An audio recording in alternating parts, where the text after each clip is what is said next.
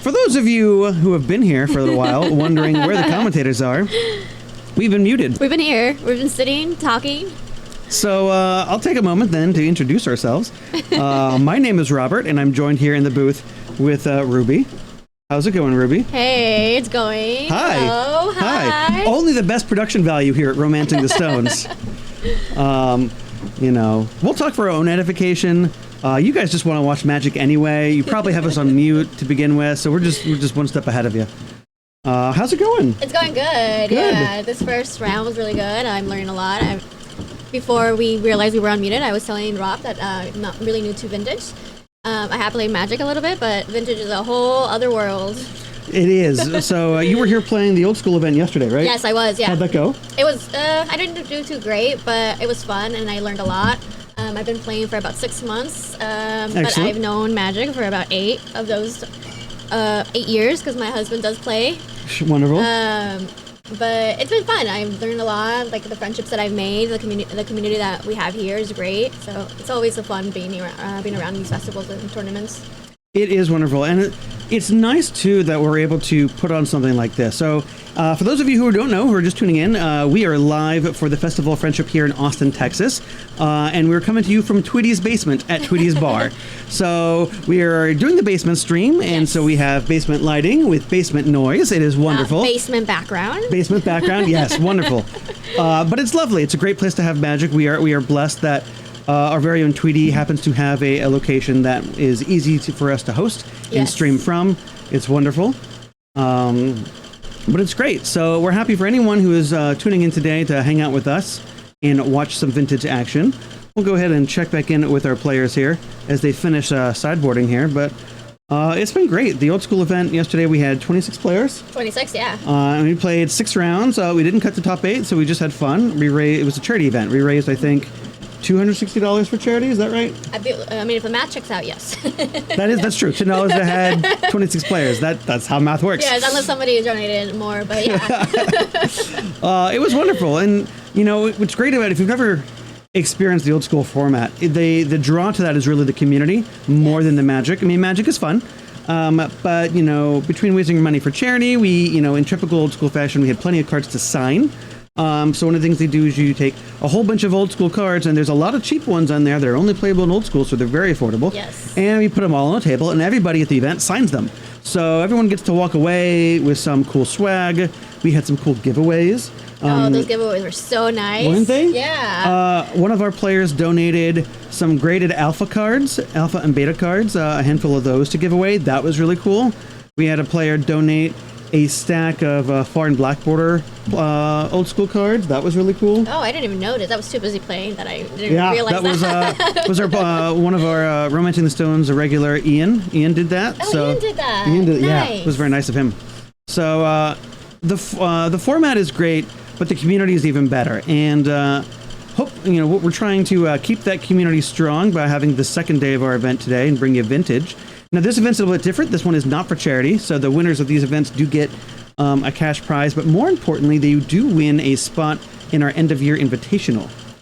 Romancing the Stones has put on an event at the end of the year, and in order to qualify for the event, you have to win one of our events during the year, and we host a number of Vintage and middle school events, so it's fun. But speaking of Vintage, Stu's going to go ahead and start off with a incredible opener here.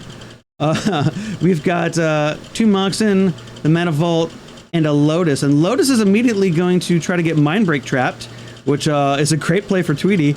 But Stu has the Flusterstorm to counter it back. So Storm is 1, 2, 3, 4, 5, 6. So there are 6 copies going to the Mindbreak trap. Mindbreak trap does not resolve. We're going to see if this Lotus resolves, which if it does is great because it's very powerful with this Loris. As you can immediately put Loris into your hand, cast Loris, and rebuy your Lotus. And Tweety, recognizing how important Lotus is to this Loris strategy, is going to try to follow up with a Force of Negation, which will also exile the Lotus and prevent you from being able to rebuy it. Oh, perfect. Good to know.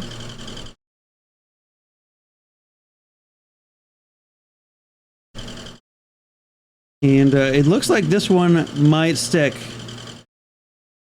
And we are going to exile the Lotus. So this I think significantly hampers what Stu is trying to do immediately and just be aggressive, as he now doesn't have any way to cast his Lotus after putting it in hand. So Yeah.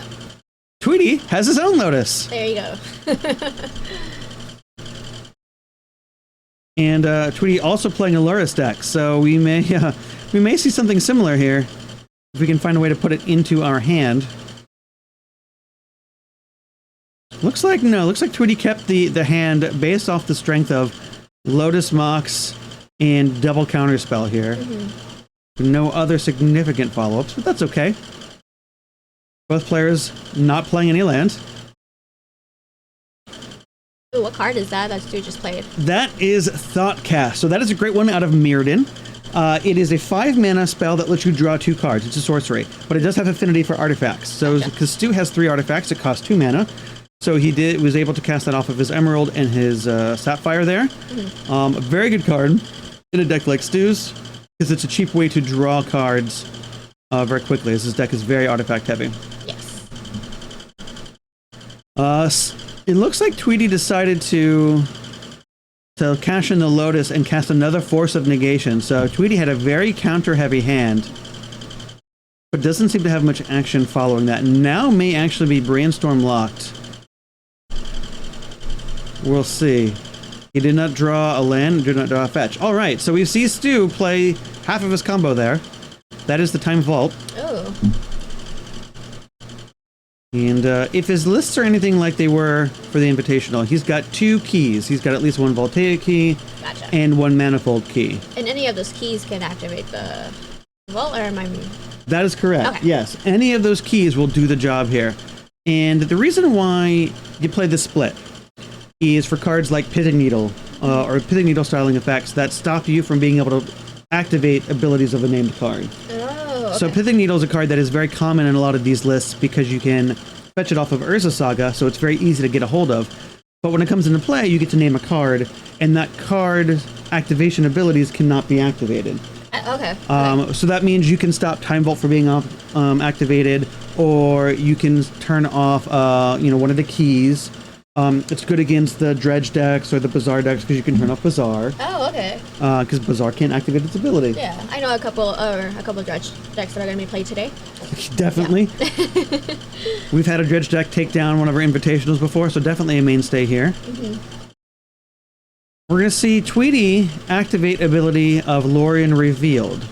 Lorien's Revealed activated ability is Island Cycling, so it lets you discard the Lorien Revealed for 1 colorless mana and search your deck for an island card. Oh, okay. Gotcha. And so he picks up Tundra, which is an island, and it allows him to get land when he otherwise wouldn't have it. What did Stu do with Tweety's His Mox. Yeah. So Stu played a card called Portable Hull, and it's one of the more recent cards in his deck that's been printed. It's a artifact that is 1 white mana to cast, and when it comes into play, you can remove a permanent that costs 2 or less. Oh, okay. So he has removed Tweety's Mox from the game. So in this case, it acted as some land destruction. Tweety's going to fire off a Merchant Scroll here, trying to find a blue card or an instant or sorcery from his deck, likely Ancestral Recall. Stu's going to say, hey, I would like to fight over this. I don't want you to search for any instant or sorcery. And Tweety's going to fire off another Force of Will right back. Oh, nope. It looks like, so Tweety does fire off his Force of Will, and his Merchant Scroll does resolve. So he does get the Ancestral Recall like we suspected. And Stu still could just top deck the Vault Key, the key half of the combo, and walk away with this game. But that's how these vintage decks play. All right, so we're going to see a Wasteland from Tweety, targeting his Glimmer Void. Glimmer Void allows you to tap for any color mana if you have an artifact. Okay. If you no longer control any artifacts, you do have to sacrifice it. Stu's deck, artifact heavy. Yeah. Every permanent in play is an artifact right now, so definitely no risk there. But taking away the Rainbow Land is important because it does cut off Stu from red, which is a good way for him to tutor up the Vault Key or the key package. Gotcha. With a card like Goblin Engineer, which allows you to search for an artifact in your deck and put it into your graveyard. which you can then rebuy with Loris, or the Engineer allows you to sacrifice an artifact in play to put an artifact in your graveyard into play. I see, okay. It definitely does seem that Tweety has a lot of counters against Stu's deck, from what we've seen so far. It does. So I think Tweety recognizes his role in this matchup as being definitely the control. A lot more counter spells, especially in this game, than artifacts. If we look at Stu, and every permanent he has is an artifact, and Tweety has only managed to play 3 so far this game, one of which is Under the Portable Hole.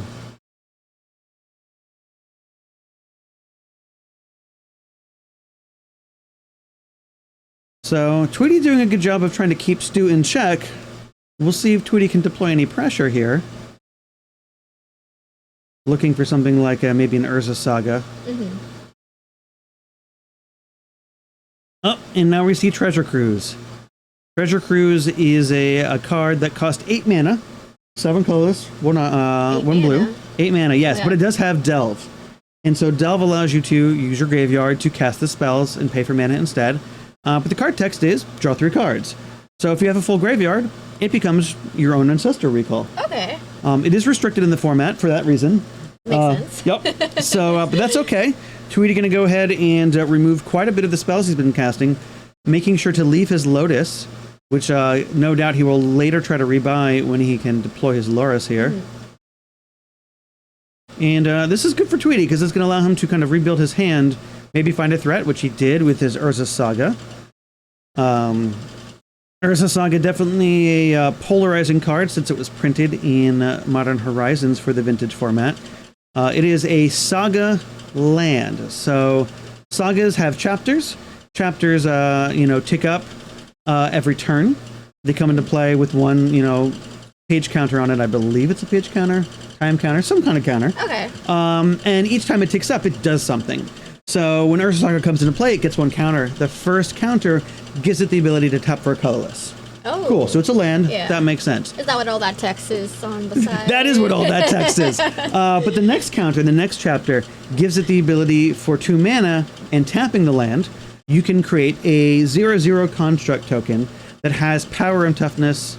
Well, it is a construct that has power and toughness equal to the number of artifacts in play. Okay. So for free, because you can't counter the land, it's a land. You get to start making tokens, which makes it very powerful. That's all the artifacts on play. All artifacts on your side. On your side, okay. The third chapter allows you to search your library for any artifact that costs 1 or 0 and put it into play directly from your deck, which is how a lot of these players, tutor some of these one-ofs. We see Tweety playing with his Pithing Needle, which I brought up before. One of the cards you normally would tutor off of Saga once it gets to the Chapter 3. We're going to presume that Tweety has named the Time Vault because that just makes it much more difficult for Stu to just kind of win out of nowhere.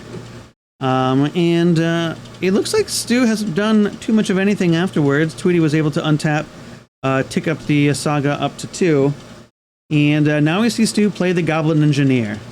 So 2 mana, 1/2, I believe. When it comes into play, search your library for any artifact, and you can put it into your graveyard. And it does have the ability for 1 red and to tap it, I believe, to sacrifice an artifact. And you can put any artifact in your graveyard with a mana cost of 4 or less into play. So it does have some restrictions, unlike its cousin Goblin Welder, which came out first. Goblin Welder doesn't tutor up an artifact into your graveyard, but it can put any artifact into play by switching artifacts. Okay. It was very common back in the day to tutor up a Blightsteel Colossus and put Blightsteel Colossus into play, or a Mindslaver, which allows you to take control of the other player, actually control their turn. That's a like wild fun. thing. Something you don't see in old school ever. No, not at all. That is not magic as Richard Garfield intended. So we're going to see what Stu does here if this Engineer does resolve. It looks like he is in the middle of resolving the Engineer trigger, so which makes sense. It's possible he may decide to go for a Haywire Might, which he could then rebuy, and he could use that to blow up the Pithing Needle that may be stopping his combo. Oh, he's going to go for a key. Okay. So that is Manifold Key. That is the better key. So the Voltaic key only has one ability, and that is to untap other artifacts. And Manifold key can untap artifacts, but it can also make a creature unblockable. Oh. So it is strictly better in a lot of cases, especially when you pair it with the Urza Saga, that makes these tokens that get very big when you're playing these artifact-heavy decks. Because now suddenly they're unblockable and allows you to close the game really fast. Yeah, that makes sense. Yeah, that makes sense why he would reach for that one. I do see a lot of similarities with old school cards, for sure. But I still feel like Vintage is a whole other level. Yes. But it's fun. It's like the Wild West of Magic in a lot of ways.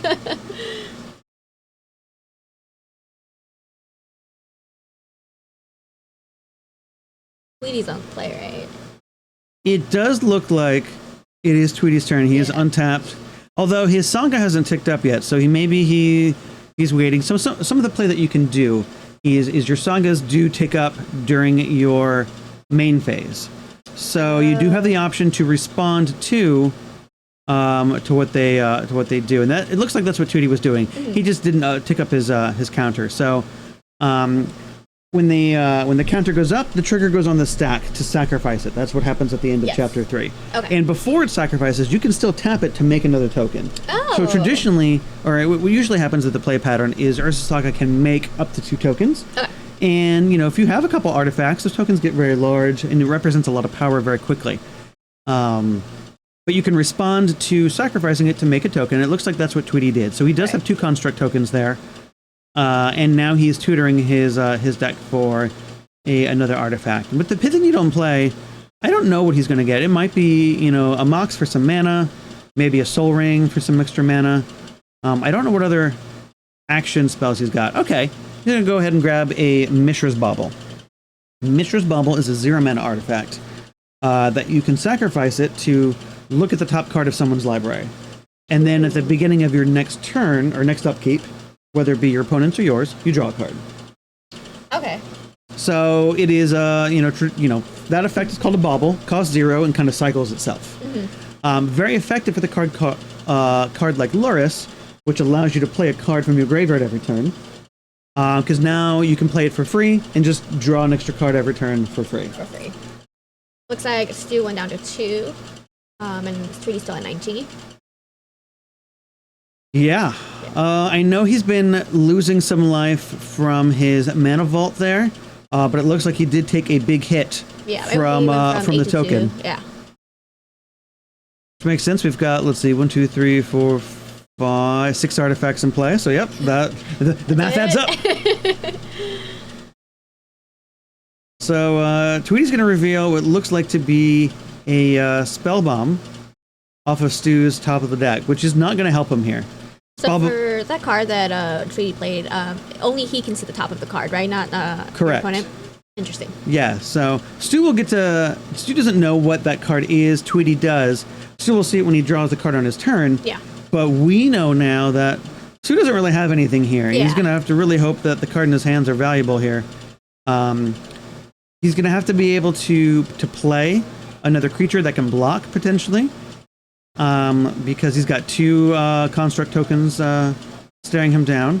The Spell Bomb on top of his library can interact with Tweety's graveyard or draw him a card, but it doesn't really do much past that. And we still need to find a way. One moment, we have a rules question.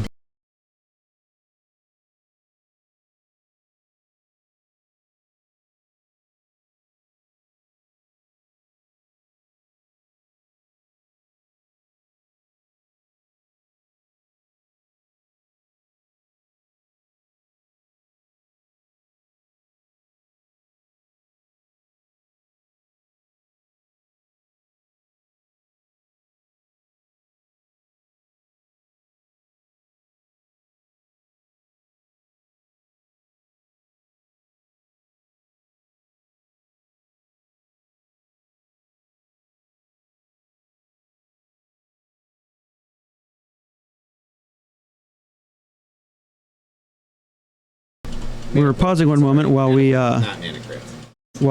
do a quick rules question for the players.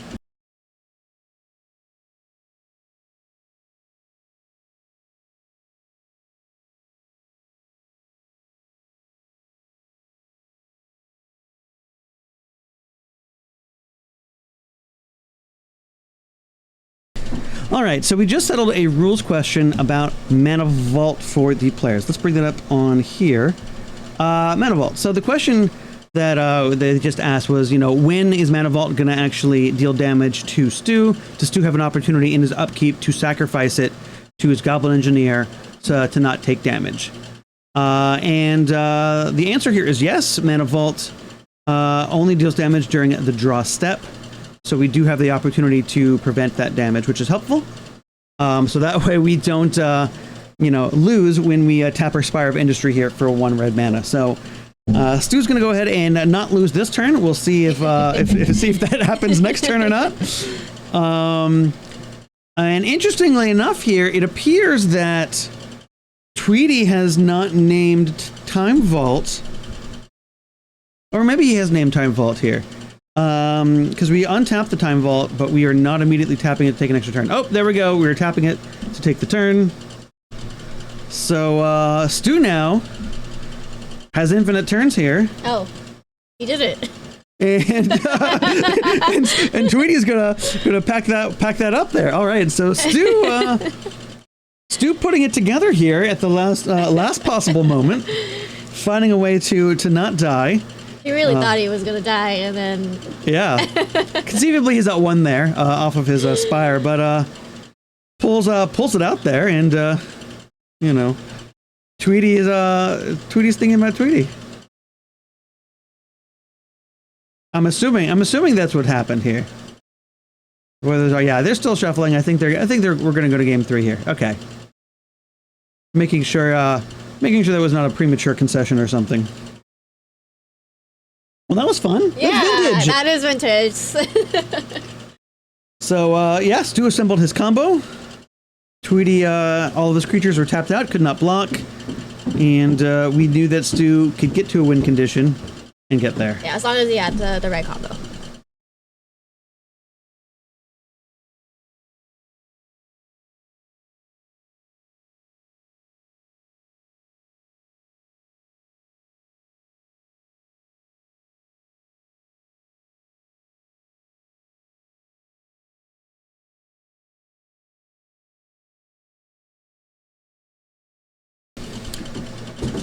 Well then, that was fun. We're going to get to game 3. Tweety will be on the play here. And who knows what can happen. I believe Tweety, just judging from the game so far, his list is not on this, not trying to assemble a combo fast. He's trying to control the game. Yeah. He did a really good job that turn, though. Yeah. Especially considering the opening, that both players had of that game, right? Where they both had Black Lotuses. Tweety had 1,000,000 counter spells. Oh, God, yeah. And then drew 6 extra cards off his own Recall and Treasure Cruise, so good game.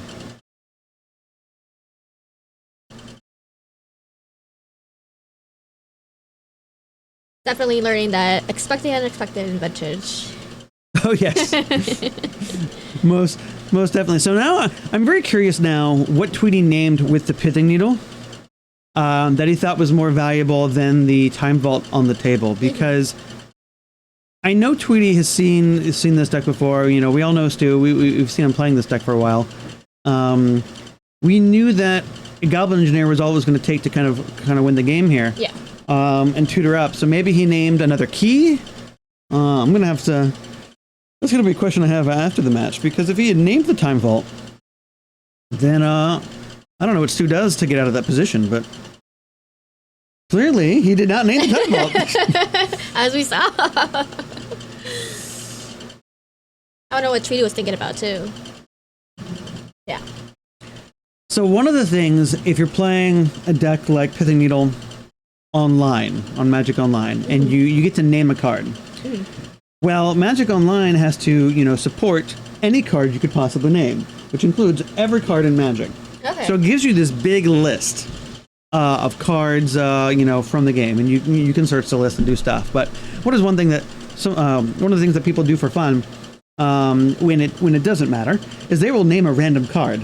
It's to send a message because it will say on Magic Online what the named card was, and there are a lot of really silly cards that you can name with Pithing Needle.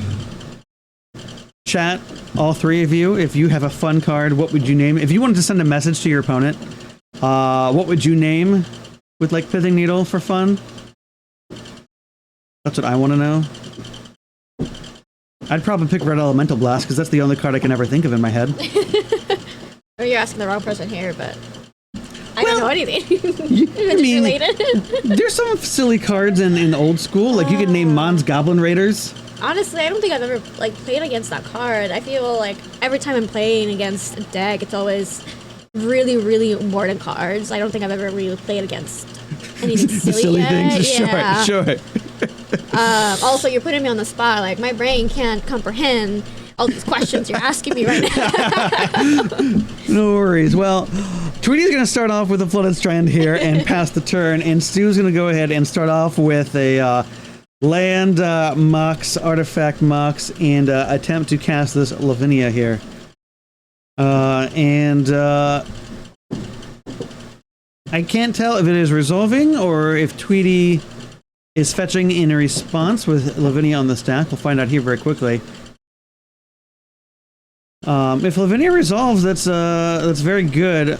All right, so Stu telling us what's happening. Tweety has mentioned he is going to cast a spell, and Stu is saying no. I'm going to counter that. So Tweety trying to recall, likely in response to Lavinia. Stu going ahead and casting a forest, pitching another Lavinia. That's great because they are legendary. And the game is afoot. Game is afoot.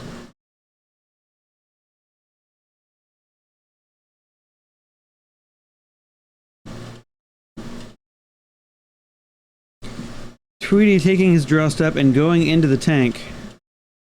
Not a lot of options here. We're going to go ahead and play an Urza Saga.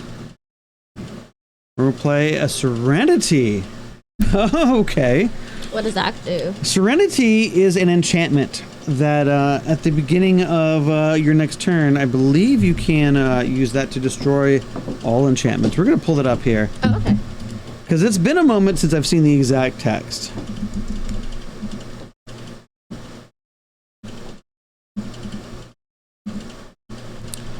Let's pull this up. There we go. Okay, so Serenity. At the beginning of your upkeep, destroy all artifacts and enchantments that can't be regenerated. So this is going to be a bit of a nuclear option here because Tweety is going to end up losing his own Urza Saga, which is an enchantment land. Oh, okay. But it is going to take out most of what Stu has on the battlefield. All of his artifacts, as well as his Glimmervoid, because when he has no artifacts, Glimmervoid goes away. Right. You did mention that. Yeah. And for a deck that's very artifact heavy, that's not good for Stu. It is not good for Stu, no.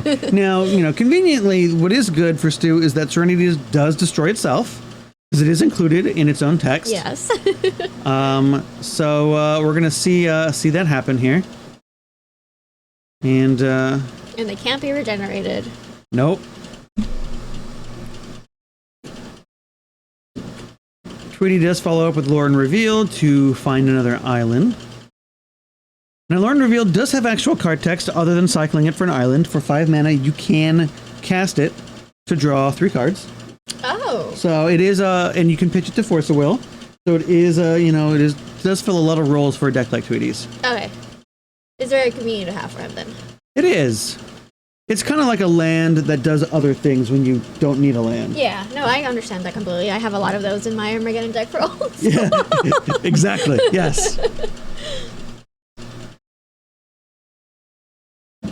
So it looks like Tweety is going to then follow up with a Ponder, looking for a way to maybe attack this Lavinia. Maybe a Lavinia of his own would be nice. Will definitely hamper Stu's ability to play any more 0-mana artifacts. It's definitely interesting seeing Stu's side very empty.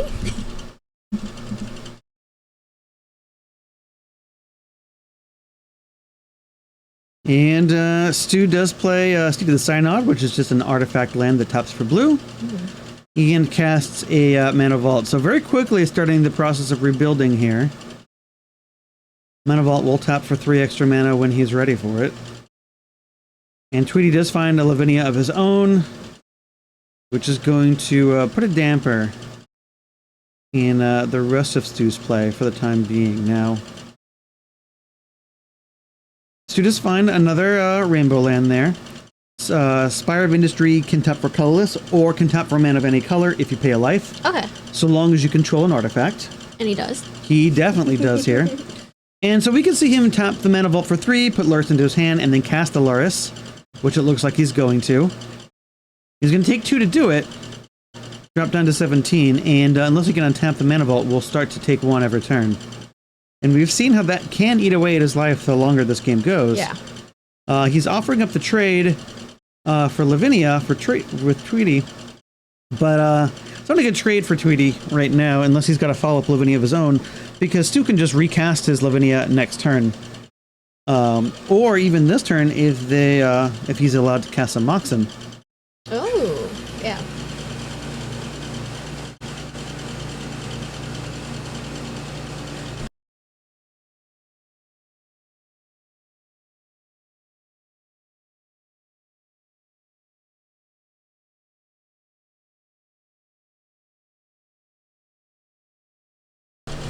Looks like Tweety's going to untap on his turn and go ahead and attempt to cast a Merchant Scroll. We'll see what he searches for. Very likely something to kind of answer what's happening. With Lavinia in play, it's kind of difficult to get some of the bigger free spells. Ancestral Recall has already been used, so we're not going to search for that. For those watching, you can hear one of the glorious basement sounds of whatever is making that noise. I have no idea. But, welcome.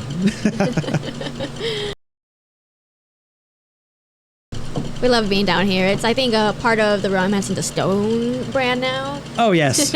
Oh, yeah, we are the basement stream. The basement crew, basement stream.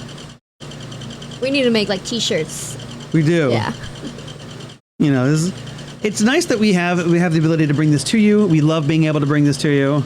And, you know, if we don't like the basement noise, well, you can just put us on mute. Yeah. No hard feelings.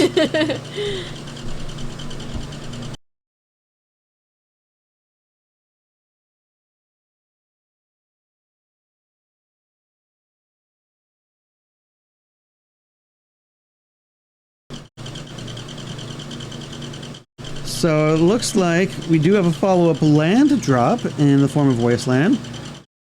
Take out Stu's Seat of the Sign out there, which is important because it reduces Stu's land count to 2, which means Stu can only play non-creature spells that cost 2 or less because of the opposing Lavinia.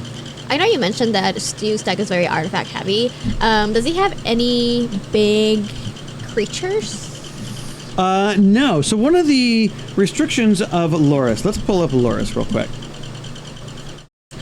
Lurrus is a companion, and that's where, you know, so you can put it in your sideboard and declare it as a companion. I see. And what that allows you to do is put it into your hand for 3 mana, and then you can play it. It was originally, when it was originally printed, you could play it directly from your sideboard without having to go to your hand. So it's been errated since then because that proved too powerful. But one of the restrictions for it to be your companion is that each permanent card in your deck has to be 2 mana or less. Gotcha. So that means no creature in the deck can cost more than 2 mana, which means the options and availability for creatures to be big is very small because of that restriction. So Stu's path to victory is, you know, Time Vault in most cases. Yeah. The biggest creature in his deck is going to be his construct tokens off of the Urza Saga. Gotcha. So it is a very 50-50 chance when Stu's playing this card or this deck, because like on one hand he can Time Vault, but at the same time if he plays too long it'll end up hurting him. Yeah, no, Stu wants to, absolutely. Stu wants to close this game out as soon as he can. He's definitely the combo deck. He wants to make this game go as short as possible. The longer this game goes, it definitely favors a deck like Tweety's, which is certainly more control-oriented here.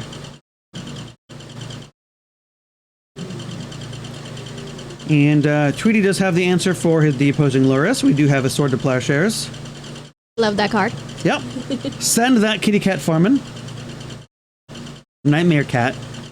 Can you imagine? Like, look Nightmare at that cat, Oh right? my god. Like, 2 tails. 2 tails, 4 eyes. Now picture him farming. Trying to earn a living for his little cat cub, nightmare cat there's cub one there. in the back, Yeah. You didn't know you needed this in your life, chat, but you did. You needed to picture Loris farming. Earn a living for its children. So it looks like we are on Stu's turn here, and he's trying to figure out what to do after his cat has been sent farming. And we've got the one artifact that should be chipping away at Stu's life total here. We did gain some life off of the Sword of Plowshares, which will help a little bit. But the lands that he does have, if he wants to, use mana, it's going to be painful. Stu took a quick look at what has been exiled with this spell bomb here. And Stu's going to go ahead and cast his own Pithing Needle. Looks like it has been signed by various people as well, which is wonderful. Love to see that. Let's see if I can hear what they're saying. I may have missed what they named.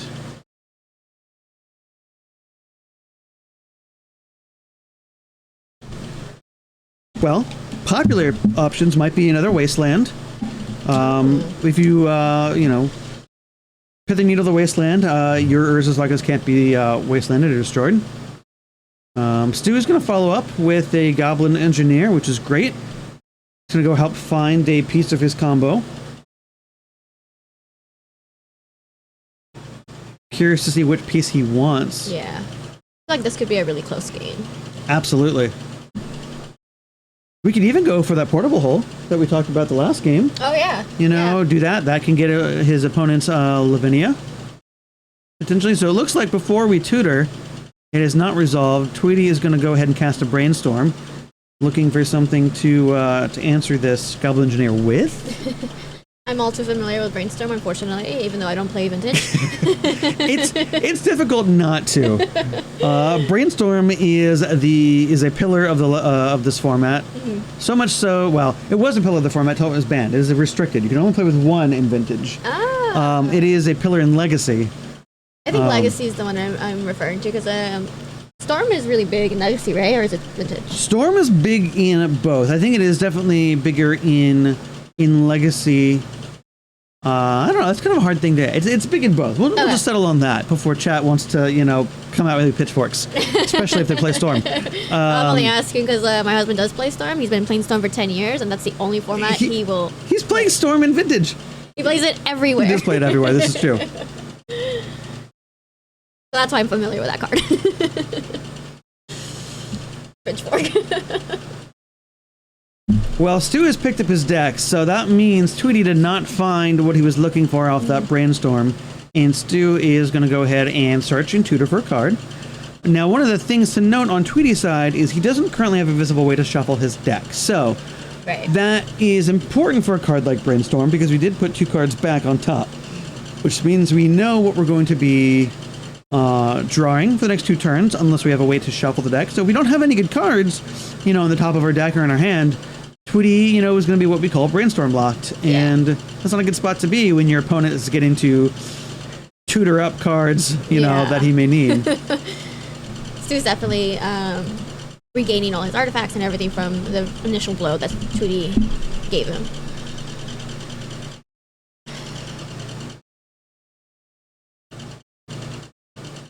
So it looks like Stu did get the portable hole. Yeah, he did. That he did.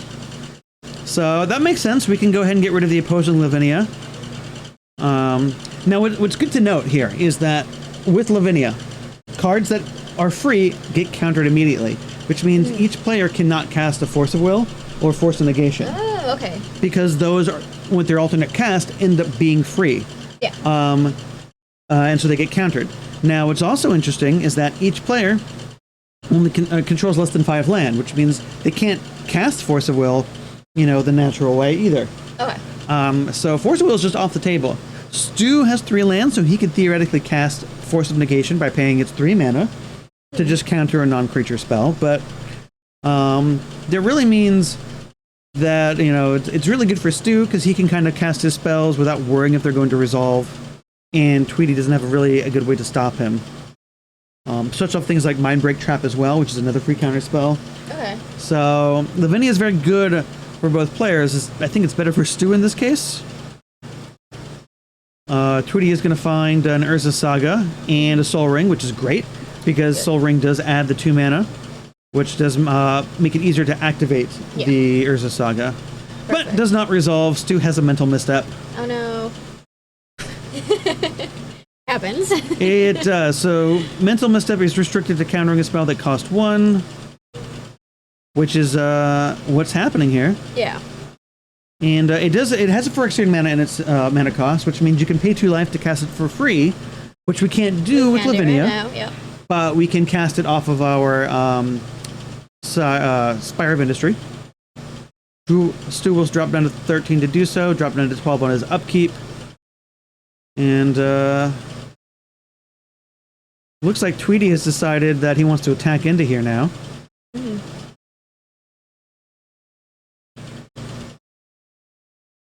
All right, so we're going to get rid of our Mana Vault here, get back our Portable Hole, which does make sense.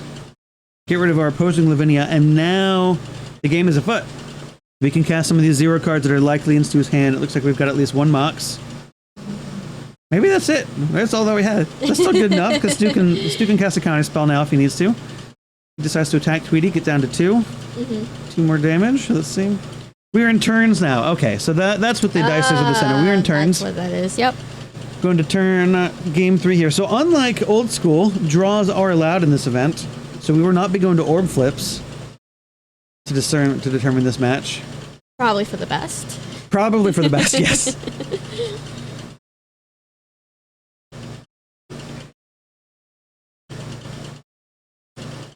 But this means that Stu's going to get this turn and 1 more turn to try to find a way to victory here. There is limited turns, right?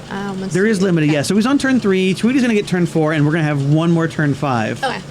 So Stu does get 1 extra turn after this. So he has the time to kind of set up something. We're going to cast a Paradoxical Outcome. This is going to be phenomenal for Stu. It allows him to return any number of permanent cards, and for each one he returns to his hand, he draws an extra card.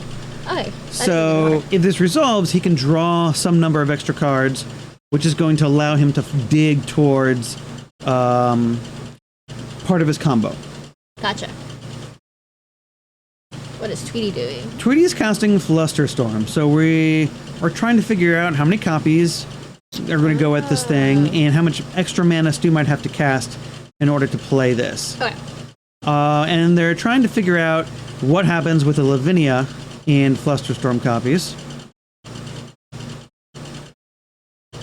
And it looks like here that we are going to go ahead and resolve this. I don't think we had any Flusterstorm copies, because I think we had 1. 2 spells have been cast, so we tap both of our Spires to pay for it. And we're able to find a Lotus and a Mox Opal, which can make mana, because we have 3 artifacts. Oh, that might be a misstep there. We can't tap this Mox for mana. Oh, now we can. Okay. Nope, that's fine. The Opal can only tap for mana if we have 3 artifacts in play. But we cash in the Lotus to get our Mana Vault. Okay. So we have 2 colored mana. I'm just going to assume it's blue mana, but I could be wrong. We're going to play Yogg-Will. Oh, wow. Okay. What does that do? Yogg-Will is for 3 mana. You can cast, once it resolves, you can cast, and you can play cards from your graveyard. Oh, that's what he's doing right now. Which means you can cast your spells. You can play a land card if you want to. This is a very big turn for Stu. This is very big. So he's going to be able to... He grabbed his Lotus and 2 Moxes, yeah. Yep. It's a very common play pattern to see Lotus goes to the graveyard for 3 black, cast the Yogg-Will, and you just recast the Lotus for free. Yeah. Gets to play this Moxen again.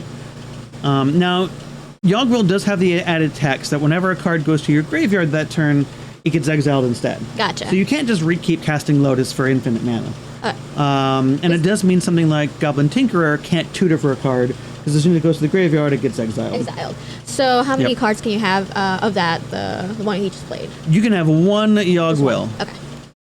because it is that good. That is, yeah. Good question. That is a good question. Very keenly identified how broken that card Yeah. might be. This is going to allow Stu to draw a ton of cards, because he can play all these free Moxen, Yeah. cast cast Paradoxical Outcome from his graveyard, return all the free Moxen to his hand, play them all again because they're free, generate a lot of mana Which is doing right now. and a lot of storm count. Yeah. So if Tweety had just waited to cast this Flusterstorm, maybe goodness. we could have gotten Stu here. But we'll see here. So this is the exciting part about Vintage here.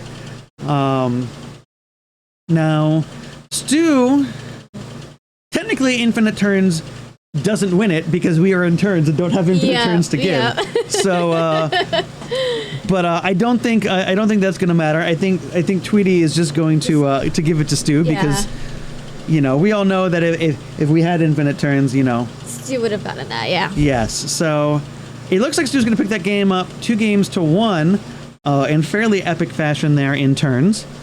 That was pretty good to see. That was a good start to today. That was enjoyable. Absolutely. So yeah, how'd you feel about your first Vintage match? That was great. Watching that one. Yeah, no, I feel like I understood more than I was giving myself credit. It's Magic. Yeah. You know how to play Magic. We all know how to play Magic. It was great. It was good. Well, we're going to go ahead and check in with the rest of the tournament, see if there are any more outstanding games, and then prepare for our round 2 pairings and bring you another round of Magic here very quickly, I suspect. So stay tuned, stick around, and we'll be back in a bit. Yeah. So I'm not doing the replay thing just because I don't suspect we'll be gone for more than like 5 minutes or so. Yeah. I agree. All right, so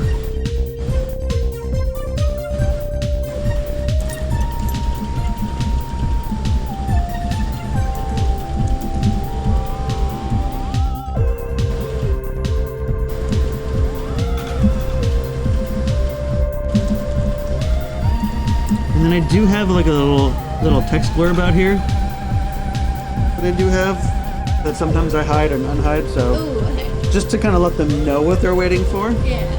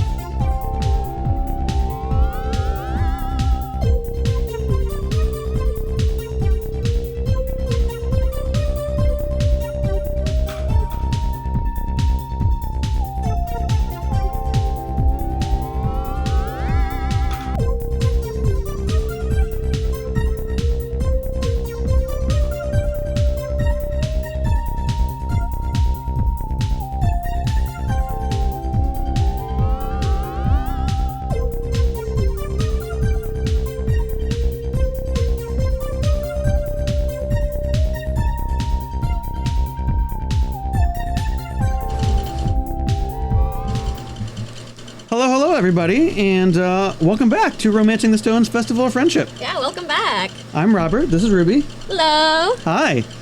We got round 2 of Vintage coming our way here momentarily.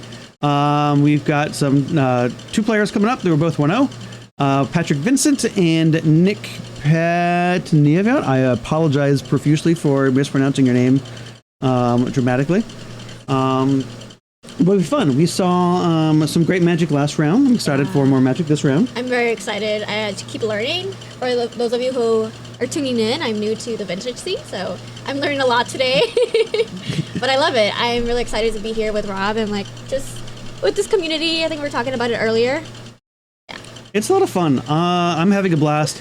Vintage is always fun to commentate. Magic is always fun to commentate. The group here at Romancing the Stones is a blast. So, but we're going to go ahead and tune into our players here, and as they finish kind of resolving their mulligans and whatnot, and kind of just see what they've got going on here.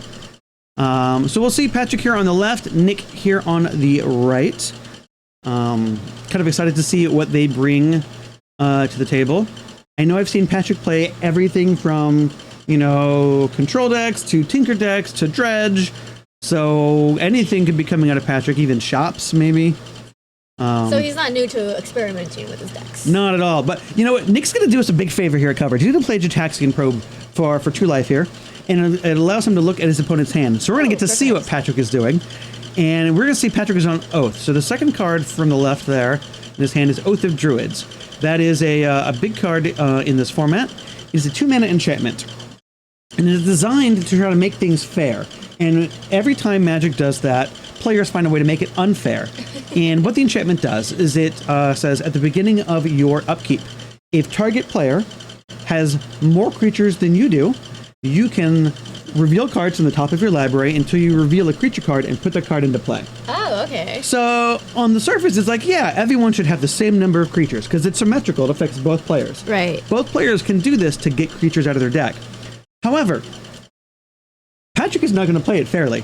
He's going to be putting really busted creatures in his deck, and he's only going to put the busted creatures in his deck because he knows as soon as he gives his opponent a creature, which he can do with the last card in his hand there, Forbidden Orchard, he's going to be able to tutor up, typically right now, an Atraxa. An Atraxa is a big 7/7 life-leaking, flying, death touch, draws you, 5 cards. It is a monster. So in that case, that's what Patrick is up to now. So because Nick was able to see Patrick's hand, he just slapped it on there, right? Yes. And so that game was over, and it went real fast. And here's what just happened. Oh, God. Nick is playing Oops All Spells. Oops All Spells has no land in it. It is all spells. And it is. It looks like Nick was able to see the coast was clear, was able to cast Dark Ritual into Balustrade Spy. Balustrade Spy, when it comes into play, you reveal cards from the top of your library until you reveal a land card. Put everything revealed into your graveyard and the land into your hand. He doesn't have any land. It's Oops All Spells. So his whole deck goes into his graveyard. Now what happens then is he gets a couple Narcomoeba triggers. Okay. Narcomoeba is a card that whenever it goes into your graveyard from your library, actually comes back into play. So at least 3 of those come back into play. He then has no cards in his library, but then can cast Dread Return, which has a flashback cost of sacking 3 creatures. So you can play it from his graveyard by sacrificing the 3 Narcomoebas that have just come into play. When you do that, you can put a creature card from your graveyard into play. So, which he has because he flipped over his library into his graveyard. Yeah. Then from there, there's any number of ways to win. The most easy way to win now is with something like Thassa's Oracle. It's a 2-mana creature. When it comes into play, you scry equal to your devotion to blue. It costs 2 blue. So you can scry 2.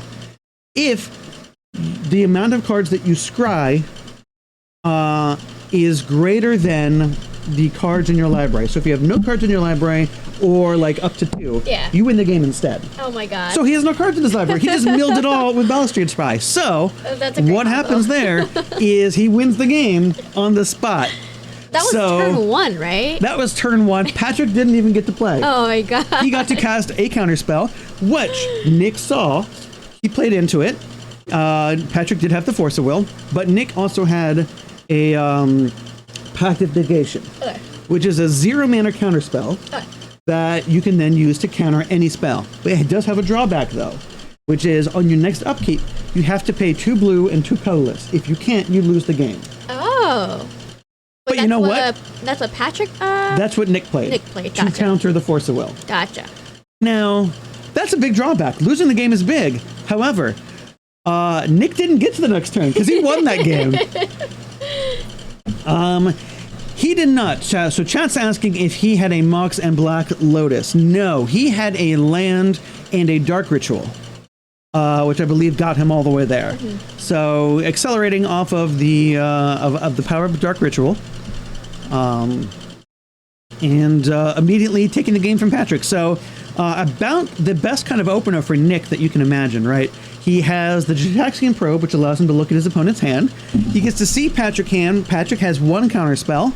And Nick says, you know what? I have that 1 counter spell covered. This is great. I'm going to go for it. Patrick's like, well, I got to stop you because otherwise I lose. And Nick says, well, guess what? You lose anyway. It was swift, quickly. I don't know. I missed it in the blink of an eye. It was crazy. Yeah, we were talking about Oath. I hadn't even finished talking about Oath and the game was over. So this is vintage. So Patrick got vintaged is what we're going to say. And that's okay. Now, here's the thing, though. You know, we may look at that and say, well, this deck is busted. Why isn't everybody playing Oops All spells when you can just, like, win on turn 1 and your opponent can't do anything? Well, because there's a lot of ways to interact with it once you know what your opponent's doing. Uh-huh. You don't. You do have the ability to play land because what they've done in the last couple of years, if they've printed these dual face cards that are spells on the front side, but lands on the back side. So you can cast them as lands. They come into play tapped, so you're slower. So you can play some lands, but you know Patrick's deck Oath is considered a kind of a control combo deck. It has the option to have all the Force of Wills you need for free counter spells. You can play some Force of Negations. It's got Mind Break traps to also, you know, play for free counter magic. You also have the Fluster Storms to counter spells. You've got a lot of ways to interact with what Nick is trying to do. Yeah. Because Nick cannot win or even play the game of Magic unless he can resolve his Balustrade Spy, which costs 4/3, I think. And then there's another card that has the same effect for like 1 extra mana. Gotcha. I do not remember them off the top of my head because they're never around. They don't stay around long enough to actually read the card. You just know you're losing when they're resolved. That makes sense. It does seem like from the last round and this round that the decks that make you win really well also have a really high effect against you. Like this one. Yeah. They can have a high fail rate. Yeah, thank you. High fail rate. Like, what are the words that I'm looking for? I gotcha. Yes, we call them glass cannons because they have a big boom, but they will break if you breathe on them sometimes. This deck is definitely a glass cannon style deck. Its main advantage is to get you game 1 because you don't know what's happening and you don't mulligan properly. You don't sideboard properly, and it'll get you game 1 most of the time. Yeah. And then games 2 and 3, it's just trying to steal 1 more game off of you. Mm-hmm. And there's a number of ways it can do that. So it can pivot into what we call Belcher. Goblin Charbelcher is a 4-mana artifact that has an activated ability that also costs 4. And you reveal cards from the top of your deck until you reveal a land card. Guess what? He doesn't have any land cards to reveal because the dual face cards are spells on the front half. But when you are done revealing cards, you deal damage equal to the amount of cards you revealed. Mm-hmm. If you reveal a mountain, you deal double damage. Well, there's no lands here, so we're going to flip over, 50 cards and deal 50 damage to Patrick with Goblin Charbelcher. So it's another avenue for victory because if you can attack the graveyard with something like a Leyline of the Void to remove the graveyard from the game, the normal path for Oops All spells cannot win because it doesn't have a graveyard to cast its free spells out of, right? So we're going to get a good look at Nick's hand here. So thank you, Patrick, for giving us the Gitaxian Probe here for coverage. We can see some of his dual-face lands. The Academia's Awakening at the end is also kind of a swamp. It looks like he's got some Simian Spirit Guides for free red mana. Looks like a Chrome Mox for some mana, a Mana Vault, Mana Crypt, sorry. And maybe a Beseech the Mirror, which is a good tutor spell. Mm-hmm. And we're going to see Patrick go ahead and start off with a Black Lotus, which is very powerful, and immediately cast a Null Rod and a Oath of Druids with the perfect land, Forbidden Orchard. Forbidden Orchard lets you tap for any color mana. And when you do that, you give your opponent a 1/1. Normally a drawback. Oh. But now your opponent has a 1/1 and you have no creatures. And Oath says that's not fair. Right. And Oath says you need a creature too, Patrick. So we're going to see that right now. He's going to untap, trigger Oath of Druids. And we're going to see he starts flipping these cards. Now the revealed cards do go to the graveyard. So they will end up there. And we're going to see what looks like to be a... This is an Atraxa, and I believe this is the Icar Slick promo foil from one of the gift bundle boxes. So what Atraxa does, when it comes into play, you look at the top 10 cards of your library. Oh, that's what he's doing right now. Okay. That's what he's doing right now. You can reveal from them, or you can choose from them a sorcery, an instant, an enchantment, an artifact, a creature, and a land card. And I think one of each permanent type, so also like Planeswalker, Okay. and put one of each into your hand. So in a deck like Patrick's that's built for this, look, it's drawing him 5 cards right now for free. Just by playing that one. Just by playing that one card. So, Or that one card, yeah. yep. So we Oath into the 7/7. And we also we draw these 5 cards. And Patrick did also put the Null Rod in play. Null Rod makes it so that artifacts cannot activate. Okay. Black Lotus can't activate. Moxen cannot activate. All artifacts do nothing. That's very hard for Nick since he's using a lot of artifacts too, right? Yeah, I mean, well, in a deck with no land and you need fast mana, You what's need the fastest mana out there? artifacts. Exactly. And if you can't use artifacts, what does that do? Makes it real hard. Yeah, really hard. I don't think he's winning in turn 1. No, most definitely not. So, I mean, we did see Nick. He did go ahead and play his Agadeem's Awakening there to as a swamp. That comes to play tapped. We do know he has a Chromux in hand, so that also won't be able to activate should he want to cast that. Patrick does fire off this Thoughtseize that he got. Thoughtseize allows him to look at his opponent's hand and discard any non-land card. So it looks like we discarded one of the enablers here. So one of the Balustrade Spies, the cards that flip over the whole deck. Gotcha. It was going to make it even harder for Nick to get out of here. So He doesn't have like just one of those cards, right? He should have multiple.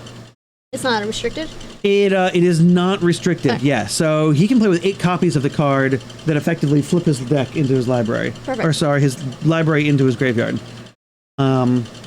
Now he can't activate the Mana Crypt or the Chrome Mox in his hand because of the Null Rod.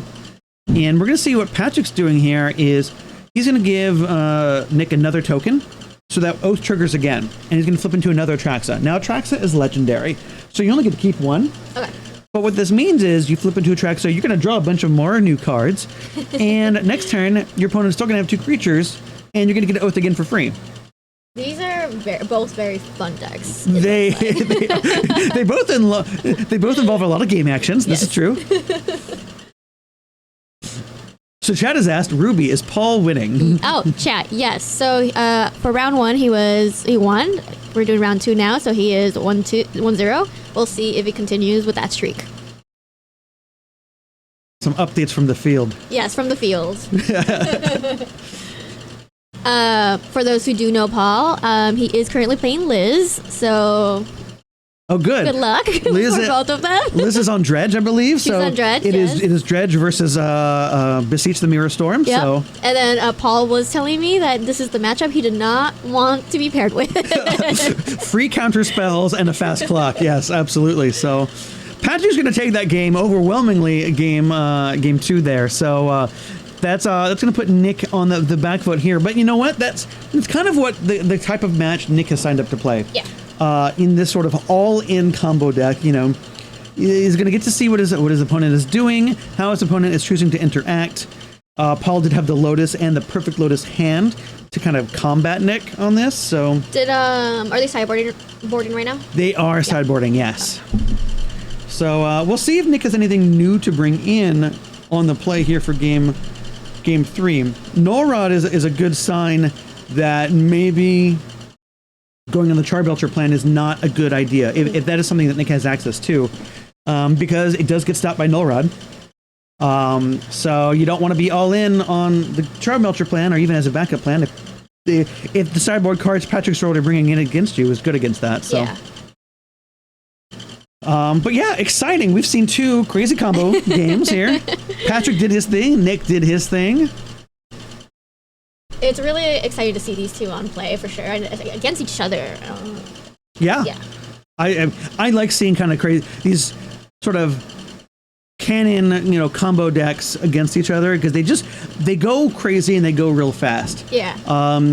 I was just thinking to myself, if we can finish game 3 real quickly, we'll be able to fit the entire match in the highlight reel, which will be wonderful. Ooh.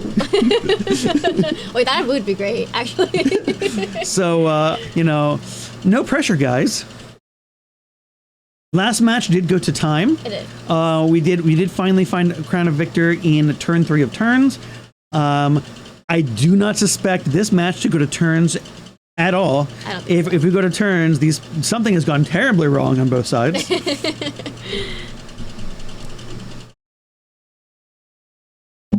But what's interesting here is Patrick's deck will bring in cards to interact with Nick. Nick is not going to bring in many cards at all to interact with Patrick because he just wants to win. He wants to get rid of this cards, actually.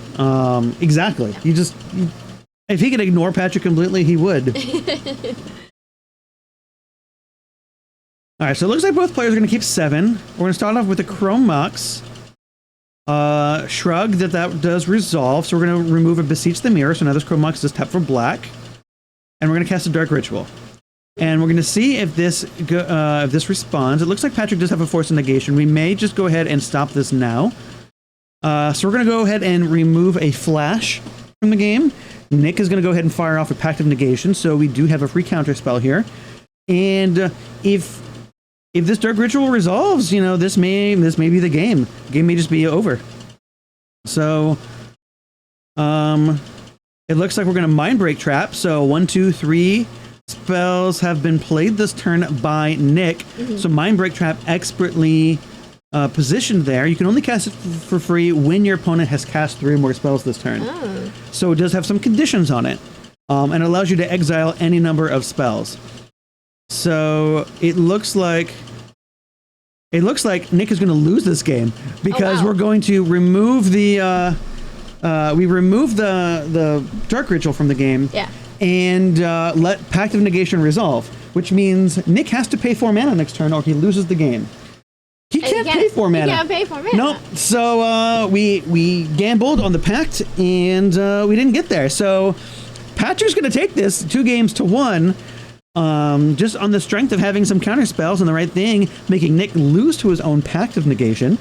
But there's that downfall we were talking about earlier. Exactly. Such an interesting deck, yeah. Yes, exactly. And that's what this all-in combo deck does. If you're going to play a card like Pact of Negation, you got to make sure that you win. And the other thing too is like even if he hadn't played Pact of Negation, if he had a different free counter spell, getting counter, not winning on that turn and not having his spells resolved is probably the death sentence anyway. He loses the game on that turn, even if it takes Patrick 7 turns to kill him. Yeah. So why waste time? We just know it's going to happen. Yeah. So, but that was fun. That was a fun game of Vintage. That was fast. That was fun. There are a lot of exciting things. Yeah, for sure. It was good. Round 2, and I'm already so stoked for round 3. My favorite part was not finishing the description of Oath and having the game be over. I can't with that. That was good. That was fun. Well, great. So we're going to go ahead and take some time here, but don't shy away. We got some replay matches for some of our past events to keep you busy. And when we have more news about when round 3 starts, we will let you guys know. We'll be back. But until then, stay tuned, have fun, and we'll see you guys later. All right. Stormbind, try to stave off the zombie horde. I think it's going to go for Sharpshooter immediately. And he agrees. Visara the Dreadful. 3 and 3 black for a 5/5 legendary creature Gorgon with flies and taps for terror. What do you think that would be now? Like an 8/8 for 6. Geez. The fact that it's a 5/5 is always what throws me off. Yeah, it flies, but it's not a dragon. It's not even that though. It's you know what I mean. It's like these days all these big creatures are just like really big, and you don't realize that a 5/5 is not that big. Yeah. Relative to like Grizzlebrand, which also gains you 7 life. It was like I was playing one of these, I was playing hyperextended but similar format, and I was able to race a Rhea Dawnbringer because it's only 4 power. Only a 4/6, yeah. The rest of their deck needs to be humming for Ray to be relevant. Yeah. But yeah, what does 6 mana get you in standard right now? Like Dream Trawler, where you get this pseudo hexproof lifelink draw a card creature. That's what 6 mana gets you in standard right now. Let's see if Hayden played 1 lightning bolt and draws it. Yeah. Could you imagine? All right. Nope. Okay. So you get to duress the therapy. Does Hayden have like some random haste red creature? That would be too funny. Well, it's almost like sometimes when you have a toolbox deck, you put that in there just for that reason, right? Yeah. But let's look at these sideboards then. Yeah, let me pull that up here. Incidental recast anything you want. Landmarks. Okay. Well, already less exciting stuff happening than last one, so this is good. We want a nice, boring blue game for you guys. As a quick recap, our round 1 that we had tried to stream that we couldn't get was fun. It was Grixis Tinker against the new White Initiative deck. Yes. Which featured a lot of really good gameplay and also a lot of confusion about what Initiative does. This is what happens when they introduce weird mechanics that are tied to D&D instead of Magic. Yep. No one has any idea what's happening. I'm hoping to bring that the joy of initiative to you guys next round. Yeah. Because I want to feature that silly mechanic in all of its glory. Yeah, that'll be great. Rob and I as commentators will have no idea what's going on, so that'll make for really good coverage. All right. We're seeing cantrips and passing. This is what we want. Oh, yeah. Here we are. Blue Mirror. Okay, we both have Fetchland, mana go. sources. Wow. I mean, this sort of makes sense. Kai's deck is focused on being a little bit more reactive. Mm-hmm. Those Lukes, I wonder who's going to be the first to bite and do something here. I suspect it will be Luke, because Luke's deck has a bit more redundancy in its proactive department. Yeah. This is where if you're Luke, you wish that you could do companion at instant speed. But what are you gonna do? Oh, Now strip we see the mine. strip mine on white. All right, there goes the third color for Luke. Does Luke feel like he should have bought his Loris? Probably not.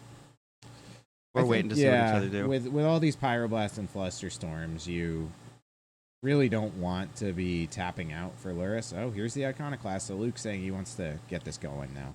And this makes sense, right? Because if we answer this Iconoclast, we can just grab a Luris and recast it. Yep. So it's not free, but it's discounted in the long run. And you got a Mox, too. Yeah, so, I mean, Luke's probably feeling good. He's got representing Pyroblaster, Flusterstorm here.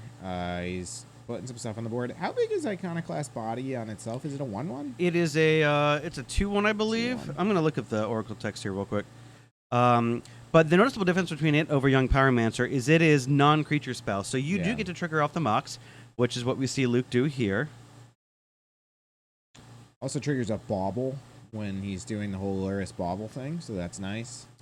Iconoclast, yes, is a 2/1 human monk. Yeah, I mean, I think in a match like this, obviously Luke would love to have like 5 tokens, but even just like the dude and the token, that's a 3 power on the board. If he can have 3 power and just sit on permission, especially permission that then will continue to grow his board, I mean, that's a good spot to be in. Yeah, no, I mean, this is exactly Luke's game plan against the style of deck that Kai's playing. Ooh, Saga. Okay. Yeah, curious. I didn't see any Alpine Moons or anything like that from Luke. I wonder how much he cares about Saga. He could chump it very easily, but you know, he could also just get like Time Vaulted out or something like that. That is a reason to have kept Prismatic Ending in the deck. Yes, yeah, that's a good point. So, just to deal with these tokens. So we'll see if that's something that Luke did. Alternatively, something like Shattering Spree is good. Shattering Spree is great, especially in a board state like this. Scroll, he's probably getting the thing that we expect him to get. I mean, he's either getting an Ancestral or like a Flusterstorm here, right? Yeah. Ooh, Op Agent.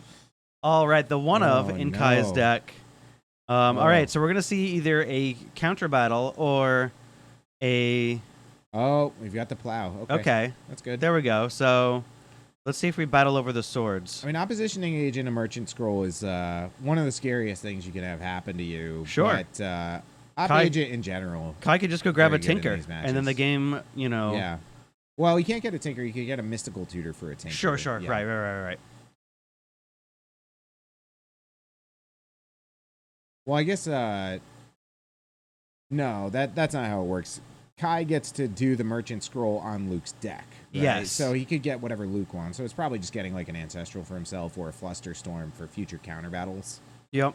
Or Or we can just take ancestrals out of, yeah, get your ancestral out of your opponent's deck and cast it at your leisure. That seems pretty good. All right, Or- so if Luke had counter spells that could counter this opposition agent, well, no, we had the Fluster the fluster, so this is fluster. fine. I'm thinking maybe we counter the opposition agent, and then if that fight doesn't go well, then we still have the swords afterwards. But fighting on the swords is precarious. when you've got the fluster storms, it's what you got to do. Yep. This is why we put the blue mirror on so that we can get silly situations like this. Sure. Kai getting to steal this merchant scroll if it happens is really devastating for Luke, but the silver lining is Luke does have a pretty big board growing. Each of these 3 spells he's cast this turn has made him a token. So he's putting a lot of power on the board. And if Kai ends up getting the merchant scroll for something like an ancestral, that might be impactful, or it might not be enough to keep up. But Kai's at 15. I mean, he's got a blocker here, so All right, we're letting these resolve one by one, Oh, which I boy. think is interesting.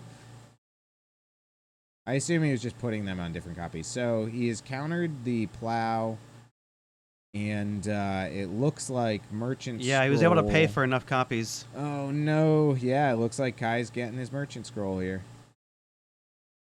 Players are going to look up something here. And this is so bad for Luke because Kai's gonna get to do the merchant scroll with Luke's deck. He also opposition agent means you control your opponent while you do it. So I think he can like look at Luke's hand, which as we know, probe effects are really good in blue mirrors here. So Luke's Yep. gonna be playing at a fairly significant disadvantage now because Kai's gonna know what's sitting in his hand.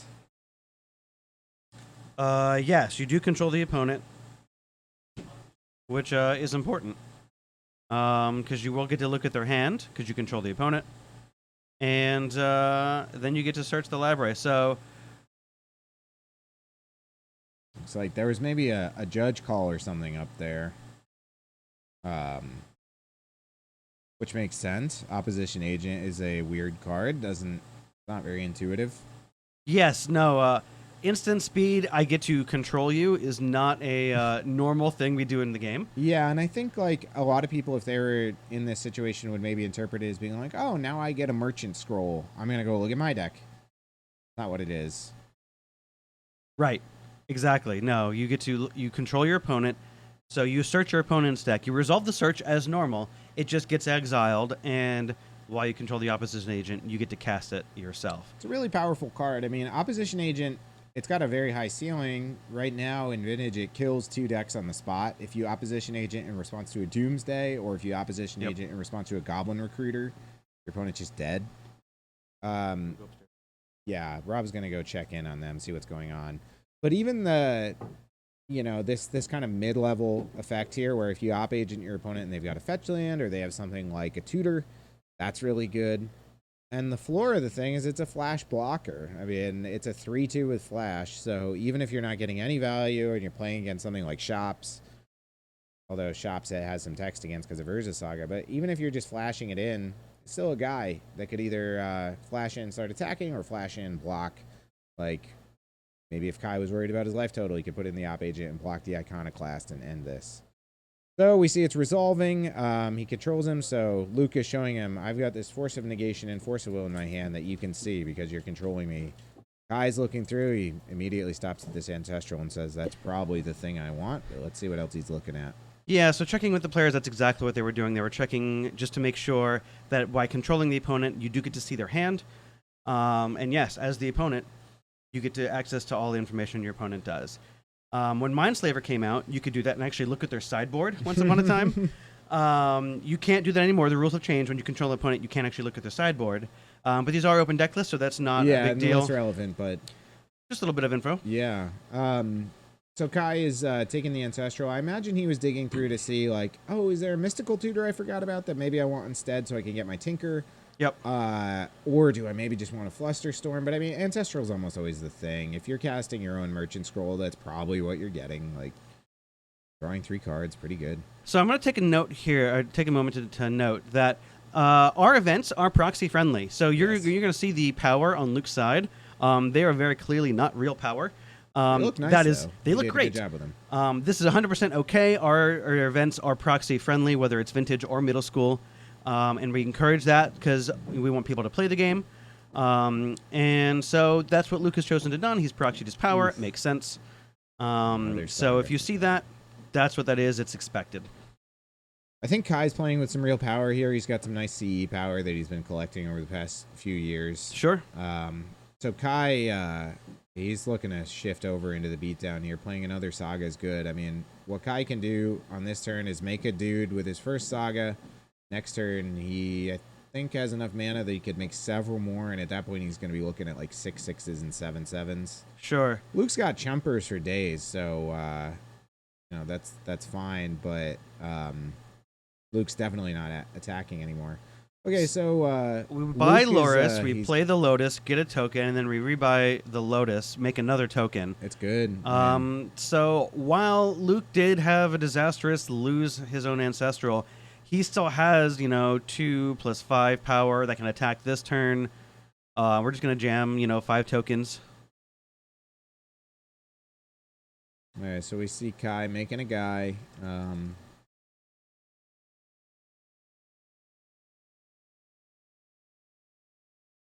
Yeah, Luris, really good. Been a little less prevalent in Vintage recently than it was, 6 months ago, but still very powerful when you get to this late game stage. I mean, Sure. Luke is never going to want for mana, and yeah, he's constantly going to be generating tokens with this Iconoclast, so that's And good. this is exactly where Luke wants to be in this kind of deck. He wants to have the ability to extract value turn after turn and just make sure that he can interact with Kai's big plays. Because Kai doesn't have the ability to grind out this incremental advantage the same way. So we'll Yeah. see. Kai, he's making a guy here, so he's got another token, and then let's see what he does with his other Saga that just ticked up. I guess he doesn't need to do anything immediately. Yep. Kai's tokens right now are 1, 2, 3, 4. They're 6 6s. Pretty good. Again, I guess gumming up the board with these tokens, maybe it matters less. Yeah, I think his left twiddle is not in danger with the ability to kind of make at least a token every turn with his Loris. And the ability to go wide means it's really difficult for Kai to attack profitably without just taking a lot of damage on the backswing. So You know, Rob, outside of like fair combat stuff, what potential does Kai's only like combo kill his Time Vault combo here? I believe that is correct. Yes, we do have the Vault Key package.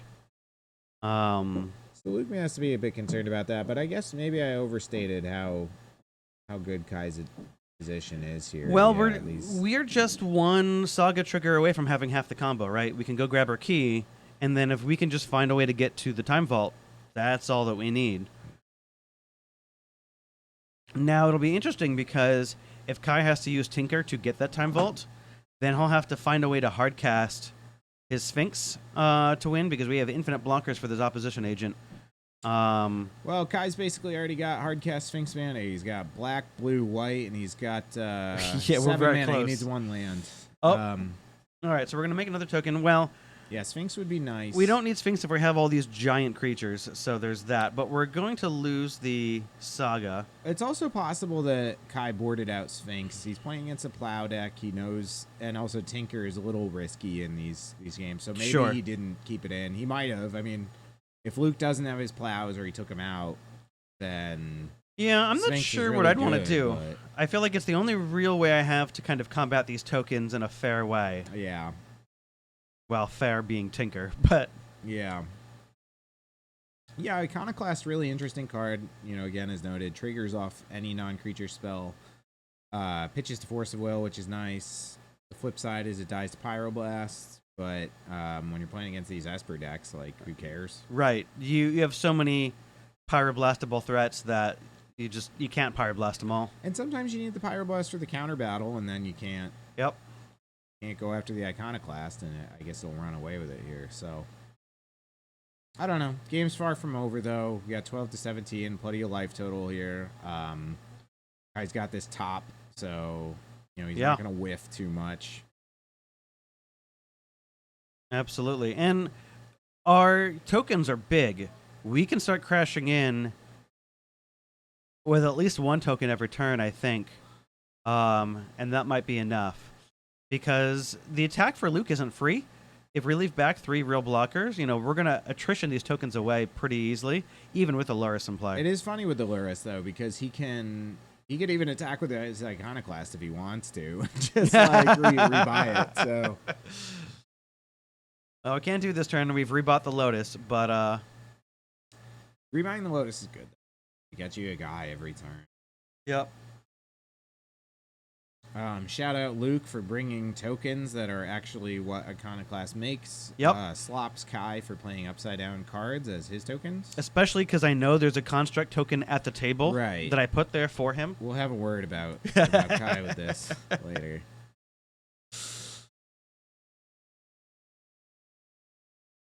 So it looks like we just passed. We made a token and passed, which Well, is fine. Kai flip top, which is generally always a sign that something's up. It's not automatically true. Maybe he flip top just to get some cards out of the. Oh, he needed some we're just counter gonna magic.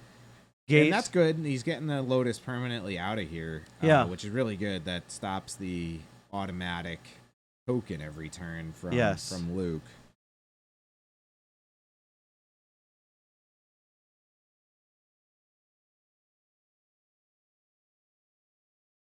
So it looks like we have just enough tokens to trade with one of these constructs, which is not a good spot for Luke necessarily. We can trump for a little bit, but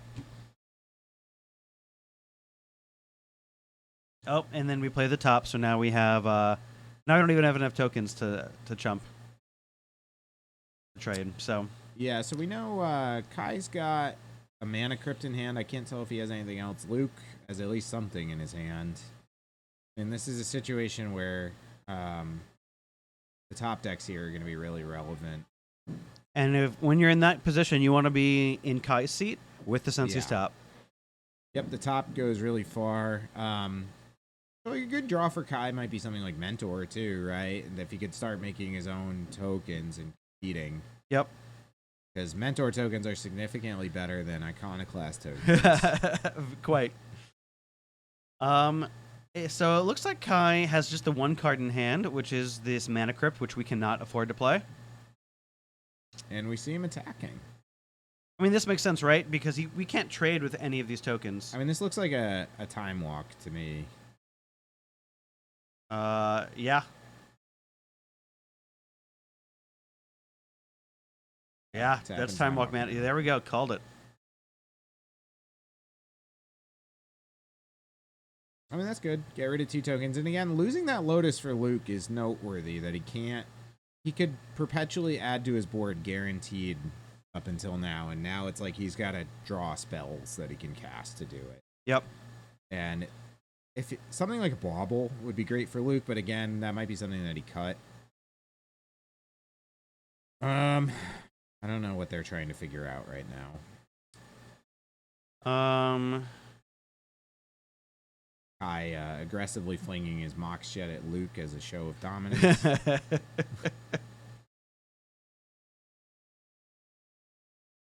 perk of playing real power. So we're going to look at the top 3 again. Ah, pretty good card. I thought I saw a Saga in one of those. I don't know if we really want the Saga. I mean, It does better make than more nothing, characters. right? Like if he This is sees true. Saga land. But yeah, it's All right, attack well, again, huh? this is an Wonder if he's attack got for like a 8. Yogwill or something here, or maybe he's determining at this point 16? that Yeah. Luke's crackback doesn't matter that much to him. No, I Flip mean, top makes me think maybe he's got a Yogwill or some impactful play. We don't even have enough. We don't have enough power to crack back for very much. Mentor, there we go. Okay. Mentor with top is good. I mean, Yes. he's going to be activating it a lot. Wonder if Kai casts out his Mana Crypt. Like, no. No, I don't think you have to. I think you can be conservative about it. Preordain, The good door is draw. shutting very, very quickly on Luke here. Yeah. So we'll see what the strength of this preordain is. But that time walk was very valuable. Yeah. Kai's creatures are much, much larger than Luke's. And Luke's gonna have to find a way to keep generating a lot of tokens every turn. Like a second Iconoclast would be huge here. If we could find one of those and then, a bauble or something we can gain advantage with. But again, like, I mean, losing the Lotus now, Luke also doesn't have the most mana in the world. Oh, No. Dig's pretty good. You don't need mana when you Yeah. have a graveyard. Yeah. Who needs mana when No. you can just delve your spells away? Welcome to Magic after 2014. Yep. All right. So this is definitely the shot in the arm that Luke needs. We'll see if he Yeah. can find the cards that he needs to get out of mean, the situation, though. Again, this is a really pivotal time here because Luke Dig is great, but he's got a Volk and a Pearl up. He hasn't made a land drop or anything, but Nope. if he can run away with it all of a sudden, that's great. Something like a Time Walk again would be huge here.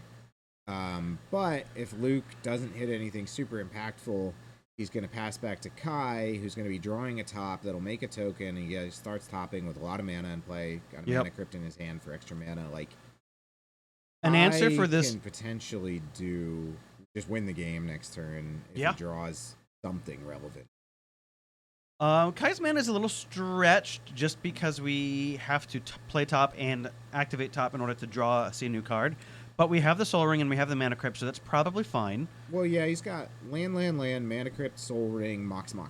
Like, I'm It's not enough. It worried should be about fine. his mana. Like, arguably the blue mana is tight, but he's got all this colorless mana for top. Like, Sure. I mean, we'll see. Big turn here. Let's see what Luke found. Did we find the removal spell for the Mentor? That'd be good. Again, we don't know what removal Luke kept in. I guess we've seen a plow. I don't know what else he has. There's a the second plow. All right. Okay. Plow, make a That token. We're makes back his up to 8 life tokens. So much better. Yes. So now the best thing off of Luke's deck would be untap Shattering Spree. Yeah. We could kill 2 tokens. That's Yeah, I mean, losing the Lotus makes Shattering Spree a little less exciting. It but, does. It's still okay. I mean, especially if you get your, another Volk or a Mox Ruby. sure. But losing that Mentor is really tough for Kai. I think that's going nuts with a Mentor is one of his relevant game plans against this go wide thing. Yep. He's already burned his Time Walk. Like something like Yogwill would be really exciting for Kai right now. Even finding Tinker would be fine. Yeah, Tinker. would be We've seen good. 2 plows disappear, so the ability to get a Sphinx, if the Sphinx is still in the deck, Yeah. would be very huge. That'd be good. And And I mean, he's at 14 life, so like Tinker into Citadel is also okay. Like you can get some really good value, but sure.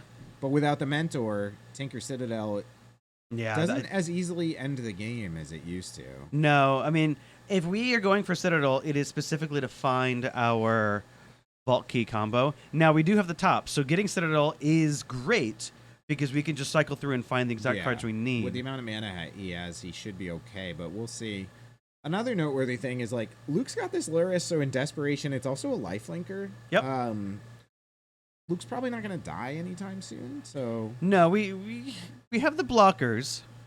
We have the board gummed up moderately well. I think if Kai doesn't want to win with the Sphinx and doesn't get to the Time Vault, he needs to find his other 2 copies of Urza Saga and make 4 more tokens. And then just, come in with the ham sandwiches. So, my commentary on my own commentary is I've been rapidly shifting the advantage bar with basically every play. If it's not evident, I would broadly categorize Rob and I both as non-blue players. We'll dabble in some blue. but Yes. we play a lot of, like, Rob loves a good Blood Moon. I do love a good Blood Moon. I like a Sphere. So, we did the good thing for the viewers of putting a match like this on, but who knows how on point our commentary is on the play. Well, here. and like with any game like this, right? We've had our starting hands, we've played through all of our starting cards, and now we're just living off the top of the deck. Yep. So, at this point, it's really just whatever, what did we put in the deck? What did we find with the cards that we have? And so we see it could be anyone's game. These constructs are getting big. I mean, Kai's marking them. They're 9/9s, but with 8 soldiers on the board, it's just like, who cares? Now, one thing to note is I haven't checked to see if we're playing Voltaic Key or the other key that gives creatures Manifold. It's Manifold. probably Manifold. Manifold will give one of these tokens unblockable. That's a good point. Which is a way to punch through all of these tokens. So if we can find another Saga to find it, or just, top into it, that's fine. Yeah, that could end the game quickly. That's a good point. Wow, this might be... This is interesting. Yeah, if he's thinking about making the full swing here, I mean, again, Kai won't lose the game. There is 8, There's 9, 15 10... power on the board. Yes. So, if, I mean, he's leaving up a blocker regardless. Yep. It's No. unlikely Oh, wow. What do that Luke could win on the crackback. Well, so if we're talking with everything, this has got to signify that we've got, like, a Yogg-Will Yeah. to rebuy this Time Walk and kind of keep going. Did Kai have a Snapcaster in his list? These decks used to play that. I didn't notice if he has one. Like I Snap don't Time Walk would be recall good. Snapcaster, but we can... The sad part for Kai here is like one option is Luke could just chump and lose 4 tokens, just like not care. Oh, we don't even need we can trade. We could even use 2 tokens to trade with the Op agent. Op agent if we wanted to. Yeah, that seems good. And it looks like he's doing that. He's putting 2 to the side to block the op agent. Yeah, because we have to block it. We have to block at least 3 creatures to Yeah, Kai's swinging for Well, lethal, 2 but creatures. dying here is Luke's choice. He Yes. could do that if he wants to. All All right, so yeah, we're he gonna gets rid of take the op opportunity agent. there. This makes sense because it does we've removed half of the tokens that Luke has, which is Oh, you know what we relevant. didn't factor in is Kai's got this mana crypt too. So he also could get bolted next turn. Oh, there's a the Yogg-Will. Yogg-Will. Okay, That's so good. that makes sense. So now we're going to, at the very least, Time Walk. I don't see anything else relevant in the graveyard that we'll want. I mean, we'll recast the Op Agent. One of the things about Oh, I guess we can play that. We can play the Saga. One Sure. of the things about the Tinker decks is when you draw the restricted cards, they are a little bit better. So Yep. Kai's done a very good job with doing that. And here comes this thing. All right, graveyard check. What do we got? We have a Strip Mine, which we can't do because we've already played our land. Yeah, so nothing really. We're just grabbing a Saga, which makes sense. And we're going to recast our Yeah, Time Walk and Agent, Opposition. and you're happy enough with that. Yeah. Because, like, next turn, he could be attacking to... all right, so we've got time and round. We extended them by 10 minutes. Aki, could you go tell everyone? Thanks, man. Now, if he gets this Time Walk turn and he attacks in, there goes Luke's board. Luke's going to be left with the Iconoclast, basically, and that's it. Because Luke cannot let a single construct through or he's dead. Yeah. All right. I'll set a timer for 10 minutes for them. Yeah, if it's not evident from this behind-the-scenes discussion, we are playing timed rounds today. We would do that regardless, but in the middle school portion, we have like 2 or 3 people playing land still, so absolutely need timed rounds. So if you stick with us all day when we get to the middle school streaming portion, get ready for some things going to time. All right. So we've got the Time Walk turn. I wasn't paying close enough attention to life totals, but it looks like Kai dodged his Mana Crypt roll. Yes. We were at 14, no, so we took 3. I don't think we so paid he life did on anything lead, else. Yes, but I mean, now Kai's in a good position here. Yeah. He's not going to win the game this turn, I don't think. But barring him drawing like Time Vault combo. Yeah, but he still But, gets to crack in. Yeah, he's going to eat all of Luke's board basically, except 'Cause the Iconoclast. all these tokens are lethal now. I mean, Luke could even block with the Iconoclast and rebuy it with Lyris. So Yes. Kai's not going to win, but like Luke's back to square one. He has to rebuild everything. Moose Chad is Rehab, asking- That's my brother. He is tuning in from Connecticut. Abe, we are in a bar called Tweeties, and there's a mixture of coffee and beer and margaritas right now. I had a coffee and a strawberry. Oh, here's the Tinker. So you're not thrilled if you're Luke. I mean, what do you get here? Citadel? Or maybe you get the Time Vault because you know next turn you're going to get the key. Yeah, I I'd think. get the Citadel personally and just like go for it, but Where's Top? there you go. Yeah. The Top? question is, where's Top? I guess he flipped it in at some point. But yeah, he's got the Citadel. I mean, he attacked, wiped Luke's board. He has healthy life total. Now he's like, all right, let me just get some good card advantage. Yeah, I mean, if I know I have access to Top, I think Top is gone. I think we just shuffled it away. I think we because we had to flip Top to get Tinker. He has not made a land. But we this can just turn. grab Top again next turn with our Urza Saga anyway. So, Yeah. like, this is a very strong place to be. Yeah. Now, what if we just draw Shattering Spree right here? Shattering Spree's good though, but I mean, he's only got red. Oh, So- yeah, but you get rid of Bolas the Citadel, you get rid of Yeah, a you token, get a and you dude make and a another Citadel. token. Yeah, like it's a good play, but it's not like Well, we have the Force of Negation. negation for the ponder. So there goes that. All right, yeah, he flipped that off the Citadel, so he's paying 3 life for it. that's fine. Sure. Yeah, Citadel with counter magic is No always ponder. funny.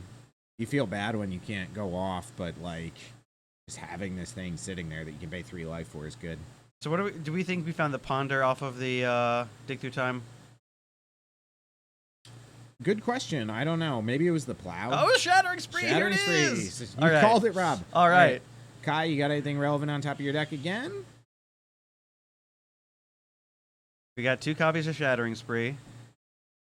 We need what exactly? And Flusterstorm. he gets it. Okay. Wow. So, returning to the point about Time Vault, Time Vault wouldn't have been. I guess Time Vault was a little bit worse in that scenario because you don't get any value. But No. Yeah, then Luke gets an extra Ponder off of this, and all right, so Luke stabilizing a bit. I mean, we've got a good game here. well, I mean, Kai's gonna make another token end of turn, and then we're gonna make another token and get our Top back. So like Luke has to draw Yeah, so they're gonna be 8/8s. another Shattering Spree. I don't think we can attack. Attacking with Loris seems suspect. So this is the situation where if you're Luke, you wish you had the Breach package in your deck because like. Yeah, you He's just win out of probably this. not going to win conventionally very easily here, but if you could just like combo out the way you could get there. Yeah. So we make the token, draw step, trigger, make another token. What do you think, Rob? Are we going to be looking at our first match draw of the event? Oh or no, what? I hope not. It's possible. It's unlikely with Kai being up a game. I mean, this could easily end 101. Yep. But I don't know. Luke might be able to squeeze something in here. We were talking previously, just trying to figure out the structure and what Here kind of you go. expect for Here's the tournament. you called it earlier, the manifold key. So he's going for the, There we go, unblockable unblockable. dude. That's Yep. a good play by Kai. There we go. So this will end in 2-0, which is good. But Unless Luke's sitting on a plow here. Yep. and oh, Luke's that's scooping gonna him do up. it. Great games. Well, great game 2. Game 1 was not a game. Yeah. Again, coming from my amateur commentary, the advantage bar all over the map. Maybe it was solidly in Kai's favor the whole time, and I just don't know what I'm talking It's about. always a pleasure. Yeah, so tonight we're bringing you another night of wonderful middle school magic. Tonight's matchup features blue cards, which were completely absent last week. If you guys were here last week, Blue cards. blue cards. I know, not the Blue Raja cards. special. So I can see a little bit of the wonderful, beautiful artwork there in the back. In case you missed the last league, we Blue card, yeah. blue card, right? Yeah, I know. Raja may have run a fun tournament in the past, and now he's got some pretty artwork in the back, but is not representative of what he's doing in our league. But it's what the rest of our players today wish that they were doing. And they have shown up with blue cards. So tell me about what we've got going on today. So this match is going to be a very interesting one. When I got the deck list, I said it's a root wall. It's a 12 Walla kind of day or something like that. It's a Yeah. root Walla Thursday. So there's we're going to see a lot of root Wallas today. I think which is obviously we're looking at some madness decks. Yep. And so it's going to be interesting to see kind of how this plays out. They're built quite differently, but they have a lot of crossover in the cards that are there. We see starting out, we have a Wooded Foothills. Okay. Yeah, so both Stu and Stanley are channeling their inner Cthulhu and calling the madness into their games of Magic.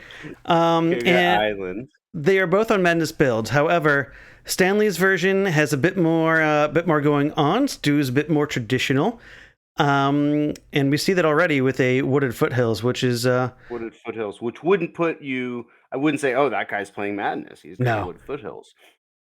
So we see a forest there. It looks like, yeah. Yep. Wooded Foothills finds forest at the end of Stu's turn, and Yavimaya Coast. Okay, so now maybe I'm thinking, we got something madness going on, maybe blue-green. Okay, and I would know now because now we're madness. For a moment, I thought we might be Turbo Oath somehow.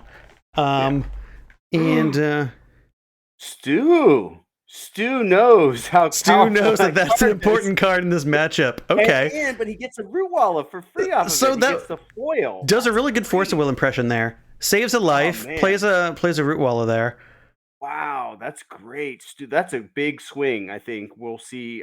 Later on here how big of a swing it is if Stu follows up with his own root Wild Mongrel, but that looks like a Rootwater Thief, I believe. Merfolk Looter. No, Merfolk Looter. What am I talking about? Yeah. Duh. We all know it's a looter. So noticing here, Stu, being the league organizer and king of the stamp, has stamped all of his cards, which I guess is the privilege of the TO. So Stu made a Merfolk Looter and passed, and then we see Stanley made a Waterfront Bouncer, which is okay, but like you're gonna discard stuff anyway. You're gonna be getting that Root Walla back down, probably, right? Most definitely. I mean, we can see here that I think Stanley kept his hand off the strength of that Wild Mongrel, and getting countered was big because the Root Water, the bouncer is good tempo, but we have no pressure to back it up. What did Stu do? Oh, he pumped, and then he played a land. Okay. Sure. He's like, I was like, what is he playing? I thought he was going to add a land to like get around days or something. But no, I guess he doesn't. Yeah, he couldn't have dazed. Mm-hmm. We're representing a circular logic here with this looter and island. Yeah, good. What's happening? He's making. This may be a response into looting. Yeah. Okay. So, I think the looting is in response to the Merfolk for the bouncing. Actually, probably. Well, yeah. I think we're looting at end of turn, and I think we're bouncing in response because we're drawing after the bounce has happened. So Stu gets to decide, what we're going to discard. We're going to discard Deep Analysis. That makes perfect sense. Exactly what this blue deck wants to do to plan. But Stanley's shields are down, so Stu can kind of resolve whatever he wants here. There's not a lot that you can do for one green. How many cards does he have? I'm gonna. Looks like 2, 3. Okay. We know one of them is the looter. So we're gonna pump them. We're gonna just keep the pressure on. I think that Stu's got the right plan. He's got some tempo. He's got a dude. Like his dude is bigger than the other, Root Walla. Right. Put the Merfolk Looter back down and just say like, okay, you can play your bouncy plan if you want. Stanley's missed some land drops too here, and that's gonna he can't pump Root Walla and bounce unless he draws another land. Which it looks like he did, so that's good. And it looks to be a basic island, which is exactly what he needs. So we're going to Frantic Search. Okay. Frantic Search here. And we're going to Gush in response. Okay. We're going to Daze the Gush. Blue cards, everybody, blue cards. Daze the Gush. Oh my goodness. Where's that emoticon? Oh gosh. I don't know. Wow. Do I have a I need my emotes. Right, we need some good need emotes, right? I don't know. What is this guy? Oh Wow. gosh. Okay, so that was huge because it's denied Stu, the card advantage of Gush, and it's reduced his land advantage that he had, which is significant because now this Root Waller can't battle in without tying up Stu's mana here. Yeah. I would hate it if Stu did. I actually thought that was a forest. So, I mean, I would hate it if Stu thought it was a forest also. That would be unfortunate. And I mean, how long was that day sitting in Stanley's hand, I wonder? I don't know. Because he drew that island that turn. Yeah. And now Stanley's going to get in for 1. Stu not inclined to block with the thief, which makes sense. Yeah, I really didn't assume that there was a day since we hadn't seen an island from Stanley, but maybe he had just ripped that island. He did. Yeah. He's missed land drop, so we know I assume he ripped the island. Yeah. That turn. So, I mean, that was pretty big. Dace had probably been sitting in his hand, waiting to be deployed for a while, and what a moment to be deployed, right? Yeah. Okay, let's see what Stu can do here. We know he has a couple islands. Yep. So we'll see an island drop. That makes sense. Appreciate your choice of island art, Stu, by the way. That is one of my favorites. It's got the little Drake flying in the background. It's a John Avon, I think. Oh, yes. Classic John Avon for sure. All right, so we're going to battle in representing the pump. So Stanley can choose to trade, which they do. Okay, so we trade. I guess that's fine. If we're planning to use this mana, being on blocking duty is probably not where we want to be. 3 mana. We're representing with this loot a 4/4. Yeah, that's what I was thinking when the frantic search happened, that we were going to see a worm. Yep. All right, so let's see what Stu has here. He has a plan. 5 cards in hand, 1 island, right? Or 1 island, the Yavimaya Coast, and a forest. So we could cast Worm and maybe have Daze back up. Okay, so we're not gonna actually play the Worm. We're just gonna discard Roar the Worm. So which represents, we can cast that next turn. okay. But that really signals to big. me that Stu doesn't have The much. waterfront bouncer. Like, yeah, you Right. don't want to put a token into the active bouncer. Wild Mongrel, big draw for Stanley here. We're going to Circular Logic hard mode, Ooh. which is fine. Ooh. Yeah, no, plenty of cards in Stu's graveyard. This is not going to resolve, and in these tempo battles, I think Wild Mongrel is absolutely a card worth fighting over. You gotta, yeah. If he gets it online, like, it's gonna be. Oh no! What's Stanley's doing? Something. Stanley's got blue cards. We got other. Ooh. He's playing. He's floating a blue and dazing the Circular Logic. Right, playing around Stu's maybe days, but Wild Daze Mongrel will back. resolve. Oh gosh! Stu is now on the back foot. Hello, everybody. How's it going? Hello, welcome back. Hi. Welcome back to Romancing the Stones, Festival of Friendship. We are here in day 2, round 3 of Vintage. Yesterday we had Old School. Today we're bringing you Vintage. How's it going? Pretty good. I think we've got a lot of good matches so far, and everyone's doing really good. 2 exciting, rounds, right? I've had Two, I've had a lot of fun the last couple rounds, between going to time round 1 and winning in turns to the very opposite of that, which is ending in, maybe there were 10 total turns taken over the entire, 3-game match. So It was so fast. love to see it. Definitely fun to have. But yeah, so for those of you joining us, this is part of our Romancing the Stones Vintage series. During the year, we host a number of events. Some of them are vintage, some of them are the middle school format. Yes. Vintage are in person, middle school's webcam. And if you win one of those events, you get to play at the end of year invitational. So that's what the players are playing for. They're playing for an invite into that, but they're also playing for this. This is our prize card for this weekend. It is a Mox Emerald. that has been digitized. You got the nice Romancing the Stones back there, and all kinds of stuff. So lots of things on the line Yeah, here. yeah. It's gonna be an exciting day. It so far has been already. I think yesterday, or not, I think yesterday we were playing for charity, our old school format, but today we're playing for the cash prizes and the pretty mocks over there. Yep. So let's go tune into our players here. We've got on the left-hand side, we've got Robin, who is our goblin aficionado in the format, and then we know we've got Liz on the right, who is playing Dredge. So two very interactive combo decks. We'll have Robin trying to win the game with a goblin combo on the left, and Liz trying to just hammer out all the advantage with Bazaar of Baghdad. So it'll be interesting to see how these opponents line up. Yeah, it's gonna be a very interesting round, that's for sure. Looks like Robin is going to go ahead and start off here with a Goblin Lucky and a Mox Ruby to kind of start the game. And it looks like we are giving we gave them the Goblin Lucky haste. And by giving it haste, we were able to attack. And when we attacked with Goblin Lackey and deal damage, we were able to put a goblin from our hand into play. And by doing that, we put in a Goblin Snoop, which does reveal the top card of our library. And Goblin Snoop gains all of the abilities that are on the top that the goblin has. So definitely an integral part of this goblin combo.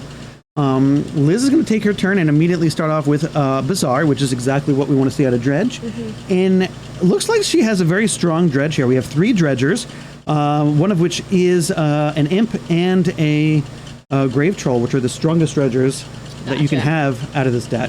And we have something to follow up with, which is a Hollow One, which is going to stop this Lackey from connecting again at least. And it looks like we're going to discard... Looks like we have a Grief. So we're gonna Grief our opponent. So we are casting Grief. We are going to evoke Grief. And it looks like we are going to find something to remove. And Liz identifies the card that matters, which is the prospect, Goblin Prospector there, which will give Robin some extra mana and leaves Robin only with a Mindbreak Trap. It's really good to know how well Liz has been doing. I think this might be her first event playing Vintage. She has been playing Magic for a few years on and off, and she usually sticks with like Commander or Old School, but I think this is her first time playing Vintage at a tournament, so we're really excited to see how she does. Absolutely. Definitely a player to follow that we're following here at home. It is fun to have. But we'll see here. So Robin, great for coverage. Goblin Snoop is great for coverage because it reveals all of the cards that Robin draws, so we get to see everything. We have perfect information here in the booth.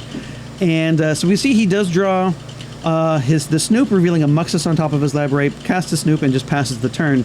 And Liz is able to take full advantage of that and start dredging.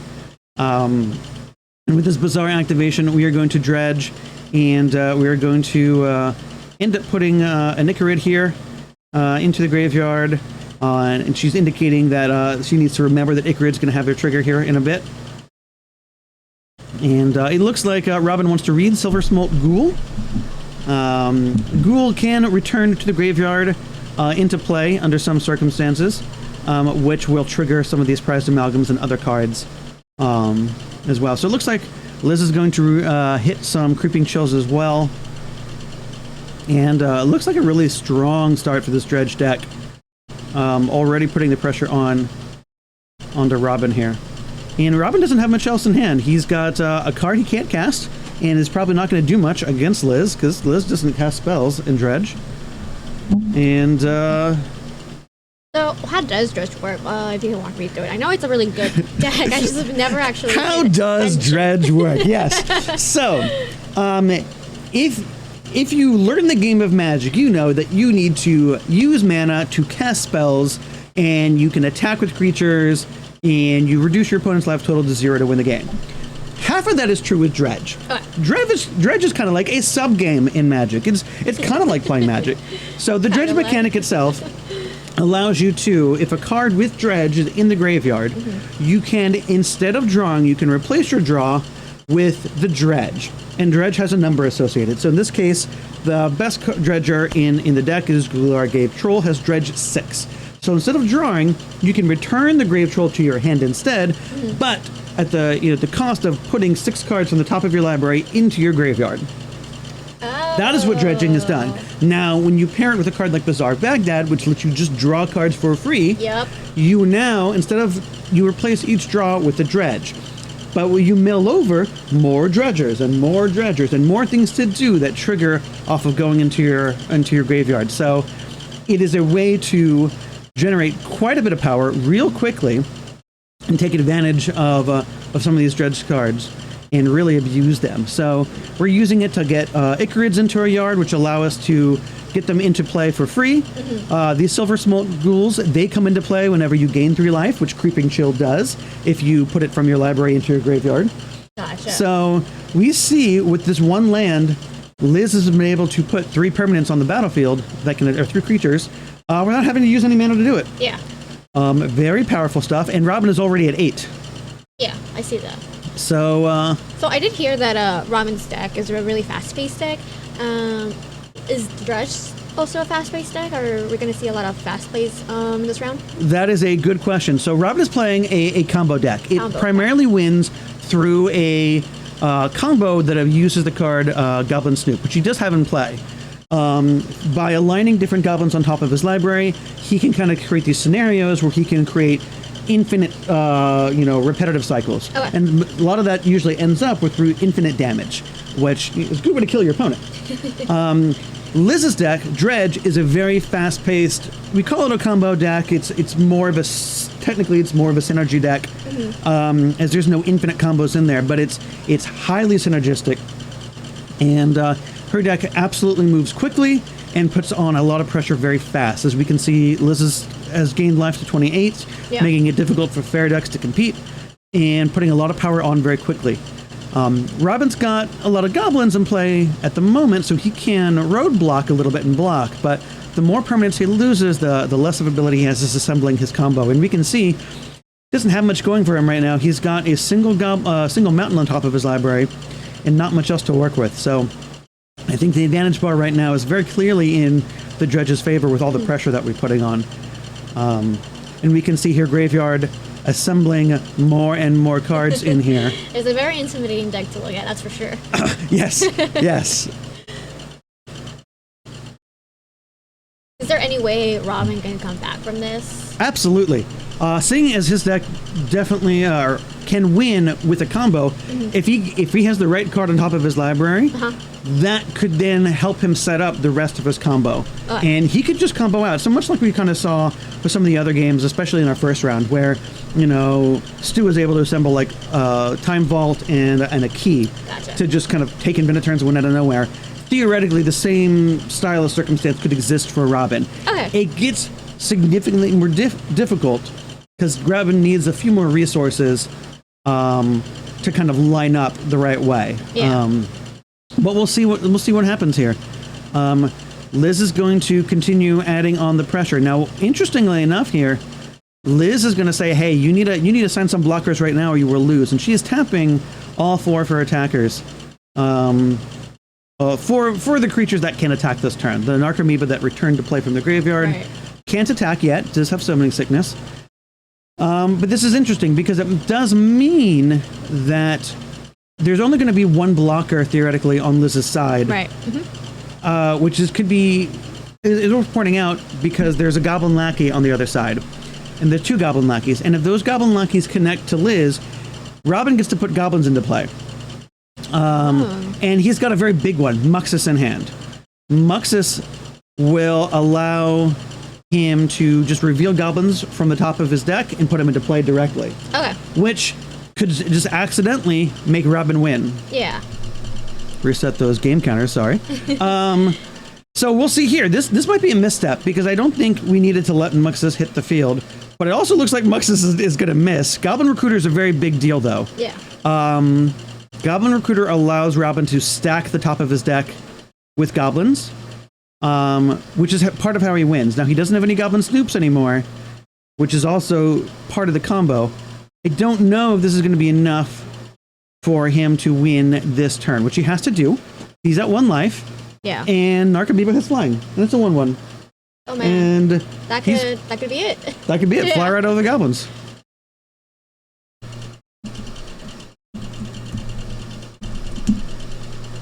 So, Robin, thinking about what's going on here, it looks like Liz is readjusting the view of her graveyard to make things easier for both players to navigate. Yes. Yeah, Robin points to that, and they have the handshake game one. Yeah. Classic, love it. And we're gonna give game one here to Liz. Here is Dredge just overpowers the Goblin deck here, so it ends up working out for Liz. I don't think she needed to allow Goblin Lackey to hit her to give Robin the chance to have Muxus. Gotcha. Could have been maybe a little bit more conservative attack, but we can see that it did not matter. Liz has got the game, and now we move to game two. So we can get a peek at what Robin is looking at. He's looking at some Fairy Macabres. Those are good against cards in the graveyard. They'll let you remove cards in the graveyard, so that's good against Dredge. That is good, yeah. It doesn't cost mana to use, so you can't counterspell it. Can't force to will it. We also saw some ensnaring bridges. That is a card that will prevent creatures from attacking if the controller of ensnaring bridge has a low hand count. So only creatures with power equal to or less than the amount of cards in your hand can attack. Liz doesn't have a way to win outside of attacking. So if Robin doesn't have a lot of cards in hand, then Liz is going to be able to attack freely. Gotcha. I did hear Unfreely, that yes. Robin's deck has an advantage over Liz's deck. Is that true? Was I told wrong? I am going to say that is probably true. I do think Goblins is advantaged on just straight power level because it is a pure combo deck. We're not trying to win with attacks. We're not trying to chip shot and kind of play tempo. Yeah. We're trying to assemble our combo and kill our opponent that way, or infinite combo, as soon as possible. And theoretically, Robin's deck can win on turn 2. Okay. With relative ease, right? I've had plenty of stories with Robin telling me, hey, if my opponent hadn't vintaged me on turn 1, I would have vintaged them on turn 2, you know? Common vintage story, right? Which is really funny because I think his first round was against Nick, who was playing which deck again? We saw that on round 2 playing Oops All Spells. Yes, and Robin was like, he vintaged me first the turn 2 combo deck versus the turn 1 combo deck. Yes, a very interesting matchup for sure. So we'll see if game 2 here plays out the same way. I do think Robin can keep a reasonable hand here and win on turn 2 and not give Liz the opportunity to really do much. Now, Dredge is known for having some interactive spells. We do have the Griefs, as we've seen, to disrupt some of Robin's hand. That can be effective. There are some of the builds that do have free counter magic. So we maybe see Force of Will. Timely Force of Will can still disrupt Robin's combo quite nicely. Nice, okay. So it's not really a race to the finish. For each side, they can both interact with each other in some ways. So we'll see. Chat is clearly on the side Goblins there. Rip Goblins. Yep. Goblins being a competitive deck in Vintage just makes my heart very warm and friendly because we all like little green men. Look at this. Very similar play that we had to game 1 last round, except this time we have Cavern of Souls, which is the non-basic land on Robin's side. That allows him to choose a creature type, and he can add mana of any color to cast cards of that creature type. Okay. When he does so, they are uncounterable. Oh. So that's important because that's one of the primary ways that Liz has to interact. Usually in these Dredge decks as a free counter spell. Yeah. The only other thing we've got is maybe a Grief to take a card out of Robin's hand. But it's going to stop, it's not... Doing this means that Liz can't stop this Goblin Lackey from hitting the board, which is good. If she can't, put into play something to block it, Robin's going to be able to cheat a Goblin into play as well, and that can be the game, depending on what he's got in his hand. It looks like Robin drew a really good hand. I think so. Yeah. It looks good, right? You see the land, the ruby, and the other Goblin that he played allows him to sacrifice Goblins to make more mana as well. So it mixes Goblins, turns them into resources here. So it looks like we're going to attack for 2, but we're not putting in any other Goblins. So we don't have any other Goblins to put into play, which I find very interesting. It makes me think we may have more interactive cards, like maybe a Fairy Macabre or something. So it looks like Chromux is going to resolve. We're going to exile a Okay. We exiled the Simian Spirit Guide, and we have one card in hand, and we're going to play Ensnaring Bridge. Perfect. I really do appreciate how Robin taps his cards. It just looks so aesthetically pleasing. Yes. Yes. Fine form is a skill we should all strive for.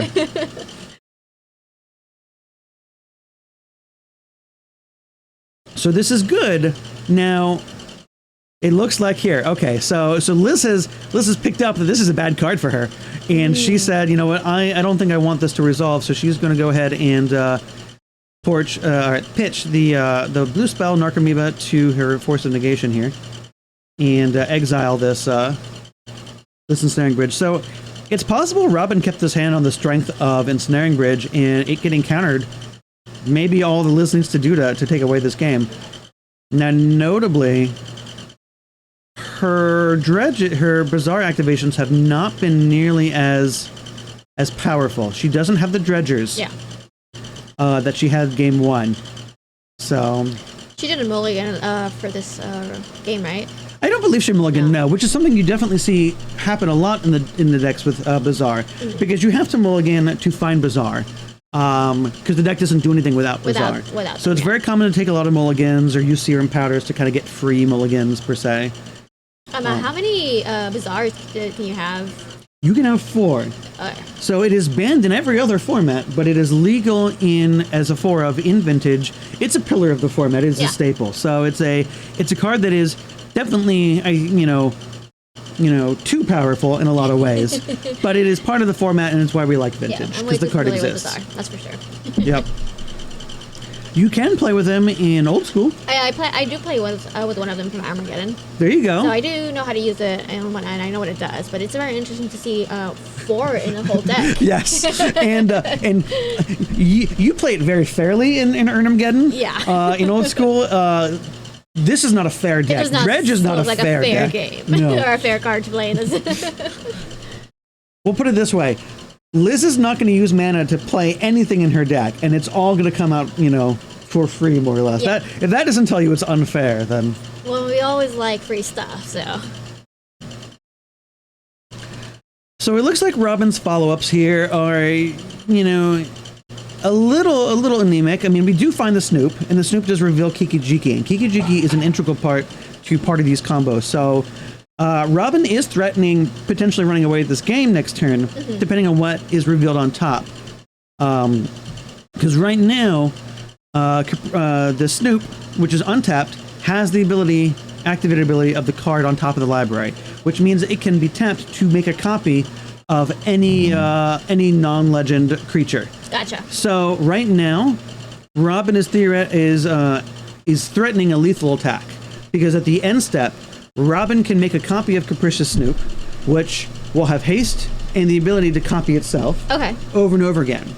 Now, the copies that Kiki-Jiki makes have to be sacrificed at the end of turn, but if you activate the ability in the end step, that end of turn trigger doesn't happen until the next end of turn. So Robin theoretically can make infinite copies that are tapped on the end step, but untap him on his turn and attack. So Robin is threatening to win this game on his next turn. We'll see if Liz has a way to stop this. I don't know what is in the Dredge deck that could theoretically do this, other than maybe the right removal spell, which sometimes these decks can play. Yeah. So for the I'm gonna pronounce the name wrong. Kiki-Jiki. Does that get exiled after it's played? Because I know there was a card. I guess what I'm asking is it gonna be on play forever, or does it get discarded after play? Because that seems very broken if it's gonna be on there for a while. It will be. So it looks like here that Robin is gonna make these copies. Instead of doing it at the end step, it looks like he's going to be doing this on his turn. So I don't know if he's going to be able to make the infinite copies just yet. So we're choosing not to do that. It's possible. We're going to bring up Kiki-Jiki, making sure I'm not just thinking there's infinite copies that can be made. Also, that is a fun name to... Kiki-Jiki is the best thing since sliced bread. I played Kiki-Jiki a lot in Standard when it was first printed. it was enjoyable. So Kiki-Jiki, create a token that's a copy of target non-legendary creature you control. Capricious Snoop is not a legendary. The token has haste. At the beginning of the next end step, sacrifice it. So yeah, I think we could have made infinite tokens because we can make a copy of Capricious Snoop, which has the Kiki-Jiki ability, and it can keep copy itself and make infinite copies, and we could have attacked with that. So it's possible Robin may have missed that play. Gotcha. I'm not certain here, but we're certainly making a number of copies here. We're going to go ahead and cast the Kiki-Jiki itself, which is not hard to do because these Kiki-Jiki copies that we've made can sacrifice themselves to make 1 red mana. Snoop needed haste. Yes, it is possible. Maybe Snoop didn't have haste. If Snoop didn't have haste, that could definitely be it, chat. I may have missed if he had played Snoop that turn. And so if that was the case, then Robin definitely played correctly. If Snoop did not have haste, it only gets the activated ability. It does not get the haste from Kiki-Jiki. And you know what? We're not making, I'm wrong. So chat has helped me figure this out. If Snoop tokens have haste, then that makes sense. Well, the tokens do have haste. So yeah, I think chat's right. The Snoop did not have haste, so that's what did it. But that's okay. Robin knows his deck much better than I do. That's for sure. He's been playing it for a while, if I'm correct. Yeah. Yes, he calls himself the best paper goblins, best vintage goblins player in the country, and I haven't seen a record to prove otherwise at the moment. He's done very well with this at some of the local vintage events around the area, some like the Oklahoma Land Run. Yeah, he's taken this before, right? He top 4'd it like 2 years ago, and then he did very well with it last year, I believe. So, he's won some of our vintage events with the deck as well. Yeah. Definitely seasoned with the deck, knows what he's doing. He's going to watch this commentary, and then he's going to come back to me and tell me exactly how I was wrong. And that's okay. That's why we love it. So thank you, chat, for participating and helping me figure that one out. But if we reset back here, we can see that Robin was able to get a good attack in, drop Liz down to 9. Liz is going to activate Bazaar, get some good dredges in here, and it looks like we flipped over some dredgers. We have a Shambling Shell. We do have an Imp. Okay, so we're gonna dredge 5 here now.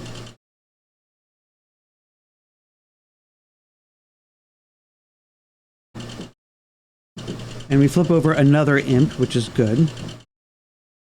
One of the broken things about dredge as well is that you may only start off with 1 dredger in your graveyard, but if you flip over more dredgers in the process of replacing your draw steps, you can continue dredging with those new dredgers. So it's really it's really busted with Bazaar.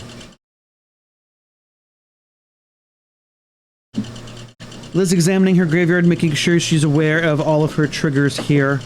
Presumably we're doing this in our upkeep here with our Ichor triggers on the stack. So we're going to go ahead and swing in for 9,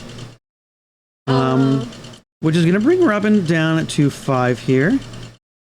And put some well in range of perhaps losing to some Creeping Chills if Liz can pull some of those, next turn. But this does mean Liz's shields are down. There is 4, 5, 6 power on the board on Robin's side, and we know that there's a Shadow Skull smashing on the top, which doesn't really help Robin win the game. Yeah.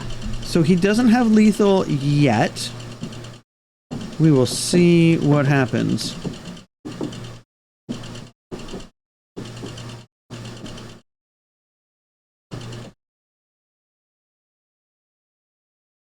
But it's good to see goblins try to get in the red zone, turning sideways.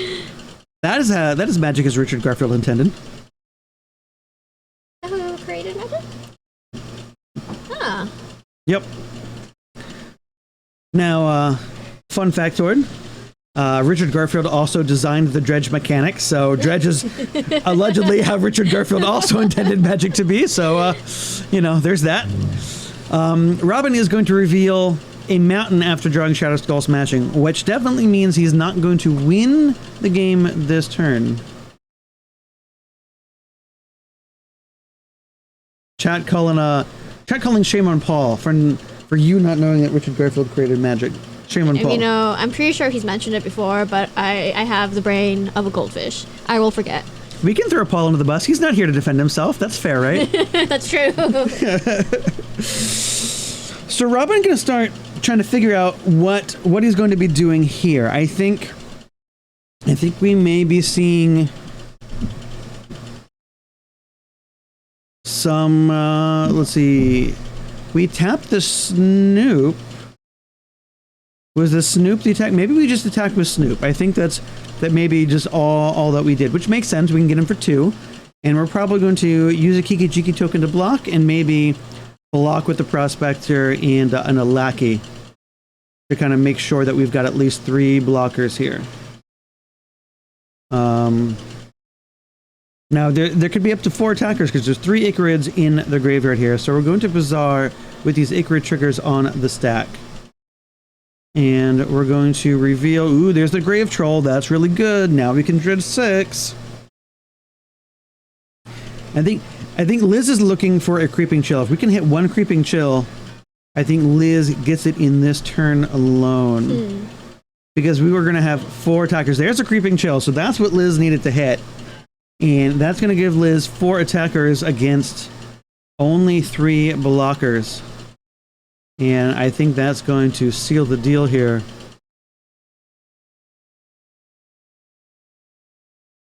But we'll see. Well, you know, we'll make sure that we're not missing anything. Could be anybody's game, honestly.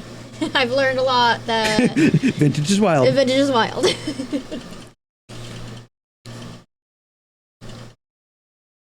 Yeah, with Robin not having any cards in hand, I think this could be it. And we're going to dredge our last card. So we did see Liz did bring in Contagions, which are free black removal spells for creatures.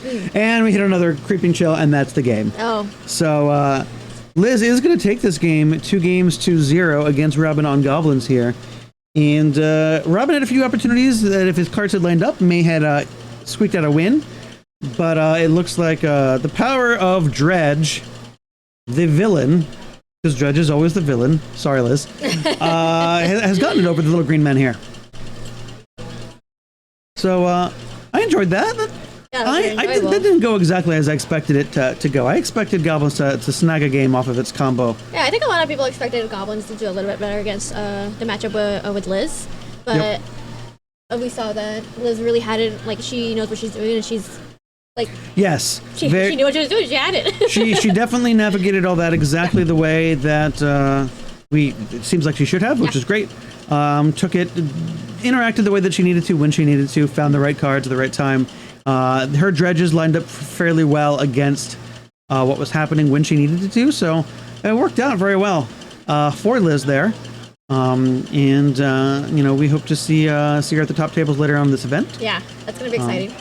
But that was great. So that's going to be the end of round 3. We are playing 5 rounds today, so we have 2 more rounds of Magic to bring you. And then we will cut to a top 8. So we do have enough players to get to a top 8. We won't be able to feature every match of that top 8, as you know, we may not just have the time, but we will be able to bring you at least 1 match of each section of the quarterfinals, semifinals, and then the finals. So stay tuned, stay with us, and we'll be back when we have more information about the start of round 4. Yeah. We got some goodies for you. We're going to open a pack of Ravnica Remastered on stream later. That'll be fun. Who doesn't like to see shiny new cards? Yes. We like to open packs. I'm excited. I like opening the packs. Lots of good stuff. So stick with us, and we'll see you guys later. We're gonna do incinerate. Okay, yeah, sure. Use our mana more. Smash in with for 1 with the Lavamancer. Human wizards greater than Pay for this. bug shamans. Clearly. This is bad for the elf player because we had to bounce that land, so we can't let the board to like overpower the Lavamancer or Curse Scroll. And so this is one way to beat survival is if who cares how many creatures you're drawing out survival if I just shoot them all down with my recursive effects. Perfect. Replay videos at the but end. I think this. Oh, Pyrostatic Pillar. I was wondering if Stu was going to bring that in. So that is another way to beat survival. Is just to punish the elves player. Because Stu doesn't need to play any more spells at this point. Everything is on the board, And it's the Eidolon of the Great Revel effect. You know, these symmetric everybody takes damage effects are definitely better for the burn player. Seeing the Pyrostatic Pillar as the elf player, I would be very interested in revising my sideboard strategy and grabbing extra disenchant effects. Like now, it's not just the Snaring Bridge. We need to revisit our sideboarding. Yeah, I don't know. So these are open deck lists, and Stu literally has one Pyrostatic Pillar. Oh, so I don't think I would be worried about it. You know, he's just like, all right, Stu got lucky this game. Let's go to game. You know, if he ends up losing, you know, go to game 3. But there's also like 4 Curse Scrolls and maybe this Ensnaring Bridge running around. Those cards are so impactful. I might be inclined to revisit that thinking. Yeah, it's interesting. So like, you know, Phil can take care of the Pyrostatic Pillar if he wants to. He can like survival into the Vigilante. Probably can't cast it until he has 5 mana up to flip it immediately. Yeah. That's Play pretty and slow. flip is a lot of mana. Yep. Right. So he's in it. So Stu is in a great spot because Phil both has no mana elves in play. And is unlikely to do so. Right. And so like his ability to play around Pyrostatic Pillar is not great right now. I wonder what to go get. So obviously, yeah. So survivals, pitches, deranged hermit to get Squee, discard Squee to get a mana elf. I wonder.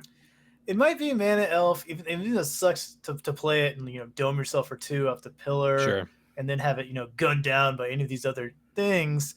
I'm not a big fan of getting anything else. We don't want to just pass with this mana that we're not using.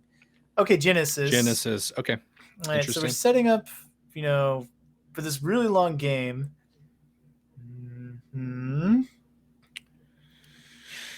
Yeah, so all right, this is a long-term plan. Yeah. I mean, all right, yeah, okay. This creature conveniently has 3 toughness, I believe. So yeah, Genesis is a 4/4. Okay. But yeah, the 3 toughness, I'll double check. Sylvan Messenger, is that a 3 toughness creature? Because that would be really huge, actually. And it doesn't trigger the pillar. I thought he was just a 2/2 like the ringleader, but I could be wrong. Sad Sylvan face. Messenger. Let me check that. No, it's just a 2/2. That's still fine. Not triggering the pillar and filling up your hand with guys is that's not the worst. I respect this decision.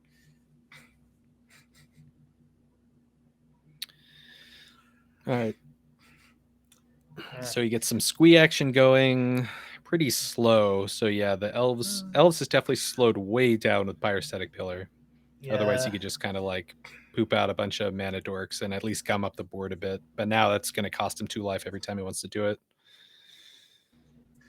Oof. Doesn't look like he drew the 4th land unless it's like a Gaia's Cradle. Nope, he's just going to squee it up again. So Stu's in a great spot to win this game. Although I will point out, Phil is at 17 life, and this is what, turn like 4 or 5 or something. Like this is a slow game, but Stu seems to be in a good situation. Stu's vectored into this like prison plan. Stu needs to draw 1 more land. Actually, is what it is. 1 more land. We could be more off to the races since like 3 mana is tied up on this Curse Scroll activation. But every time we do that, we like can't play another spell, so our Curse Scroll gets worse and worse. All right, and now we're just gonna start walking into the onboard tricks. Yeah, so I wonder if Stu has any burn in his hand. Like an incinerate bolt here would be great. Get the cards out of your hand, start activating Curse Scroll. Yeah, well, we'll find out at the end of the turn. I'm sure all secrets will be revealed. Oh, Gaia's Cradle. All right, so now you have like unlimited incentive to kill the Llanowar Elf. It's like, oh, we got to get this guy out of here. Stu names Fireblast. Oh, what Let's see how many Fireblasts he has in here. You didn't cite him out? Are you serious? Oh, interesting. Stu either got lucky or he's sitting on just 2. Like pocket rockets in his hand. Right. So the elf has gone away. Gaia's Cradle has no text at this point. Ooh, Stu that can is- wasteland it that if he is wants sad. to. No, Stu wants but- all his lands in play to Yeah. keep activating this curse scroll. Especially when Agreed. there's a fire blast in your hand, like you're not in. All right, so Stu's gonna shock himself. Oh, that's fine. Just get these cards out of the hand.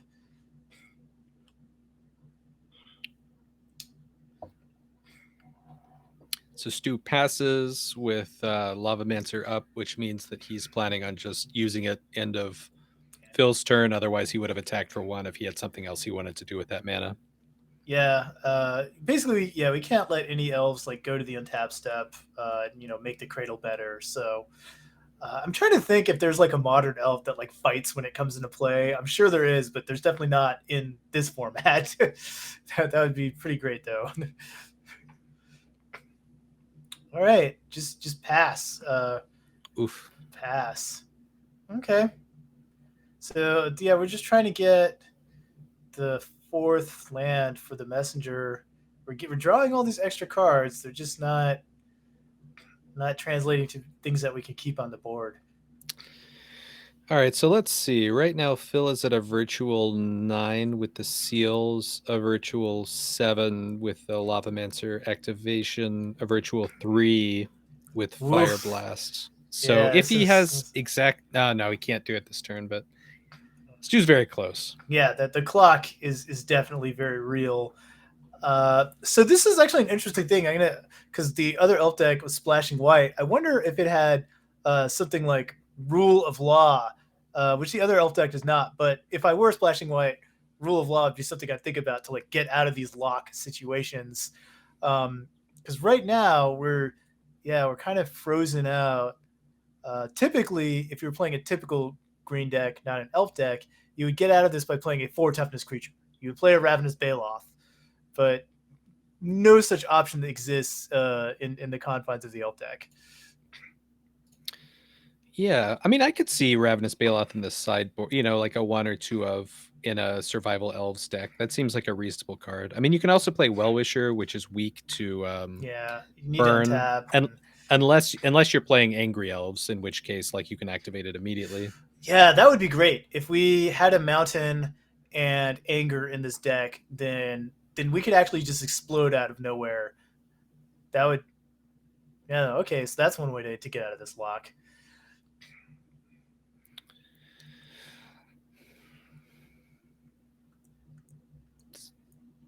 All right, we're taking 2 from the fire Ooh. static filler.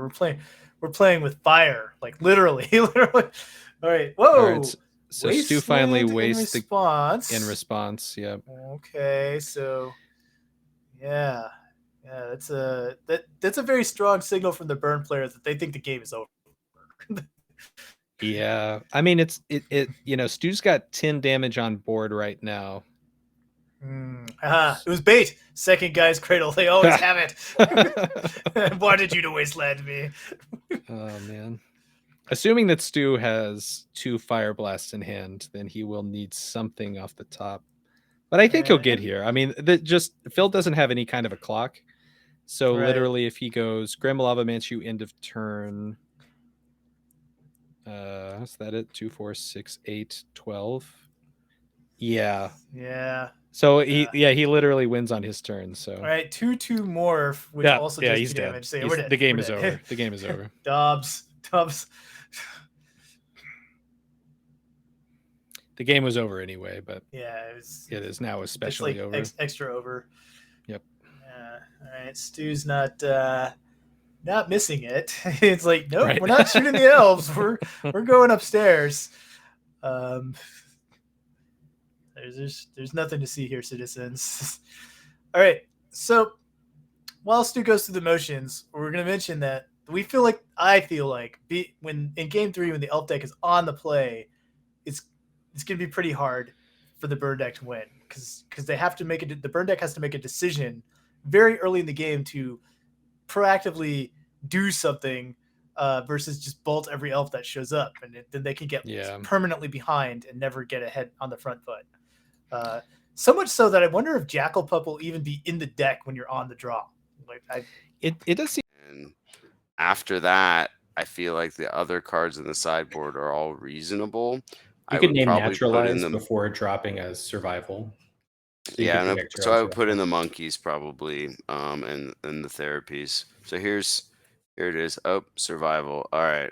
So Wait, what David happened? turned to Okay. wall. Wall. Ty turned to survival. All right. He's got one green mana source and it pings him for a damage every turn. Awesome. That's middle school. All right. Well, it wasn't a therapy though, and we haven't seen a survival from DG. So Ty's had his space to cast it if he had it, and Do you think didn't, if you were so- DG, you would play wall there instead of survival if you had survival? Oh, I would. I don't know if. Yeah, I guess that's what he did. It just, man, I would just hate fears to the get therapy. naturalize more than the. Fears he the just naturalize wants more to than the get- therapy. Yeah. Yeah, I don't know. I don't know. I play therapy a lot, so I'm biased towards people respecting therapy. Yep. Yeah. I guess. I don't know. I mean, the thing is, I understand bringing in, like, wanting to bring in therapy, but you got to bring in the 3 naturalized too, right? So now you're talking about 7 slots before you're even considering any other slots. And, like, I really don't know how Ty sideboards here. I wonder if he does take out a 4 of, like, Worm, or if he's just Yeah. taking out his 1 ofs, then, like, cutting an anger, going from 4 anger to 3 anger. Right. I don't really know what the Shaving strategy some is here. cards. Yeah. Okay, Lyrist immediately gonna attack his survival. Wow. Okay. Yeah.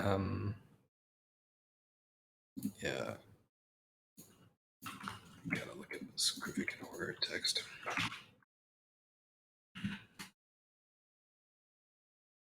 It's a free game, I guess. The zombie infestation. Oh, it's gotta be in play. Horror has to be in play. Okay. It definitely makes Yeah, sense. that's what I said. Horror You have to have enough Horror. mana to play it and then use it, Yeah. like activate it. Yeah. So Ty really doesn't have any way to deal with this Lyrist. I don't think there's any card in his deck that would take care of No, it in I think time. that's why he just played a zombie infestation and said, "All right, you pick, I guess." Right. David's going down with Genesis. It's Genesis. Yeah. And getting a second squee. Okay, so now we're going back to what I said earlier. David is going to try to survival harder than his opponent here and try to get ahead that way.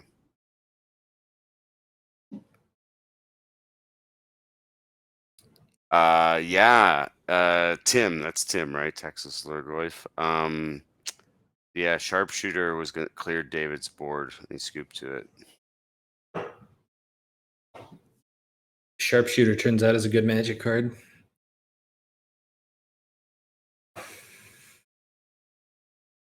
All right, so I would say David's in.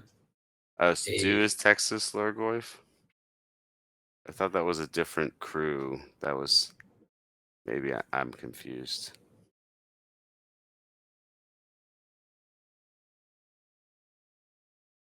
Yeah, but I thought there was a crew called the Lurgoyfs that. Okay, you are not confused. Aha. Okay. Good. Rob clarified. I'm not confused.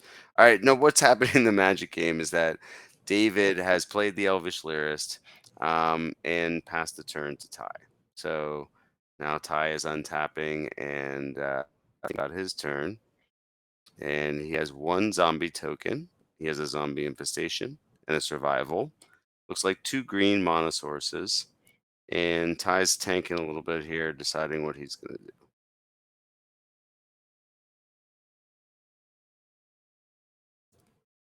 All right, Squee, Kravigan Horror. We have an engine. We have an engine. It's interesting he's again, doing no this on mountain. his main phase. It is interesting, but perhaps He has a gosh, there's mountain, an I anger. think. Yeah, that's what I was thinking. Okay. I wonder if he has a mountain in hand that he's going to play, and then this line makes more sense. It does make more sense. There's a sharpshooter. If he has a Sharpshooter. mountain, this is going to be quite He okay. has So the I mountain. was mistaken. There is actually a really good way for. Oh my god! Oh, Yeah. the Okay. brutality! Ty Oh says, my god! guys, we did play a long game one. I try to make this a little shorter if I can. Go to work, sharpshooty. Does David have Firestorm here? He could stop the bleeding if he had Firestorm. I don't think Ty would have any way to untap. Yeah, that's what he's doing. He's got a. Firestorm. We'll see. Okay. He's going to activate. Adds a green. Oh, survival. Okay. What shall he grab? He shall grab a. Cannot say. Oh, how many mana would he have up? 1, 2 only after activating Wall of Roots. Okay. Could have been a spicy color of the claw. But it's interesting timing. I'm not really sure what David's doing here, why he's doing this at this particular moment in time. Maybe he just feels confident. Oh, I see. He's discarding this squee to the Firestorm. I get it. Got it. Discarding a squee to get a squee, Firestorming. Yeah, so this is pretty good for David. You were talking about taking out the Firestorms, but this is kind of saving his ass right now. So he will. I don't know what Ty's targeting. Hopefully he's targeted the Lyrist and not the birds. I could see someone saying like, it doesn't make a difference. Both of these are going to die. I'll target the birds and then get completely blown out by Firestorm. So hopefully Ty did the right thing and hit the Lyrist here. Right. But I guess we'll see. Yep. So very good play by Ty. Very good play by David here. So we've still got a game. No blowout. Yeah. No blowout.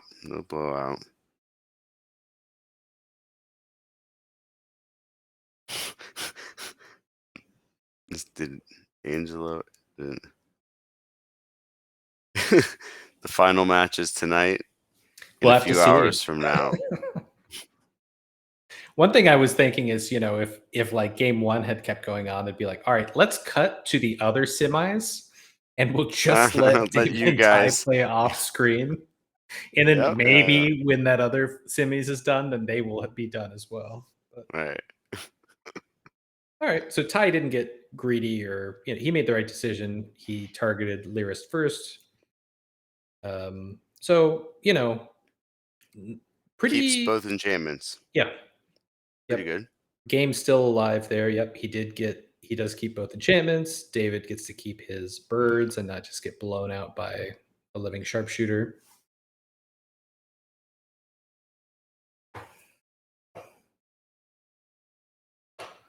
Now, yeah. Okay. So where are we going from here for David? We'll need to build up our mana, right? And we don't have a mountain, so unfortunately, anger doesn't help us make mana faster. So, but we get the Wall of Roots. Okay. Yeah. Good build up the mana. Yeah. Good old reliable here. Yeah, I think that's what's going to be David rebuilding his base over the next several turns. We see the Masticore down. The walls are going to stop any zombies for now. And I think the plan is just going to be, rebuild some mana. And you can Genesis back your Lyrist after, maybe next turn is when you start that. Because can you do it? You can play it, but you want to get to the point where you can hasty Lyrist, right? And do that in 2 turns and keep his enchantments off if you can. All right, so it's back to Ty. Who plays another sharpshooter. Another sharpshooter. Very good. David cannot Firestorm, so Ty's going to get his wall and his birds. Yeah. So this is looking pretty good for Ty, I gotta say. Yeah. David's going to float a mana to get 1 more activation here. So again, David's only hit 2 lands, not where his deck wants to be. Obviously, he's got a lot of action in hand, which is good, but he really just wants a lot of mana to get those squeeze in the graveyard as quickly as possible, get as much value as possible. Yeah. Yeah, let's see if Ty can get this game over with ASAP. Which is what he's doing. He's getting his black squeeze into the graveyard. Going to probably get Kravikan Horrors. Another horror. He has a Discard- mountain now. Yeah, so making zombies. Let's see if he goes for the. Yep, he's going for the black check.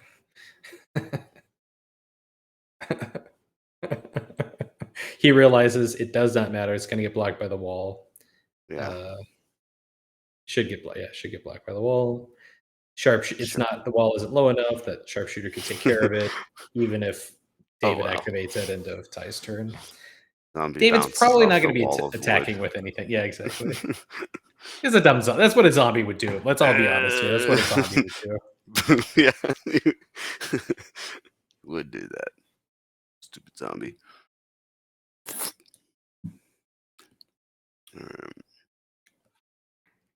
So yeah, Ty does look like he's in a bit of battle cruiser mode. What we talked about before, where he needed enough mana to play his zombie infestation to close things out by sacking. He can play the he can play the Kravikan Horrors now. They're only 2/2s, so it doesn't really make sense to play them to attack with, but just keep making other 2/2s with them, right? Yeah, I feel like at this point in the game, Zombie Infestation is almost better than Survival because it doesn't cost any mana to activate, and he can just get a bunch of zombies down and what he needs to do right now is just in the game as quickly as possible before David gets out a bunch more creatures. And David still doesn't have an anger, or a mountain, so nothing has haste. No. For Ty, yeah, I mean, he definitely wants to end the game as quickly as possible. And to your point, Zombie Infestation is making guys. Survival is good because it finds the Genesis you need in case things go south. Stormbind. Okay. All right. Stormbind, try to stave off the zombie horde. I think it's going to go for Sharpshooter immediately. Maybe even on Ty's turn here.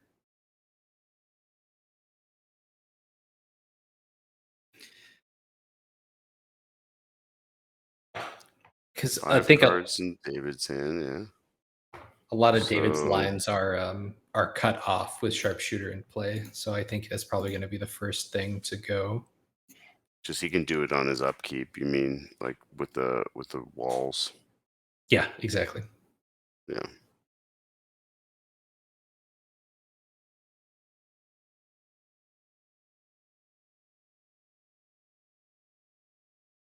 So David doesn't activate on upkeep.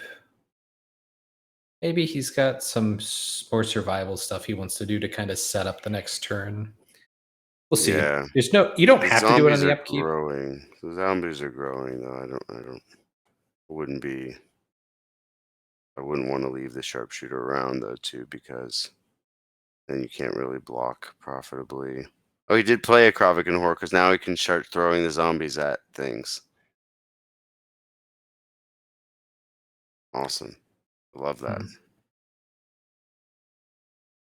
Yep. David says before blocks, I'm going to do stuff. Or I think in response to the cast, yeah. In response to the Kravikan Horror cast, I think.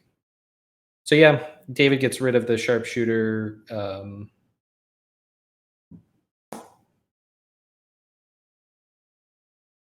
Look at that. It's a squeeze. Okay, sharpshooter down. So I don't know whether Ty sharpshooter. He could have sharpshooted the wall with 2 counters on it, or he could have sharpshooter David. I think those are the 2. I don't think I can do a player, I guess, but yeah, I think he got the wall.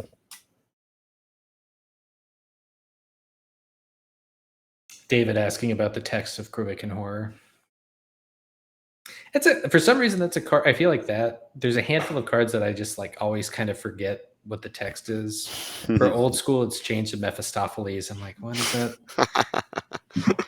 I was just looking at that card the other day. I actually think I played against you one time, and you were on chains, and I just we were like playing 95, I think. 95, and I just like walked into it. It was like you had set up a room full of like traps, and I just like would walk into one trap, and then I'd be like, oh, what's over on this other corner, and I'd like walk into that. Like I just kept doing the wrong thing against Chain of Mephistopheles. All right, I guess I lose. I guess I can't wrap my mind around this card, so I just lose. All right, so Ty's hasty horror is in. David's life is dangerously low. It seems like he's gonna have a very difficult time getting out of this. I'm looking at his board. He's painting on red even, right? So even to cast a Firestorm, but that doesn't really help when we have 2 horrors, 2 squeeze. Yeah. I think we might see a concession from David here very shortly. Yep. So if Ty 1 and 2, he could discard. He could make another zombie on David's turn. He get 2 zombies, a squee, and a card, and he could make 2 more zombies on his turn, which I think they would all have haste. So that's 2, 4, 6, 12. If we fetch here, we get a mount. We have anger. There's no way, even with our you know what? Okay, we still have to we have to activate survival. Darn it. So we can't even get Spike Weaver here, can we? Right? And even if we did, the game would be over in a few turns with Kravikan Horror throwing like zombies or other Kravikan Horrors at you. Yep. You don't have enough time to get Feeder plus Weaver online, probably. Yeah, it doesn't look like it. Yeah, this deck, I think David's deck really excels when it has a glut of mana. So, Gaia's Cradle. Yeah, David's. Yeah, wrap it up. Yeah. Good games, Ty. Good games, Ty. Ty showing the power of the deck. Piloting it very skillfully. I think I thought that David was favored, honestly. So yeah, I really didn't know black power of the black deck. Wait, what? Why is he bringing in reps? No, in general, I'm just saying his sideboard's all over the place. So he only has 2 Phyrexian Furnaces. Sorry, so that was a long roundabout. I agree. I agree with you there, right? Like 2 Phyrexian Furnace is super awkward. Like 2 little graveyard hate. Yeah, and what would be? It's going to come too late, right? Yeah, and so I'm also noticing he only has 2 Rebs. So I'm saying if you're gonna play that card, if you're preparing for the blue matchup, go up on Rebs, go up on Furnaces or Crypts, and cut the Anarchies. Yeah, this is Rob's sideboard. Definitely indicates someone who has been deeply hurt by Circle of Protection Red before, or like Solitary Confinement. Like he has been damaged by those cards, so he's not going to lose to them again. Indeed. All right, so Ty opens up on a fetch for a swamp. And that indicates no play for him, right? What does he have for a swamp in his deck, right? Entomb would be his one play, I think, main deck. Oh, okay, that was at the end. So he's on the play. So Ty, we figured it out. Ty's the higher seed, and he's going first. He played a Wild Mongrel. Is one of Undiscovered Paradise. Not a strong start from Ty, I would say. Not particularly, no. I mean, the 2 mana play that we would want is survival. But him playing this and keeping this indicates he feels like he has a good aggro plan, maybe. So like an anger into like Arrogant Worm or something might be what he thought he was gonna do when he had another land. Yeah. But see, Undiscovered Paradise was gonna bounce or was gonna come back to his hand anyway, so just anger into like a Root Walla, which you can still do, I guess, right? He pitches Squee and Horror to keep the Mongrel alive. So that was a pretty heads up play by Ty. Rob tried, right? You know, yeah, and Rob's standing at I'll make you have it. And yeah, he had it. Heads up, Ty. So Ty's now on one swamp again, one Mongrel, and I believe 5 cards in hand. 5 cards in hand. Two of which we know.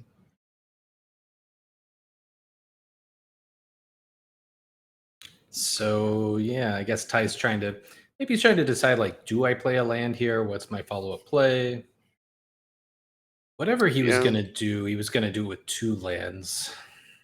Yeah, I feel like now, against the burn deck, you have to just keep up the discard, right, of the Horror Squee. Oh, or not, I guess. I don't know what we're doing. But Maybe he has 2 more cards he wants to discard, and or no, he just needs 1 more card because he gets the. He has another Squee, maybe. Yeah. I guess that's fine. You just incremental damage from Ty. I think that's fine. Robert asking how many cards in hand, kind of signaling that he probably has an Incinerate, and he's trying to figure out, do I burn?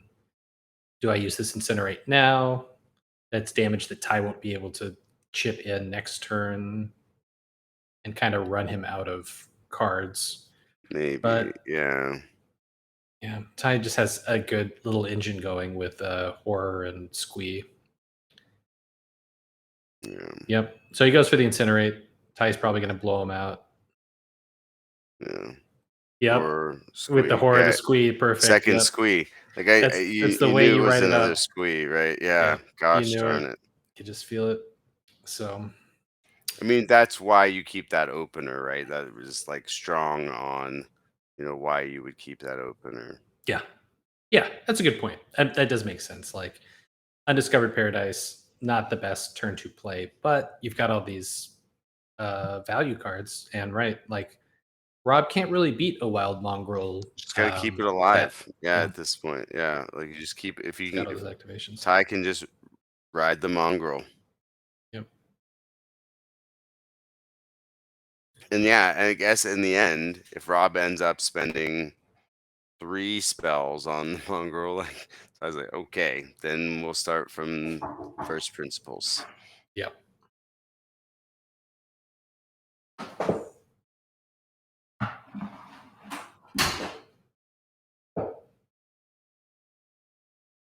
Rob's tanking a little bit here. Yeah, they're doing some chit chat. They're kind of having a fun finals, not quiet and stressful. Some. All right, so Rob's got another Incinerate. If he has a Lightning Bolt here, he might be able to kill the. I feel like he might have a bolt. Yeah. No, Rob. Oh, so, Rob. Rob's pretty frustrated here that Ty just has insane value. He just discarded Anger. Yeah. So, like, there's all kinds of cards here that would be pretty good for Ty. So we've got Bolt, Incinerate, all pointed at Wild Mongrel. Didn't kill it. Cannot die. Despite it being a 2/2. And Rob another Wild Mongrel. The second Mongrel. Just for the rub-in. Oh my gosh. Sorry, Rob. Rob.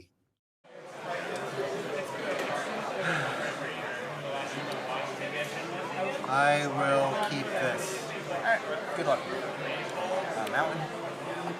Goblins on the floor. Just grab the card. Grab any cards you don't know.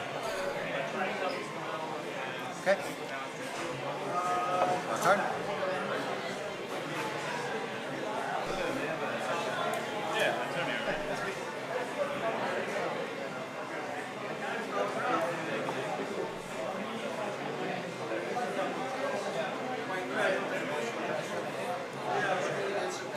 Volcanic Island. Hudson. Strip the vault. Hold the goblin. Play Mons Goblin Raiders, which is the newer one. Go ahead.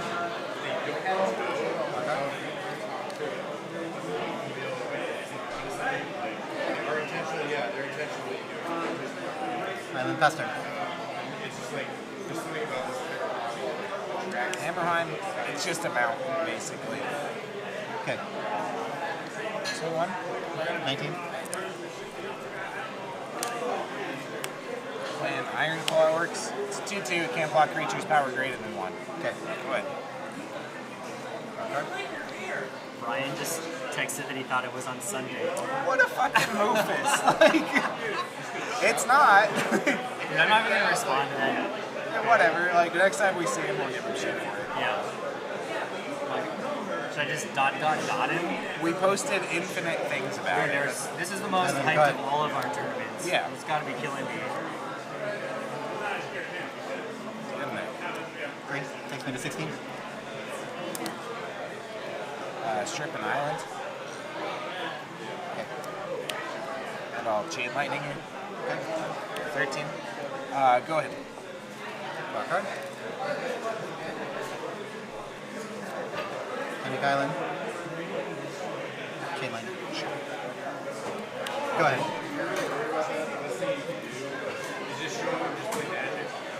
Strip the Volt. And get in for 1. Put you at 12. Yeah. Go ahead.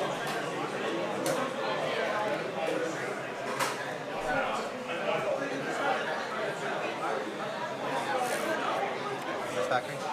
Go ahead. Mountain. All lightning. And combat. 6. 6. Takes me to 6. Go ahead. Draw a card.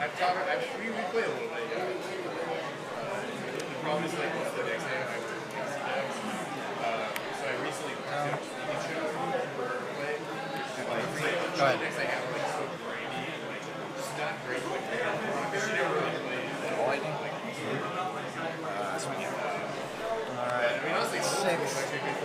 Trample, so go here. 2 spill over.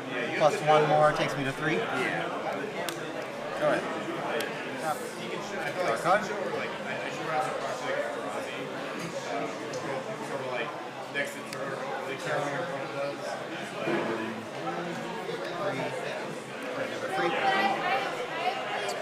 Pass turn. I like the mix of Serendibs. That's what I have. No, I like it. It's awesome. Goblin King. Okay. 2. Block here. It's Mountain Walk. How does it give? Oh, I thought it just gave a +1/+1. And Mountain Walk. He's nice. All right, takes me to 1. Go ahead. Line up. All right.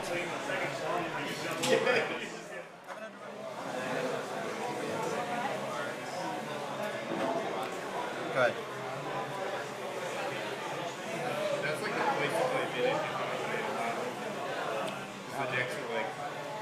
Goblins in the floor. Yeah. Go ahead.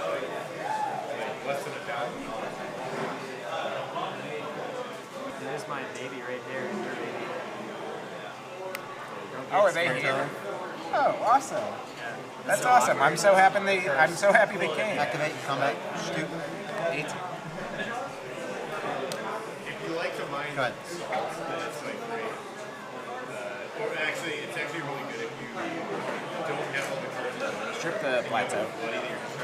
And get in for 1. You can just like cross it on your deck. 18, 19. Got it. Go ahead.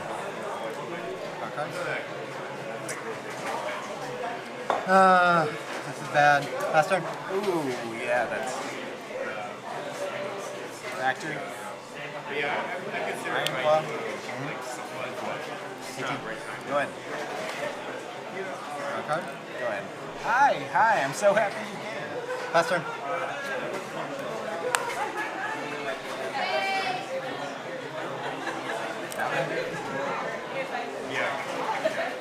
Goblin King. Swing 4. Yeah, put you to 14. 14. Go ahead. Draw a card.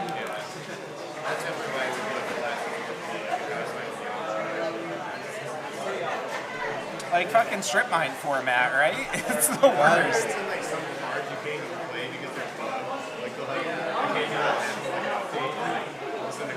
Swing 6. Put you to 8.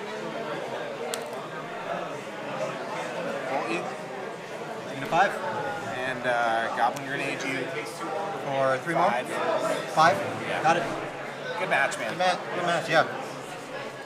Sitting on all the answers, I just It's didn't have awful. mana. That's the problem with this format. Sitting on 2.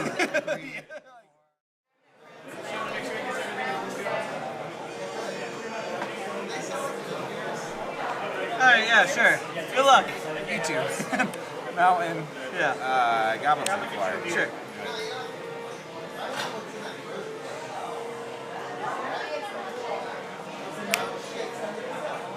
Go ahead. Yep. Sure. There.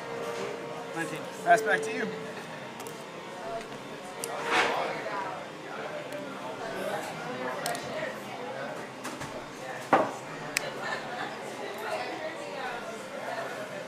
Go ahead. Factory. Yep. 18. Go ahead.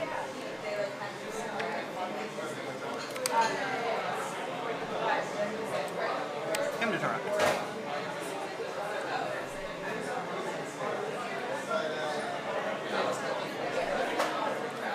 You. Yep. And him resolves. Put you to 15. Yep. Do you want to just point to 2? I do. I would like this one and that one.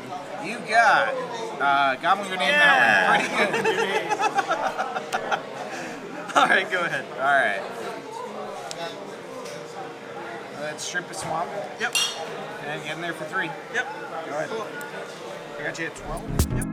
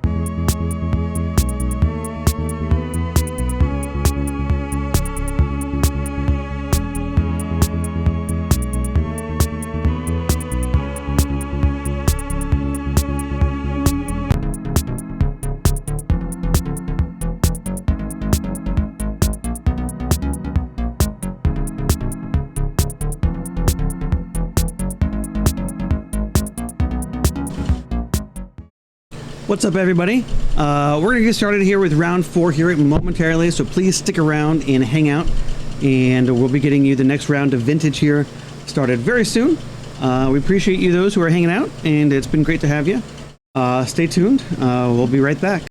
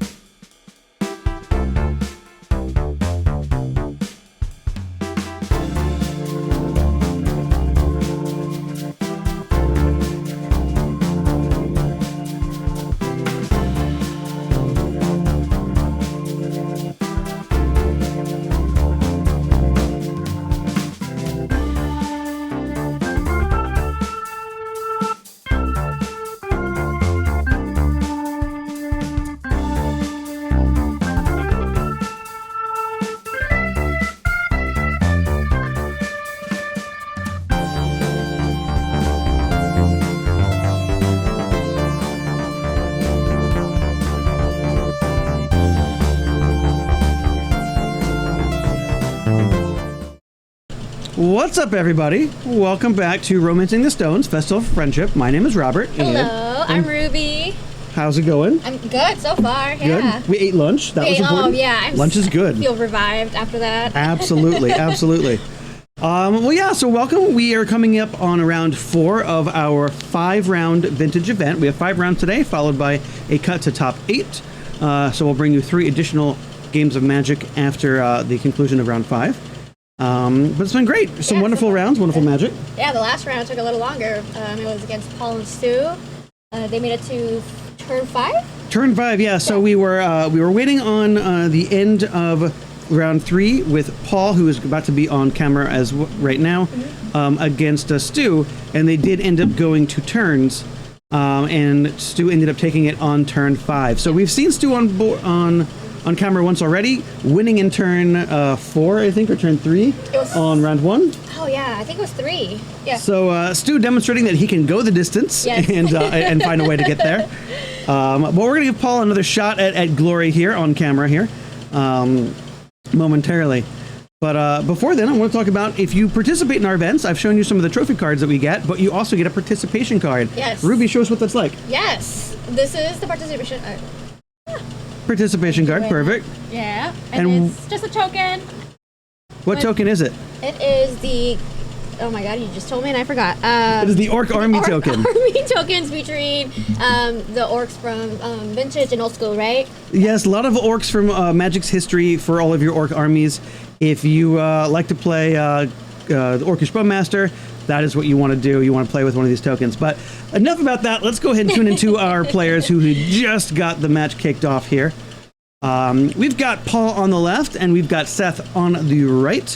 Both players revealing Lurrus. So Lurrus is a very popular archetype for this format today at our event. So it'll be exciting to kind of see what happens. Do we know what Paul and Seth are playing? Apart from Lurrus, I'm not too certain. So the exact contents of Paul's list, I do know. It looks to be very typical Lurrus shell that we've seen, at least some typical Lurrus cards. I've seen some Snapcasters out of his deck. We have seen the Orcish Bowmaster. Some things that we can get some value out of against this game last time in Stu. And now we see the Orcish Bowmaster, which is good. So that seems to be in response to something that Seth is doing here. So Seth looks like he is going to ponder. I'm assuming this is a ponder that we were resolving, a secret lair ponder or something. Paul opening up with his Mox and Wasteland, leaving open the mana for the Orcish Bowmaster. Seth opening up with quite a few mana sources here. Is Paul playing that beautiful, beautiful token that I just showed everyone? Absolutely. So you too could have a wonderful, wonderful token if you came out to play in some of our events. So it looks like Seth is going to take one off of the Bowmaster here, after taking one off of its entry. And the Orc Army token is going to amass up to 2 counters. And Seth, having access to quite a bit of mana, we'll see what his follow-up is here. Looks like he's just going to pass the turn. And Paul's going to untap. And we're going to waste this Tundra. That signifies Paul's got some more mana going on. Yep. Okay, there we go. We're going to attack for 3 here. And the pressure's on for Seth to kind of do something here. A little fun fact, that card that Paul just played is his favorite art and from his favorite designer for Magic cards. So, like Rob Alexander? That one right there. The Underground Sea? Perfect. Yep. Rob I only know this because Paul is my husband. I am not biased though. So Ruby, who are you rooting for? Nobody. For legal purposes. So you can root for Seth and I'll root for Paul. How about that? That's perfect, yes. Seth is going to untap and follow up here with in Urza's Saga. Certainly something that Paul might wish he had saved his Wasteland for. Yeah. Given the amount of mana that Seth has here. Seth is going to go ahead and grab the Lurrus with his mana open. And he's going to go ahead and cast it with the Lotus, replay the Lotus, a play pattern we've seen. So it's possible Paul was hoping that Seth didn't have a follow-up land to prevent this kind of play. Yeah. Or Paul just has the follow-up Wasteland for it. So we've at least got that. But Seth does have the powerful combo of Lurrus and Lotus. We can generate, 6 mana every turn if we really, want to. So we'll see if, at least 6 mana next turn. We'll see if that's what Seth decides to do. He's going to drop down to 13, so the pressure's still on for Seth to interact in a meaningful way here. Now, Lurrus does have lifelink, so, if we do crack back, we may see Seth gaining some life here. And Orcish Bowmaster doesn't block Lurrus very well, so it's exactly what we're going to see here. Paul's going to drop to 17, Seth is going to go up to 16, and now the left totals are looking a little bit more even here. Mm-hmm. Not quite sure what's going on between like the plays. I think the other 3 rounds that we played, I've like gotten a bit understanding right away, and I'm just a little confused. This is what we like to call the blue soup mirror. Okay. So blue soup, you know, they're all very likely base blue cards in Vintage. There's a lot of powerful restricted blue cards in the format, and with something like Loris, you know, you see a lot more kind of one-ofs that even aren't restricted that you can kind of have the ability to play. So right now we're just kind of seeing these players trying to jockey for position. Paul's kind of been going after Seth's mana and has sort of been effective at doing that in some ways. But we're going to see Seth go ahead and end step a creature with flash. And I believe that is a Cathar Commando. It has the ability to sacrifice itself to destroy an artifact, which is why it's popular with Loris. Because you can cast it at instant speed, you can rebuy it to destroy your opponent's artifacts, and it can gain value there. So Paul decided to trade when Seth offered the attack. Seth then recast it and is now using it to attack Paul's Saga there. So with Loris in play for Seth, definitely feels like like Seth's has the advantage here. I see. Does Seth, does his deck usually go fast-paced or a little bit slower? These are going to be, Like, as far as Vintage is concerned, I'd probably call these mid-range decks. So Mid-range, these are kind of middle. Sometimes they have combo decks or combos in the deck. You know, we've seen the power of Stu having, you know, Time Vault and a key. It's not very hard to just throw those into your Vintage deck and, you know, play a fair game and then have the oops, I win. Yeah. Most of the time, these are going to be fair and long games. Yeah. As we've seen Stu go to time, right? Stu went to time against Paul, doing something similar. So we might be in for a long round 4 We're here here. for a bit, yeah. Get a little cozy, get a little drink. So chat giving you a shout out there. Thank you, chat.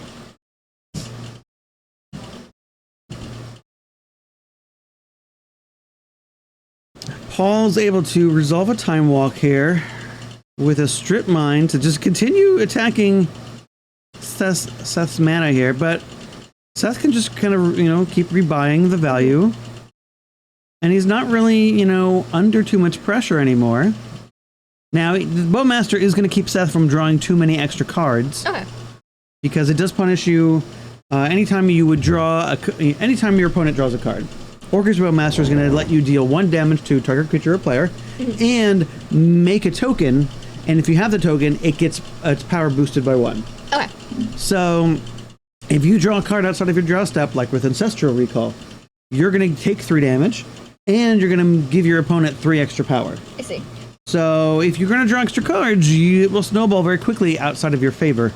So that may help Paul, you know, keep Seth in check while Seth generates value from this Loris. Some of the things we've seen in the previous games where they recur, like the Mishra's Bauble to keep drawing extra cards with Loris, doesn't get you very far if your opponent gets to shoot you and, you know, get extra power on the board each time you do that. So we'll see if that continues to be the case for Paul here. Getting to go ahead and cast, looks like his own Loris here, which is great. That's going to put Paul in a much better spot. Now means he can block with his Orcish Bowmasters profitably, because he can always recast the Bowmaster and with Loris and get a token off of it. Okay, I'm slowly understanding how both these decks are working. Yeah, they all center around being able to recast things with Loris. Yeah, that's definitely what Paul tends to play with. We've seen he's played Vintage and Old School and like Legacy. That's really what he likes to do. Yep. So we're going to go ahead and put Orcish Bowmaster up on the screen here, since that is going to be a key card in the moment. It has Flash. It is a 1/1 for 2 mana. When it enters the battlefield, or whenever an opponent draws a card except the first one they draw in each of their draw steps. Long sentence there. Orcish Bowmasters will then deal 1 damage to any target and amass Orcs 1. And amassing Orcs creates a token if you don't have one, and if you do, puts an additional 1/1 counter on it. So he can block with this, recast it with Loris, create another token, and it definitely creates value. So he may be He may have the lower left total in the moment, but he is definitely far from out of this game. Gotcha.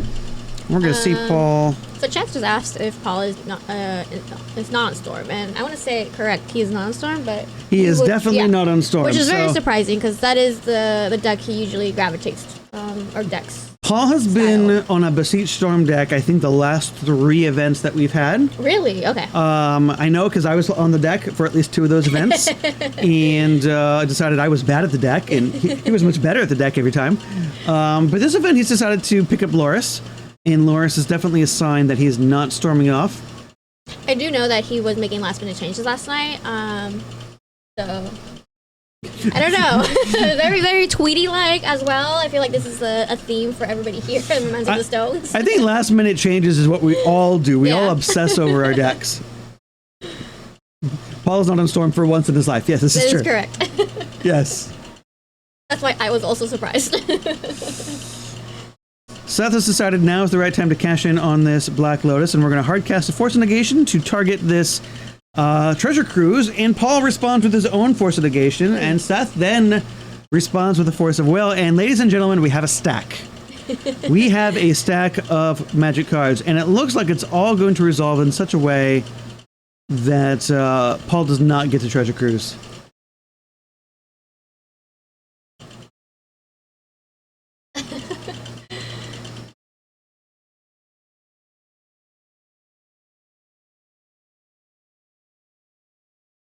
Paul demonstrating he is not a one-trick pony here, playing a deck that is not Storm. Yes. Nano is one of Paul's real life friends, and he's known Paul for like 10 years. And ever since they've known each other, Paul's only played Storm. So I love it. Yeah. It'd be like if I decided I didn't love Red Elemental Blast one day. Exactly.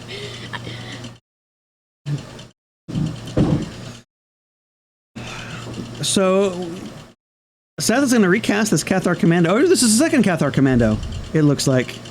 This is probably the 8th time Cathar Commando has been cast in this match, in this game even. Really? Yep, just between recasting the same one over and over again. So we're going to cast the second Cathar Commando from the graveyard using Loris here. And we're going to Wasteland one of Paul's Underground Seas. Paul is going to fall to 10. Looks like we're going to untap and hard cast a Gitaxian Probe. We're going to see a Phyrexian Dreadnought. Ho, ho, ho, ho, ho. Spicy boy. And a card whose Secret Lair art I am not familiar with. I'm not positive. So, Phyrexian Dreadnought, certainly a spicy one, but certainly reasonable when Loris can help you recast it. Let's pull it up here for chat. This is something we see a lot in our middle school leagues. Also another format I do not play. If I could spell this correctly, maybe we'd have a we'd be able to pull this thing up. Okay. So Phyrexian Dreadnought, a wonderful, wonderful card. 1 mana, 12/12 trample. 12, Holy 12. moly! Oh, wow. It does have the back, the downside of you do have to sacrifice 12 total power of creatures in order to keep it. But there is this certainly implies that Seth has a dress down in the deck, which just remove all text from the creature. So it will be just a 1 mana 12/12 with no drawbacks if we can assemble that. So something for Paul to be aware of and watch out for. It can turn off the text of Loris. So we'll see here if we can get that 12/12 into play. It's definitely a spicy meatball. Is this a typical card to have in this deck that's playing? It is definitely something that some of the Loris decks gravitate to.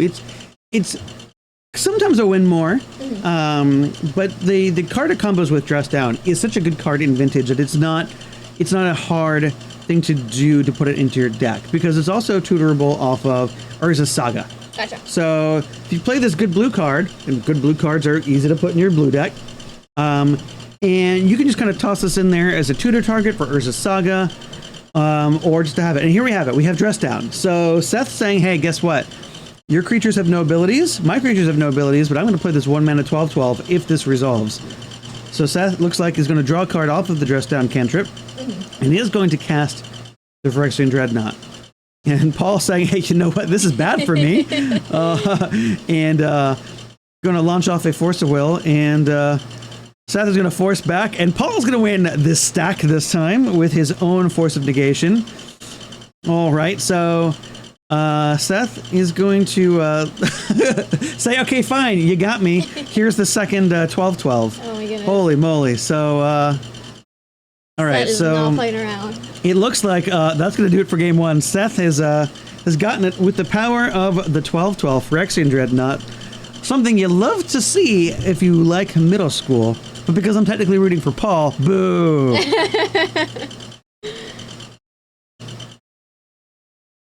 All right. You're rooting for Paul? Well, because you can't root for Paul. You're right, I can't. Yeah. It's too biased. It is. But I want to root for Phyrexian Dreadnought because who doesn't love the 12-12? That was a great play. That was great. So while we've looked at Phyrexian Dreadnought, let's look at Dress Down. Let's pull that up here. All right, so Dress Down. It's a 2-mana enchantment with flash. When it comes into play, draw a card. And its text says creatures lose all abilities. So they just have power and toughness, they have creature type, they have mana cost, they don't have anything else. So that means Phyrexian Dreadnought is a 1-mana 12-12, which is great. Yep. Makes it real easy to win the game. So that is what Seth was able to assemble. Great card in Vintage. Yeah. Turns off a lot of important things, like it will shut off Loris's ability to let you play cards from your graveyard. It does shut off cards like Lavinia that restrict your opponent's ability to play spells. It will turn off the Bowmaster, so you can play your draw spells without any downside. Yeah. It's a very solid card in the format, so it's easy to throw in these 1-mana 12-12s. And they clearly got the job done. They really did, yeah. So they're currently sideboarding. They are sideboarding. So this is where Vintage can get really challenging because, in sort of these blue soup matchups and mirrors, it's kind of difficult to, know what is in your opponent's deck at all times and know kind of what you want to bring. Now, it's not difficult to say, hey, my opponent is on a Loris deck that utilizes the graveyard to get value. Paul definitely saw Seth recast the same card over and over and over again and say, hey, if we can attack the graveyard even a little bit to cause some disruption, maybe that's enough for me to edge out and win the game. So there are a number of different cards within the format that you can play that also interact with your own Loris. Yeah. So does that allow you to interact with your opponent's graveyard? We may see some Soul Guide Lanterns. When it's a 1-mana artifact, when it comes into play, you can remove a card from the graveyard. You can also use its activated ability to remove an entire graveyard from the game. And you can also draw a card off of it. So it's a really good target for Loris. If you don't have a graveyard to target, you can recast it to cantrip a little bit. But it also interacts and gets rid of cards your opposing Loris player may want to replay. It's also a tutable off of Urza Saga, so it's easily something we could see from both players. Yeah. Other similar styles. We saw at a Stu's deck, he had the Black Spellbomb that he cast several times, but it also allows him to remove cards from the graveyard. Right, yeah. So we can see that may just be in their deck, because that's a good card that we've already seen on camera. Any number of things could happen. Yeah. I think the motto for today, at least my motto, is expect the unexpected in Vintage. I'm definitely learning that. Yes. One thing that I do know that is in Paul's deck is he does have some number of Steel Sabotage in the deck, and a Snapcaster, which we've seen to some great effect. Steel Sabotage very good against some of these artifact based decks. We'll pull that up here real quick. Steel Sabotage. So it's a 1-mana blue instant where you can either counter an artifact spell or return an artifact to its owner's hand. So this can be used to counter artifacts on the way down. So stop a Lotus from hitting the field if you don't want your opposing Loris player to utilize that. You can also use it to bounce and remove a construct token from Urza Saga, which is helpful. Yeah. Those are artifacts. Keep yourself alive. A lot of things you can do with this. So that's a spicy one that we've seen a few times out of Paul's deck. It'll be interesting to see kind of what these players bring in. I'm excited to see. Yeah. It's definitely one of the longer matches we've had today on camera. Yes, that was I think that was a long kind of grindy game one. Yeah. You definitely expect to see that the rest of the match. Which is great for us because we get a lot of really cool magic out of it. We get some cool, turns that do some really interesting things that don't end up with the game immediately being over on the first turn. As we saw earlier. Yes.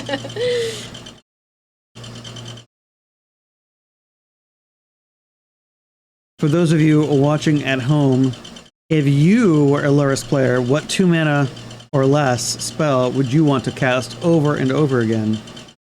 Good or bad? I'll take either. I think what I would want to cast over and over. That would be fun. False Cure. False Cure is a good one. We're going to pull that one up. I'm here with False Cure. That's solid. False Cure. All right. So, False Cure. 2 mana instant. Well, that's not quite the same thing. False Cure, you can't cast that with Lurrus, but I would cast it if I could. Until end of turn, whenever a player gains life, that player loses 2 life for each 1 life he or she gained. So basically, turns off gaining life for the turn. You lose life instead. There's some very fun things to do with that. Kavu Predator. All right, we're gonna look up Kavu Predator. Kavu Predator. Okay. The counterpart to False Cure. All right. So Kavu Predator. When an opponent gains life, they may that many 1/1 counters on Kavu Predator. So what does this do? There's a theme here, and the theme here is False Cure, Kavu Predator, and things like Invigorate, I believe, is what we're looking for. So Invigorate. If you control a forest, rather than play the spell's mana cost, you may have an opponent gain 3 life. So your opponent gains 3 life. That turns into 3 counters on your Kavu Predator. Then it gets +4/+4. Big power boost. And if you've got False Cure, then your opponent is losing that 3 life instead of gaining it. Yeah. And they take a lot of damage. So love the shout out. Definitely, that is a middle school deck that you can play should you want to. But our players here are playing Vintage, and it looks like Paul is on a fun start where we are on, let's see, we did get Wastelanded, it appears we have Wastelanded, but we have cast a Soul Ring, we have used an Island Cycling with our Lorien Revealed. It looks like we had a Mishra's Bauble in the graveyard as well. So that was all turn 1, right? That looks like turn 1, maybe turn 2 if we Wastelanded effectively. We've time walked our opponents and by just jockeying with these lands. So Seth will follow up with Tundra and pass, and it looks like Paul will untap, draw his card, and we'll see what it is he wants to follow up with. Lotus is a good start with his Lurrus. So it looks like we put Lurrus into the hand, and we're going to cast this Lurrus. We're very likely going to recast. It looks like we want to recast the Bauble to draw some cards. And with Mishra's Bauble on the stack, it looks like Seth is going to respond with a Sword to Plowshare. So Seth already removing Paul's Lurrus from the game is a big step in Seth's favor if he can go ahead and get some resources here to kind of capitalize. Paul will draw his extra card off of the Bauble, and we'll get a chance to see what Seth has to follow up.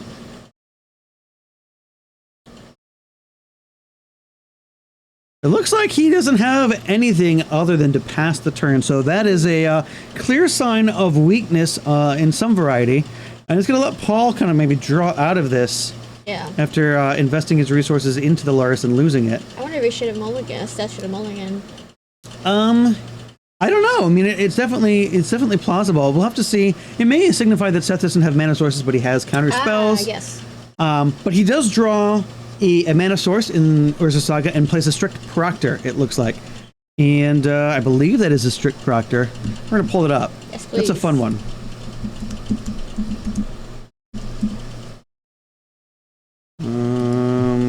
We want to find the right card. Strict Proctor. Okay, so Strict Proctor. It is a 2-mana 1/3 with flying. Whenever a permanent entering the battlefield causes a triggered ability to trigger, counter that ability unless they play 2.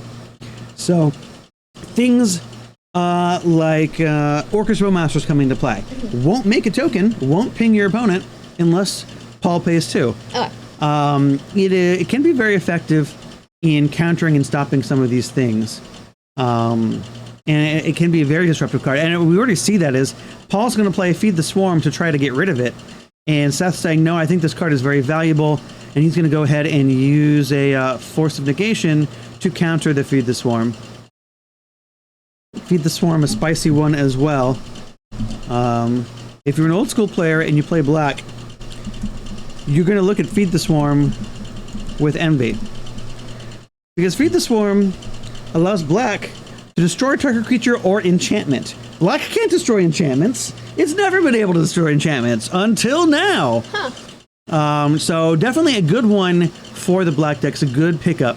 Did you say this is also old school or? It is not old You said school. middle school, right? So this card is not even illegal in middle school. Oh. But if you're an old school player, you wish it was. Oh yeah, that's what, I wish this was legal Yeah, I in was gonna old say, school. why haven't I heard of this card?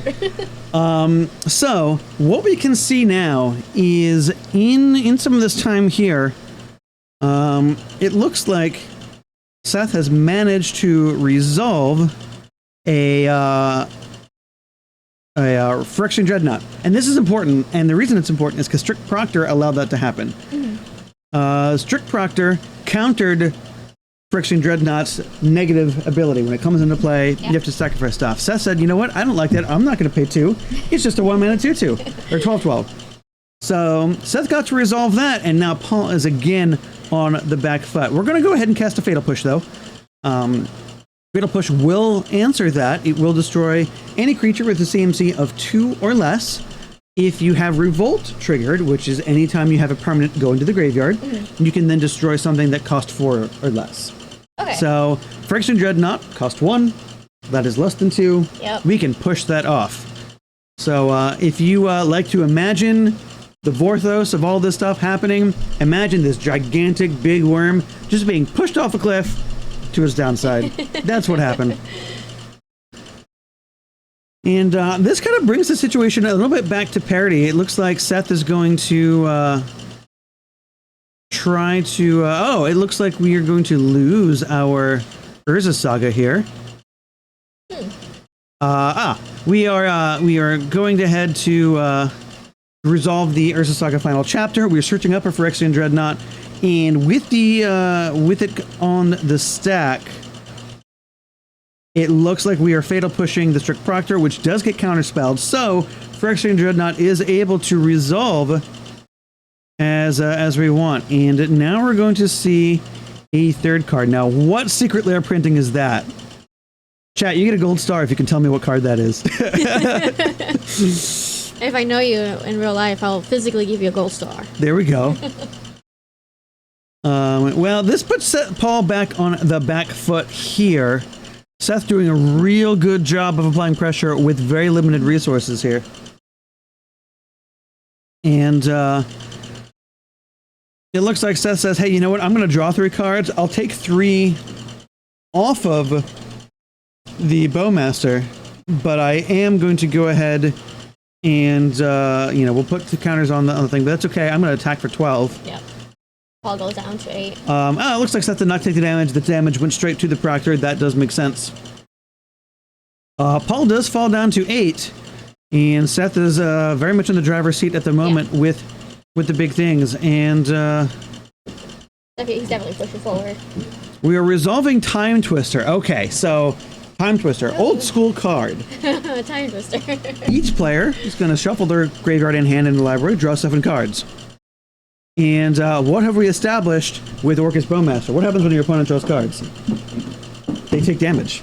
You're asking me, you're putting me on the spot. I am putting you on the spot, this is true. So, Seth is going to draw 7 cards, which means Orcust Bowmaster is going to deal a point of damage for each card Seth draws. Right. That's going to be 7 points of damage. We're also going to put 7 counters on this Orc army, which can attack now because there is nothing defending Seth. So if we take a look, we can see this Orc army has 11 power. Yeah. Orcust Bowmaster has 1 power. That makes 12. Seth is at 13. So 12 is still less than 13, but we're not that far short. So Seth is at a very precarious position. If we can find a way to make him draw another card, and he doesn't have a way to deal with this token, then the game may be open. That looks like, I don't know, it looks like it might be a proxy of something. I cannot tell. But clearly it removed the Dreadnought. Yeah. And we're going to attack for 12 here. And Seth is going, and that'll do it. That is it. All right, that will be the end of that. All right, so Paul's going to get this game. We're going to go to game 3. That was exciting. We always love the dream of Time Twister and Orcish Bowmaster. Make your opponent draw a bunch of cards and punish them for it. Yeah. The most equivalent thing you can do in old school would be to have Underworld Dreams in play. Gotcha. And Time Twister or like Wheel of Fortune to make your opponent draw 7 cards, and they're going to take 7 damage off the off the Underworld Dreams. Yes. Same concept. Only in this case, your Underworld Dreams gets to attack. Okay. Yes. Very similar concept. I know. Yes. Definitely learning a lot today. Well, that was exciting. I've wanted to see that, on stream for quite a while. The Time Twister Bowmaster. Yeah. And certainly exciting, giving us a good game 3, and kind of as we expected, right? These games are going to kind of go long, and they are going to go the distance. Yeah. Pretty exciting things. We'll see if we can finish game 3 without going to time. Not exactly sure how much time is on the clock in this moment, but we can find out and make sure our players are aware. Our players do have a little bit of extra time as they are on stream, and their stream match did start a little bit after the round started, so we will make sure to give them the time that they need should that happen. But this is good. We got a good match. Yeah, I think so. 2 Grindy Lurrus decks. We'll kind of see. So, this is nice because we've seen Seth's deck can come out swinging with some very explosive, Dreadnoughts, which can close the game very quickly. But Paul's deck does appear to have the ability to close games quickly too, with the combo of Bowmaster and Time Twister style effects. So it's good to kind of know that just if Seth does resolve more Dreadnoughts in the future, Paul's not just immediately in the spot of having to answer it or lose.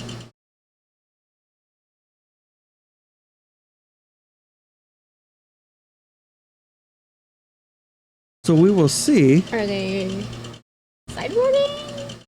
They may be sideboarding. They may be asking a question. Yeah, I think sideboarding just off camera. Okay, that makes sense. Which makes sense.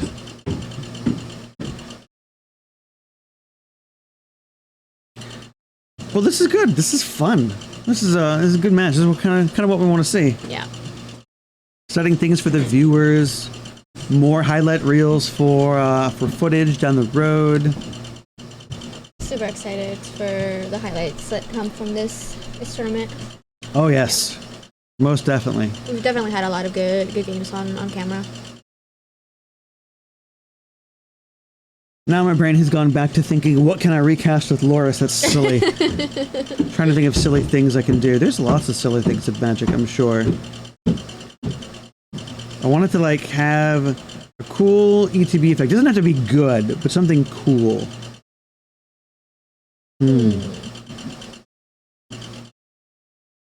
Now my brain just said, oh, what if I could just recast Boo from Minx and Boo over and over again? Just get my hamster token every turn. And it's well, can't do that with Lurrus, but I can do that with other things.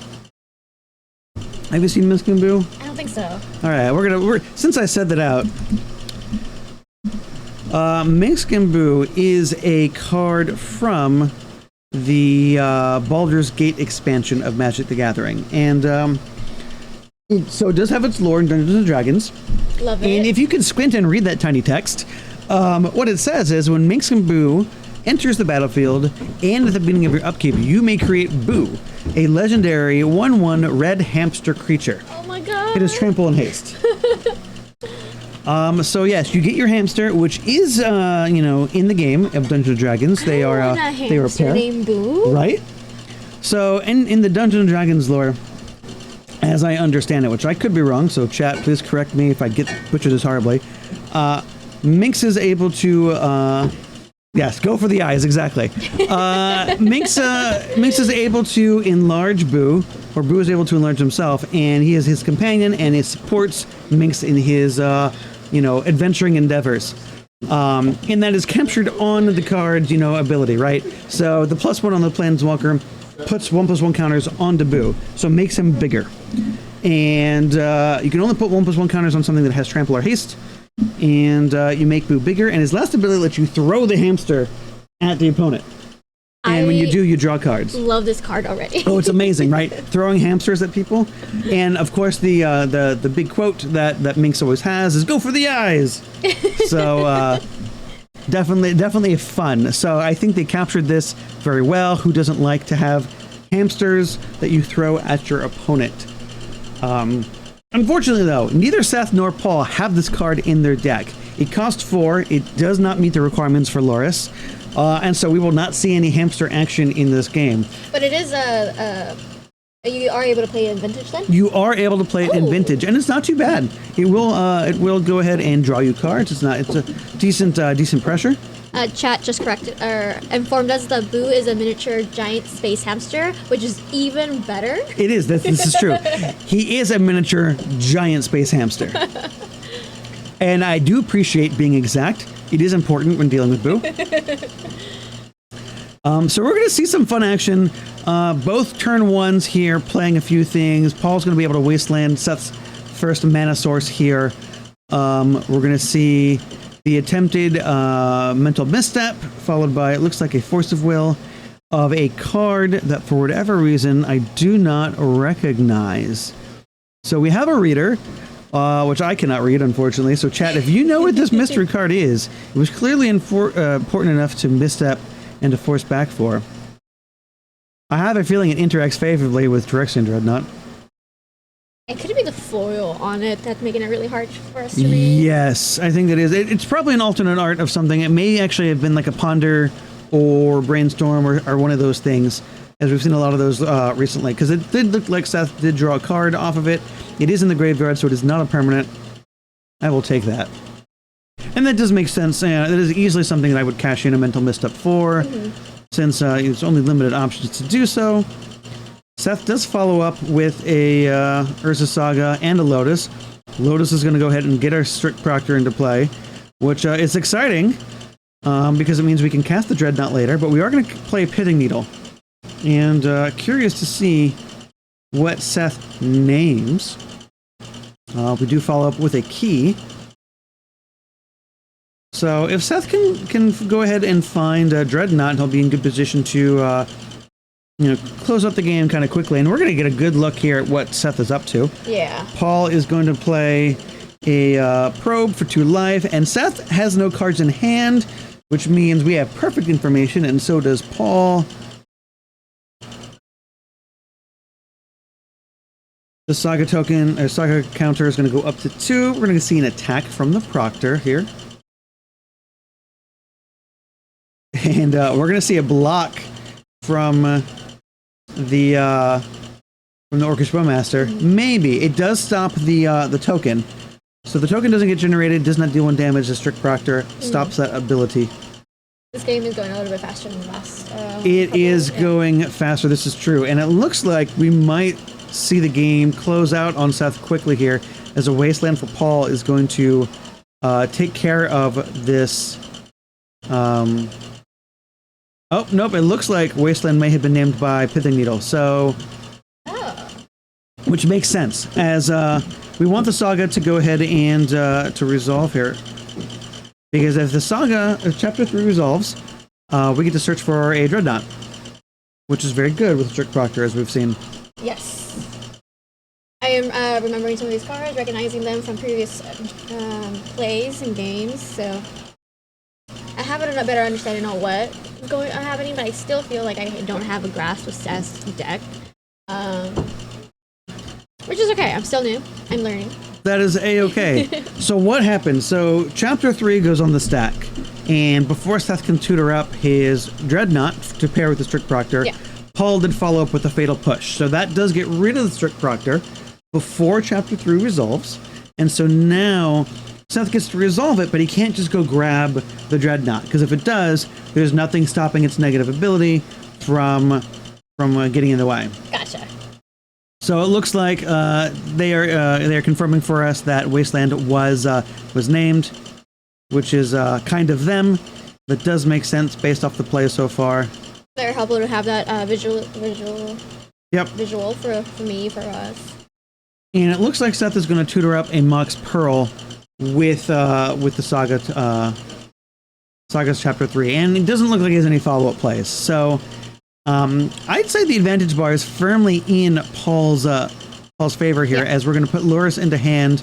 We follow up also with a Saga, and we're going to just continue whittling down Seth's life total with the Orcish Bowmasters here. So Seth is going to have to find a number of ways here to get some mana sources and play some spells here before he loses to just kind of the closing vice grip of Paul's advantage.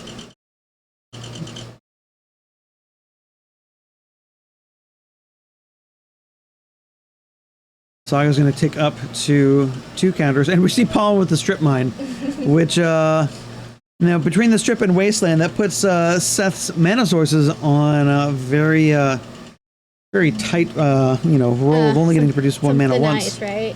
Yep. So Paul is threatening to make more construct tokens. It looks like that's what he's doing on the pass back, represented by these beautiful Pegasi tokens. We'll go ahead and make another construct token with Chapter 3 on the stack, it appears. And all Seth can really do here in this position is just watch. And it looks like the strength of his hand was kept on being able to force to will a target and to get a Proctor and the Urza Saga to completion to get his 12-12. Didn't work out for Seth, and he doesn't have much more else to follow up with here. And that may be all she wrote. Expect the unexpected. And I mean, we have a key in play and a mana source. So if we can find more mana and Time Vault, that may be all we need too. So it's easy to think that one could be in Seth's deck here. Yeah. We're gonna go ahead and look at the card. We don't get a glimpse, and only Paul knows. We're gonna cast this Loris and very likely recast the Bauble here. Ooh, Seth does have a Force of Will pitching a Time Walk, so Loris will not resolve. Seth will draw this card. And he's at 9, and he's facing down, let's see, we have 1, 2, 3, 4 artifacts, so there is 9 damage on the table. So this is it. This is the ultimate turn. What do we got? We have a Sword of Plowshares. Okay. That's it. That buys Seth another turn. We'll get rid of a token. That art for that one. That is Ice Age. So it was reprinted in Ice Age. You don't see it very often in Old School because Old School likes to play with the original arts. Very, very specific art, yeah. So, but it's definitely a beauty. Good way to get a black bordered, Sword of Plowshares. Oh, I didn't even realize it was black bordered. Yep. Paul's going to go ahead and crack in for 4 and drop Seth down to 5, which is great because it means he's theoretically got another turn. Yep. Unless Paul can put another artifact in play.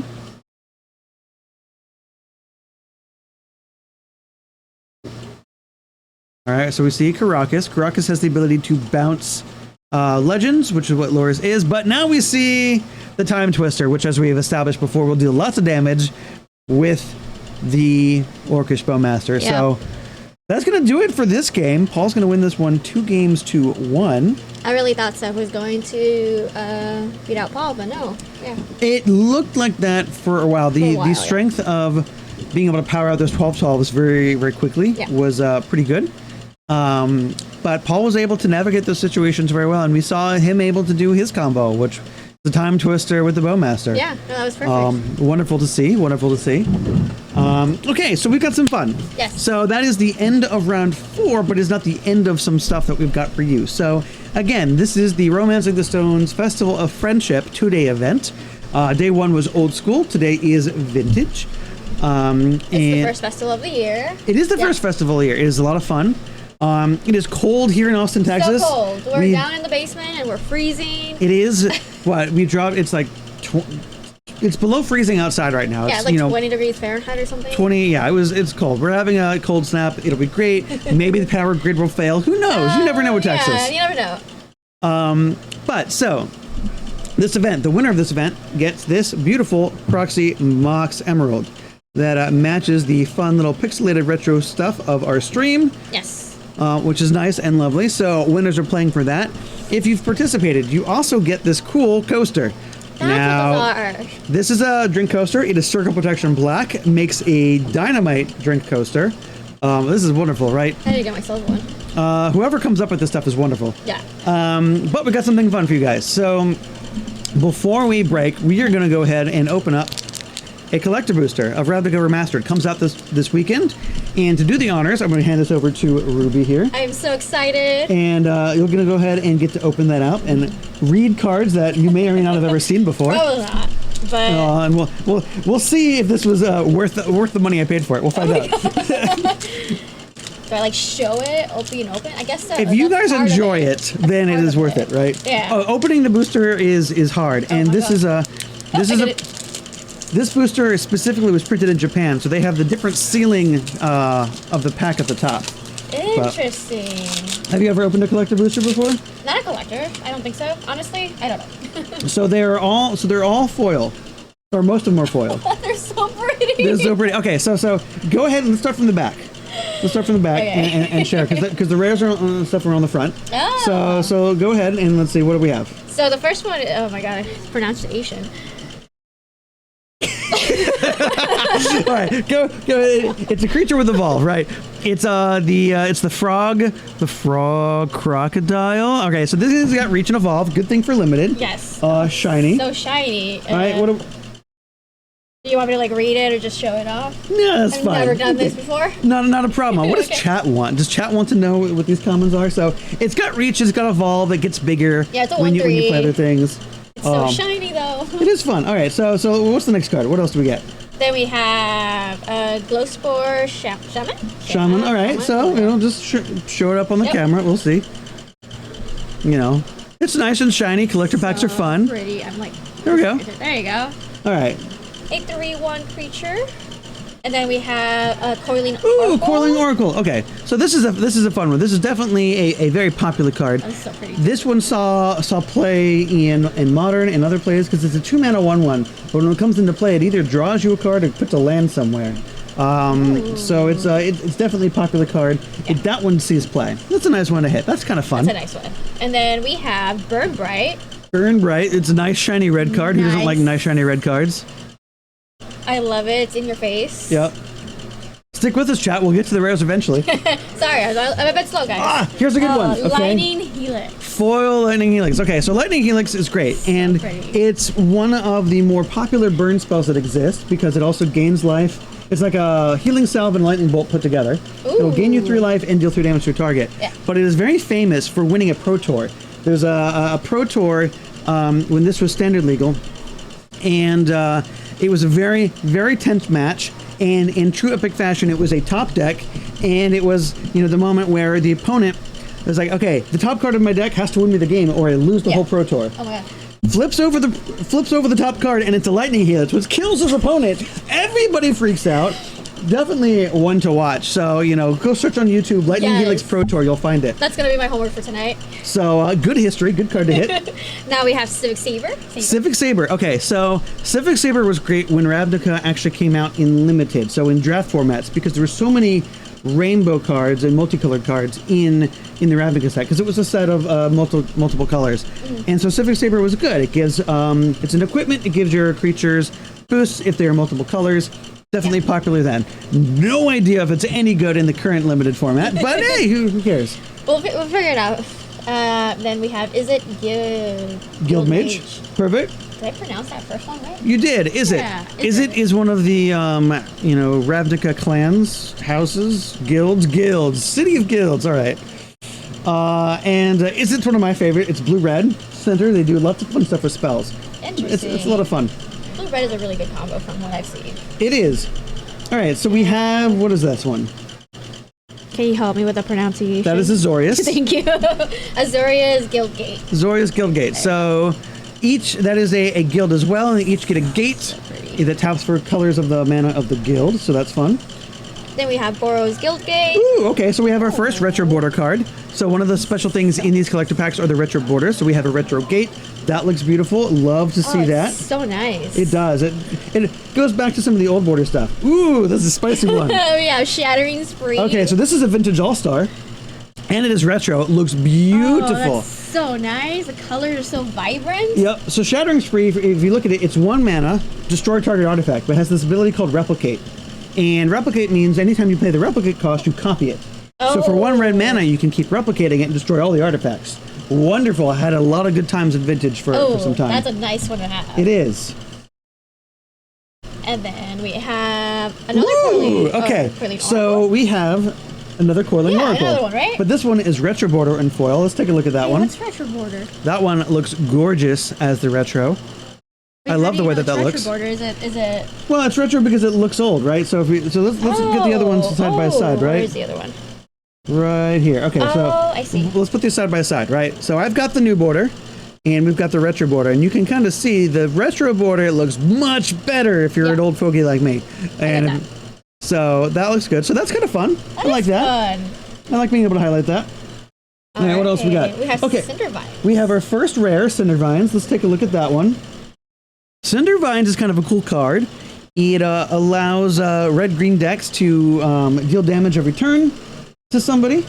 Whenever opponent, cast a non-creature spell, Cinder Vines deals 1 damage to that player. So it punishes players for playing lots of things, and you can utilize it to blow up an artifact or an enchantment, which is kind of useful. Yeah. It's a fun card. And then now we have a Bottled Cloister. Okay, so that's a C. Okay. we're gonna pull that one up because that one's got a lot of text. There we go. All right, so This is the Bottled Cloister. At the beginning of each opponent's upkeep, remove your hand from the game face down. So each opponent, when it's your opponent's turn, your hand goes away. At the beginning of your upkeep, return all cards removed from the game, and you draw a card. So you don't have a hand on your opponent's turn, but you get to draw an extra card on your turn. Yeah. So it's really good with Ensnaring Bridge. Yeah. Because your opponent can attack you, because you have no cards in hand. Yeah. And then on your turn, you get your cards back, you draw a card, you can attack. A lot of fun to do that. That's a good one. That's a good artifact to have. And What else we got? Okay. Raid. Ooh, okay. So we have one of these special treatments. We have the anime art Planeswalker Domri Raid. So this was a very popular Planeswalker at the time. And very solid, very good Planeswalker. Cool art treatment. Kind of that special art for those people who enjoy the anime art. I was about to comment on that. It looks very anime-like. It is, yep. That is something that they have done in the set specifically for that. And it looks like we got to our last card, which is, ooh, gorgeous. All right. Blazing Archon? The Blazing Archon. So this is a staple, or an old staple in some of the Reanimator decks. Oh my god. So it looks beautiful. So pretty. It looks gorgeous. When it is in play, creatures cannot attack. Can't attack you. So you can attack with this. It has flying, so you can attack over your opponent. Your opponent can't attack you. The 5/6. Reanimator used to play this because they could shoot it out turn 1 or turn 2. Yeah. And then your opponent can't attack you. Very hard to lose if your opponent can't attack you. Most cases. So that was fun. All right. So what's our token? And our token is a Bird Illusion. It's a Bird Illusion. Okay. On one side. What's on the other side? Oh yeah, I forgot about Dual face token. Goblin. A Goblin token. All right. out Love the pretty. Goblin token. So That's different. awesome. Excellent. Well, that was our Ravnica Remastered pack. That was a lot of fun. That was fun. Chat asking who is the 3-0. So the 3-0, I knew this, and now I've forgotten. So we're going to have to give you that information back when we return back for round 5. We'll go ahead and grab some standings here and make sure we get standings before we kick off round 5 for you guys. But that's going to do it for the moment. We're going to go ahead and check in and see where we are with the rest of the round, see how much time we have left, and go ahead and bring you more Magic. We've got one more round going, round 5, before we cut to our top 8, and bring you 3 more rounds of Magic. So definitely stay tuned, and we'll go ahead and bring you more Magic as soon as we can. I'll see you soon. Yeah, like that. We just got in for one. Perfect. So Luke, now's the time, Luke. If we have Wrath, it is time to play Wrath. You know, And it can't be Humility. It's got to be Got to be Wrath. White Source Wrath, right? I mean, We got White Source. Well, we just drew like a whole bunch of extra cards, so we could have bricked, but White Source Wrath is what we're looking for. has he played? Even Has though he played the Wrath already? No, there hasn't been a Wrath. And there's been a bizarre dearth of White Sources. I'm suspecting that White Source that a Wrath is in hand, but not a White Source, based on these hand gestures. Right. Yeah, we don't even have any other land. Ooh. Oh, that's Okay. Well, if we don't have land, we've got to have counterspell for this Acolyte. We're gonna rumble in with some guys, some elves. We're gonna bounce the Acolyte, and then we're gonna counterspell the Acolyte on the way down. all right. I am gonna have to find some headphones because my headphones died. So Okay. well, one of my headphones died. I guess I can ride out this one for a little while. Okay. So more Acolytes. Yeah, the elf deck is just squeaking out incremental advantages here. And yeah, we're spinning our wheels. We said, it didn't look like the Armageddon made a big difference, but now we're just like not making land drops and falling further and further behind. I don't know what that is. I think that's Hive Master. I think it makes a 1/1 whenever you play an elf. Okay. Well, we can definitely play a lot of elves. Not sure about So that. we're not playing counterspells. We're not playing plows. Maybe Luke's hand is just like all like double white spells, and we just like can't get anything going on. We're gonna rumble in to make it to where if there's a Fact or Fiction lurking in the works, we can't just can't just like fire that off. So this is really tough. Okay, plow. Yeah. So we got to get one of these symbiotes out of here. That's an Elvish champion. It's not a. Oh, okay. Yeah, I don't recognize this art at all. Okay, well, the Elvish champion has got to get out of here. Well, he just gets bounced. Now we're gonna block. If a symbiote attacked, I think we block the. I would block the symbiote that hasn't activated yet. That would have been. It's really tight on the life here, but yeah, that might have been what I would have wanted to do. I'm not sure. So we'd have taken one more damage and been at 2.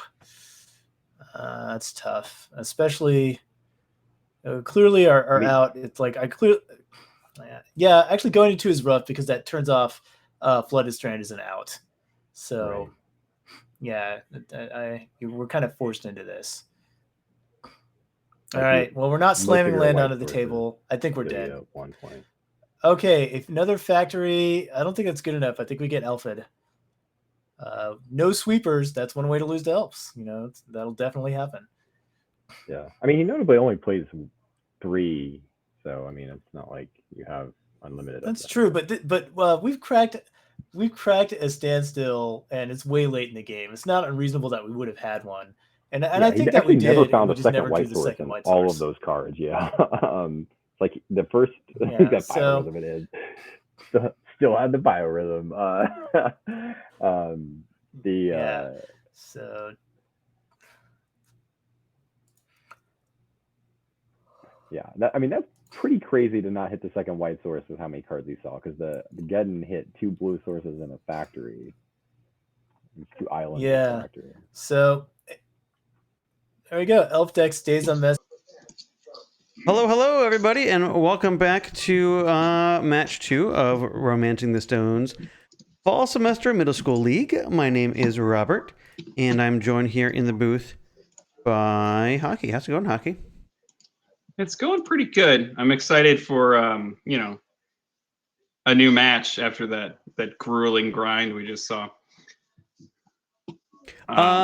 Yes. So if you were here for the last match, you saw goblins get prisoned out very quickly by a number of different enchantments. And this matchup should be very different than that. As Hockey mentioned earlier, we have a deck full of blue cards versus a deck full of white cards. So we'll see what happens here. One of these is Stifle Nut. Stifle Nut does have the ability to win quickly. But the other Mono deck blue has too. Hmm? Mono blue Stifle Nut. Mono blue Stifle Nut. Is Yes. Interesting. Yes. Kind of a more classic build, I would say. He is packing some Sea Drakes as well, which is not a card to be tried. He is packing Sea Drakes. Well, we have definitely seen Sea Drake be a powerhouse in this league before. Previous leagues to 2 top 8s, piloted by Andrew. But Philip I is think going it's gonna be interesting. Yeah, I think so. It looks like Philip is going to be missing land drops here. We do not have live totals this round due to some technical limitations by our players. Guys, so you we're going to do our can't keep best to keep track of them. A one-lander in middle school. You can't. No, not even with red. I don't even think you can.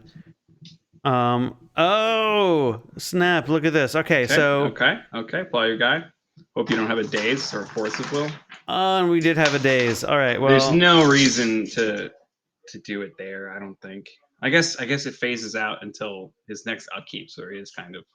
if we draw a land here, though, how bad will that feel?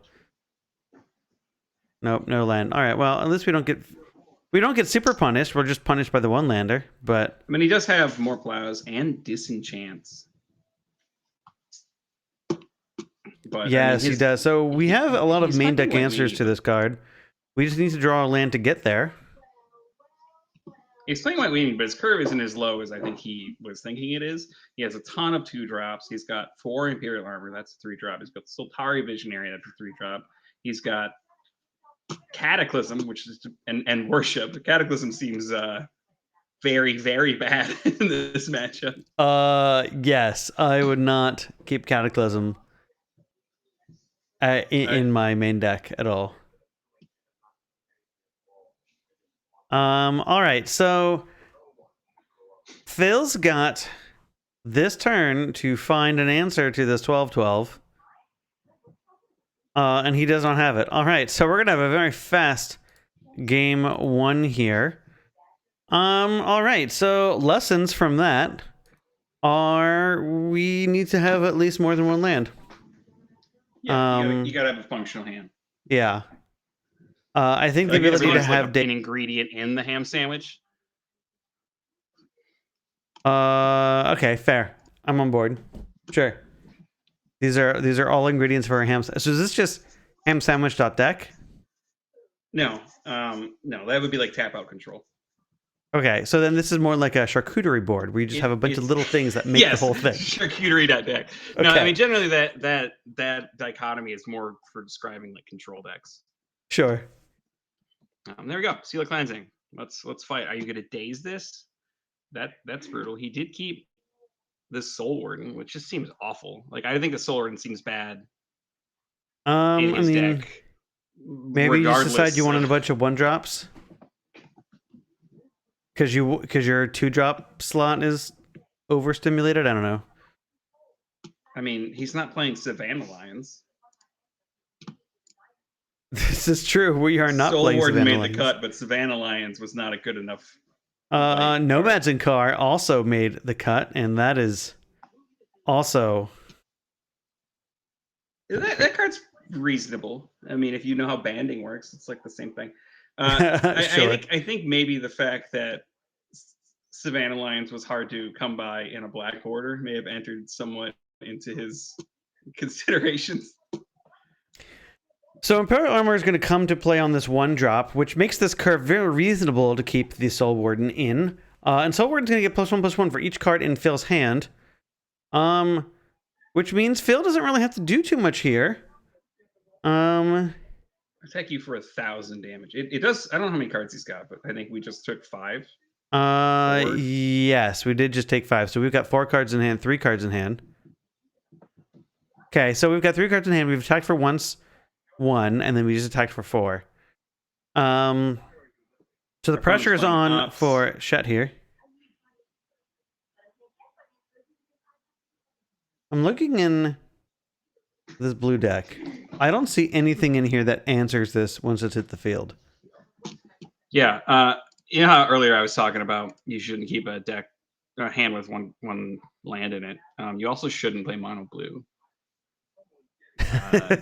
in any format at any point in history. It used to be mono blue control used to be the shit. Good.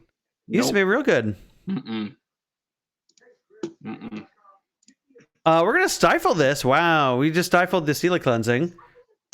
I'm not sure he wins the race at this point, though. Like, attack you for 5. Oh, no, this guy doesn't have shadow. No, he doesn't have shadow. Oh my god! But we have Sword to Plowshares. Oh, it's plow. It's plow. I was like, I thought he spirit linked his own guy. I'm like, no.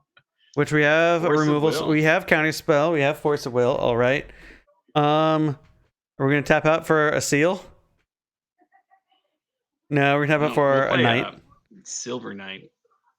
All this just shrinks the Soul Warden. We've got one card in hand. We do gain a life, so there's that. If we've gained 2 life off of Soul Warden, so if It's we not could gain, nothing. Like, we can gain if 3 can more, gain- then we yeah. have to attack 3 times. Like, that's not nothing. It does have trample. It does. Man, and what if it didn't have trample? Oh, Then we well- wouldn't have to put up with these stupid decks that people keep putting. No, then I don't know if it would even be playable. All right, so we're gonna block. It looks like. No, we're gonna learn it has trample. Well, that's fine. We're at Maybe- 12. All we need to do is play another creature, and we still have like an extra turn. So we have some live draws, right? We have either removal spell or creature buys us a turn. Okay, that's gonna buy us a turn. That'll bring us to 13. Oh my god, if these stupid Soul Wardens win this game. Oh, look at that kid, 2 life. I mean, we're not gaining another 10 life, so I don't think the additional life from the second Ooh, Soul Warden matter. I mean, here. we forgot to attack before we played that, so we just. I missed 2 know, damage. and that's the dagger. You That is guys. the real dagger.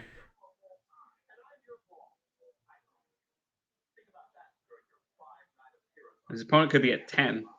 There could be a chance at winning, but no. Trigger. Where is Nor Noiri? Yep, no kidding. I think All right, missing that 2 damage is costing this our game. match 2 may be over real quickly here. Let's see if we can. We're going to attack to attack beforehand. We're everyone. not interested in blocking. This is true. Right, exactly 12. Now look at Chet. Chet's hand has had an answer for 3 removal spells. So. Oh my god, why didn't you cast it on your turn? On your upkeep? On his upkeep? We're gonna tap out and show we have 2 planes. That's gonna do it real fast. Chet's gonna win this one 2-0 in very quick fashion, but game 2 was much closer than game 1. It could have very easily gone Phil's All of these way. Fetch lands, or I'm sure there were times it was probably like, yeah, I don't need this dual land. Who cares about that? Back in the day, Yep. the pain is very real. Yeah. Chat's also noting that there's apparently a couple of other sets like 5th, 6th, things like that some of these have been printed in. So good to know. Yes, yeah, the eternal Kyle Wells, right? Like it's like, yes, never sell. And trust me, as an older, wiser, let's just say older person, I am aware of that wisdom. Young me was like the very sweet whatever card that I just bought or traded for, probably like a Jessica Warrior Adept, would feel different about that. So we've got a Meddling Mage. I'm curious to see what this names. Greg saw quite a lot of what Andrew was doing the first game. I think I just name. So you can name Dream Halls, but then Andrew can show and tell in it. Now Greg never saw show and tell, so maybe if he's not, keen on the format, he doesn't, maybe it's not on the radar. Or you name show and tell, thinking it's harder to cast Dream Halls. Or you just name Brain Freeze and hope that there's no way to, bounce things in the 75. Now, there are 2 Cunning Wishes in the 75 here, so theoretically there is a card.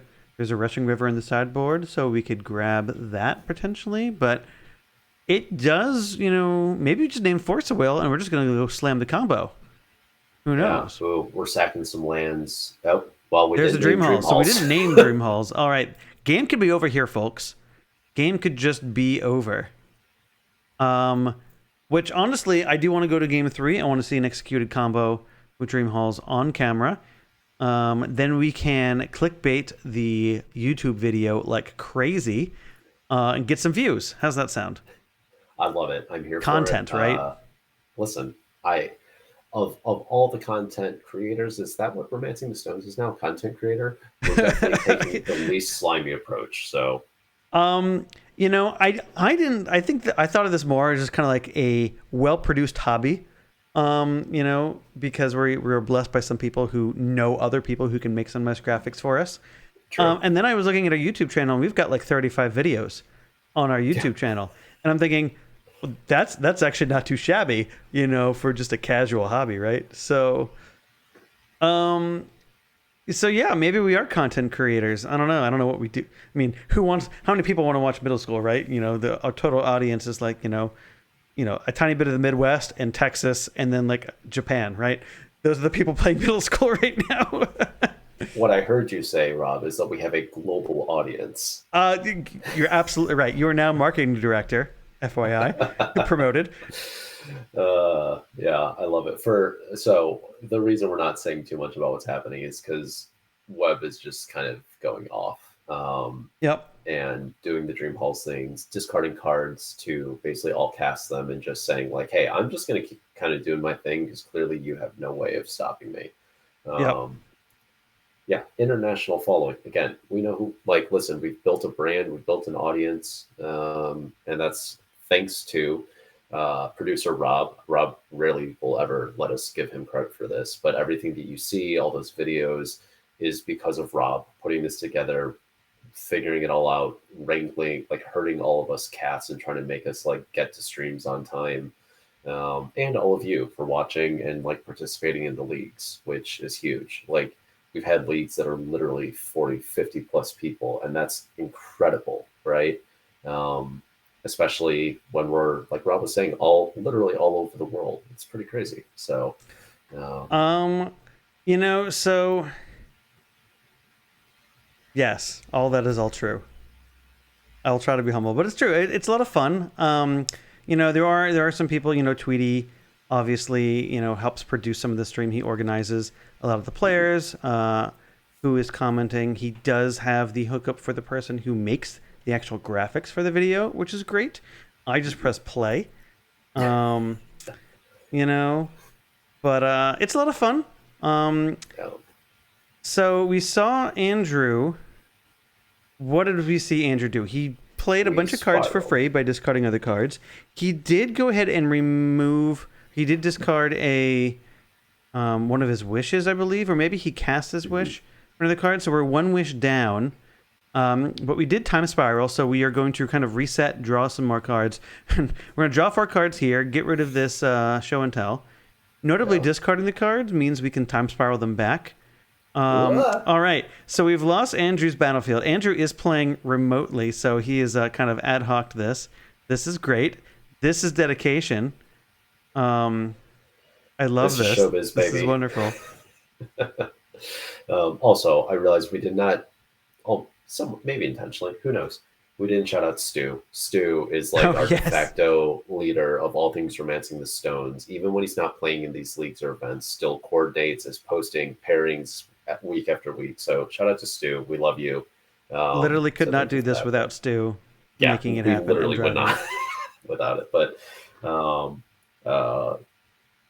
yeah, I'd be a washed up content creator wannabe without Stu. That's for sure. Listen, well, who would we be were not for the great man that Stu is? But yeah, so Webb has spiraled. We're drawing more cards, and we're casting and drawing more cards. It really is just at this point of like, how are we winning the game? To your point, if Greg did name something like Brain Freeze or something like that, it's like, well, we need to get that Rushing River. Yep. Then we need to find the Brain Freeze, which, I mean, you're drawing enough cards. Yeah, right? I think finding Brain Freeze and our last Cunning Wish isn't, it's not trivial, but it's not hard with all these draw 4s. And, especially Time Spiral gets us a whole bunch of, new stuff. Storm Count is high, I think. Let's see. What else do we have? I think that we're just, there's a potential for Andrew to brick. We could draw 4 lands. Our 7 could have been bad. It is possible. And if Greg can untap, maybe he gets to cast a Disenchant or something. Dream Halls does, is global, so it does affect both players. Greg doesn't have any instant speed stuff to cast, so it doesn't really help him.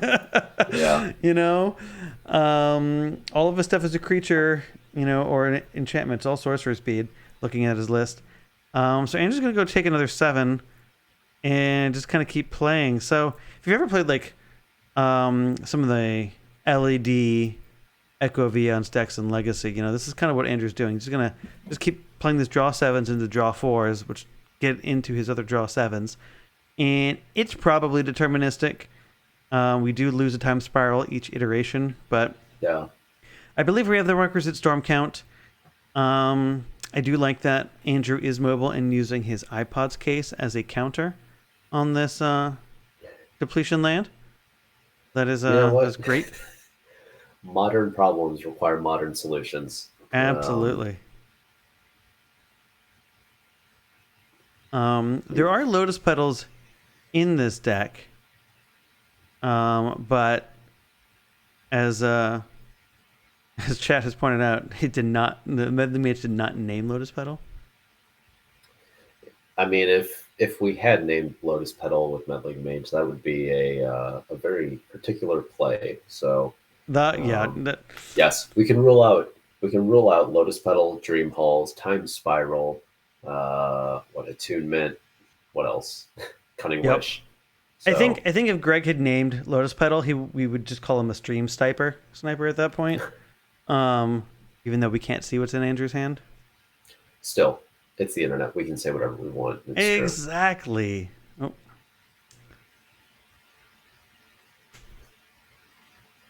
So Andrew's going to continue taking game actions.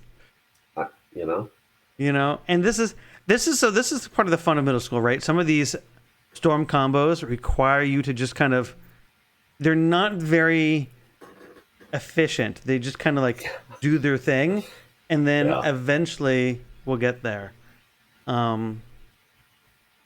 Which is what we're seeing, but free spells are still free spells. Meditate. Okay, so now there's some real stakes. If Andrew does whiff, he's going to skip his next turn and draw 4 cards. So I'm not sure how many meditates have been cast. I believe that might be the first one, but it does mean that if Andrew does whiff, Greg's going to get not 1 but 2 turns to find an answer and disrupt Andrew here. Yeah. Which is conceivable. We have at least 3 different answers in the board. We have a Monk Realist and 2 Sealy Cleansings. Hello, everybody. Round 5 is going to be starting here shortly. We just got pairings. We're setting up our feature match, and we will be back here momentarily. So stick around, and we'll bring you round 5 here in a second.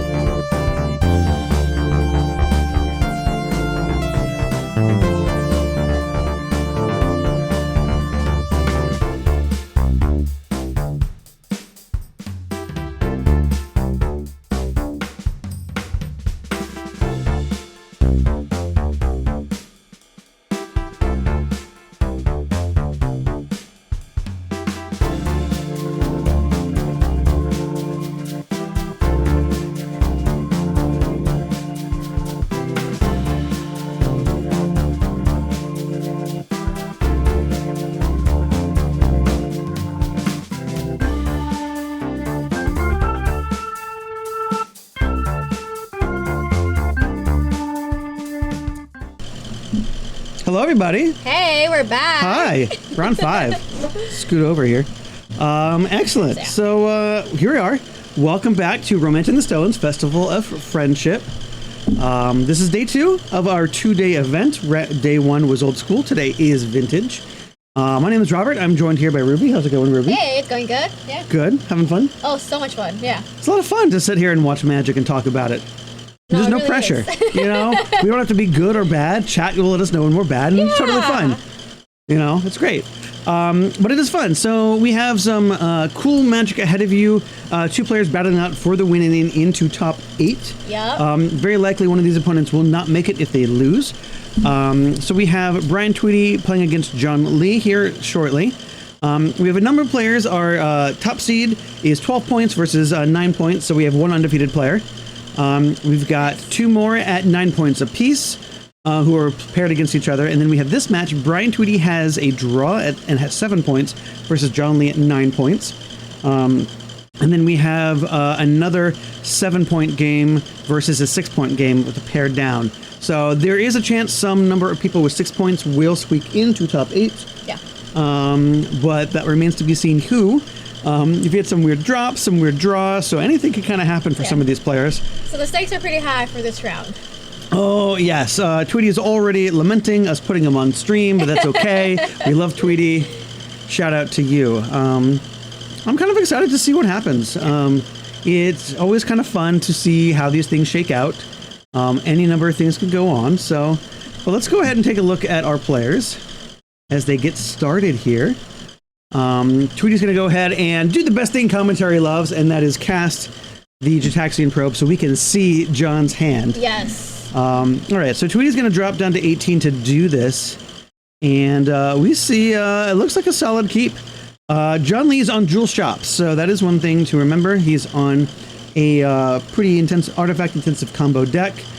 Tweety is on a kind of blue-white control-y Lurist pile.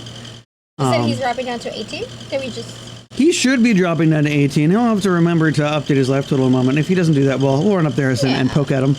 There he goes. John's keeping him honest. There we go. So we can see it looks like Force of Will, Tinker, a Proxied card. We'll find out what that is. A Mox Pearl, another card that is a proxy, and then a Urza Saga and a Mystic Forge. So as you see, there are proxies. This is a proxy-friendly event. Both our old school and our vintage event is proxy-friendly. So if you're local, don't be shy. Come to our events. Absolutely. Please come play. That's all that we care about is for you to come out and play. Everything else after that is extra. So it looks like a pretty solid hand, especially depending on what those two unknown cards are. I'm sure Tweety is fully aware what they are. That appears to be let's see, what is that? Let's see, we paid 2 life. What do we pay 2 life for? To tap that. Oh, that must be like an Ancient Tomb. That's exactly what that is. That should be an Ancient Tomb. So we're playing the Ancient Tomb, and we're going to cast something that costs mana, and it looks like a Mox Pearl. Tweety is going to get to untap here. So let's talk about what Jewel Shops is. We've seen Tweety's deck. It's kind of a value control-oriented deck. Jewel Shops is a combo deck that is artifact-heavy. And what Wanda wants to do is it's called Jewel Shops because of 2 cards. It's playing Mishra's Workshop, which is a vintage staple, also an old school. We love it. Yes. And it's also playing the Coveted Jewel, which is a 6-mana artifact that when it comes into play, you draw 3 cards. Okay. It can also tap for 3 colors of any mana. We have seen this in play already, right? I don't know if we've seen this in play today, but it's something that has been on our stream before. Okay. Definitely was at our Invitational. Certainly something that has been popular in Vintage a lot lately. But what we do is we cast this card, draw 3 cards, immediately tap for 3 mana, so it costs 6, but we get a rebate of 3, so we can tap for 3 immediately.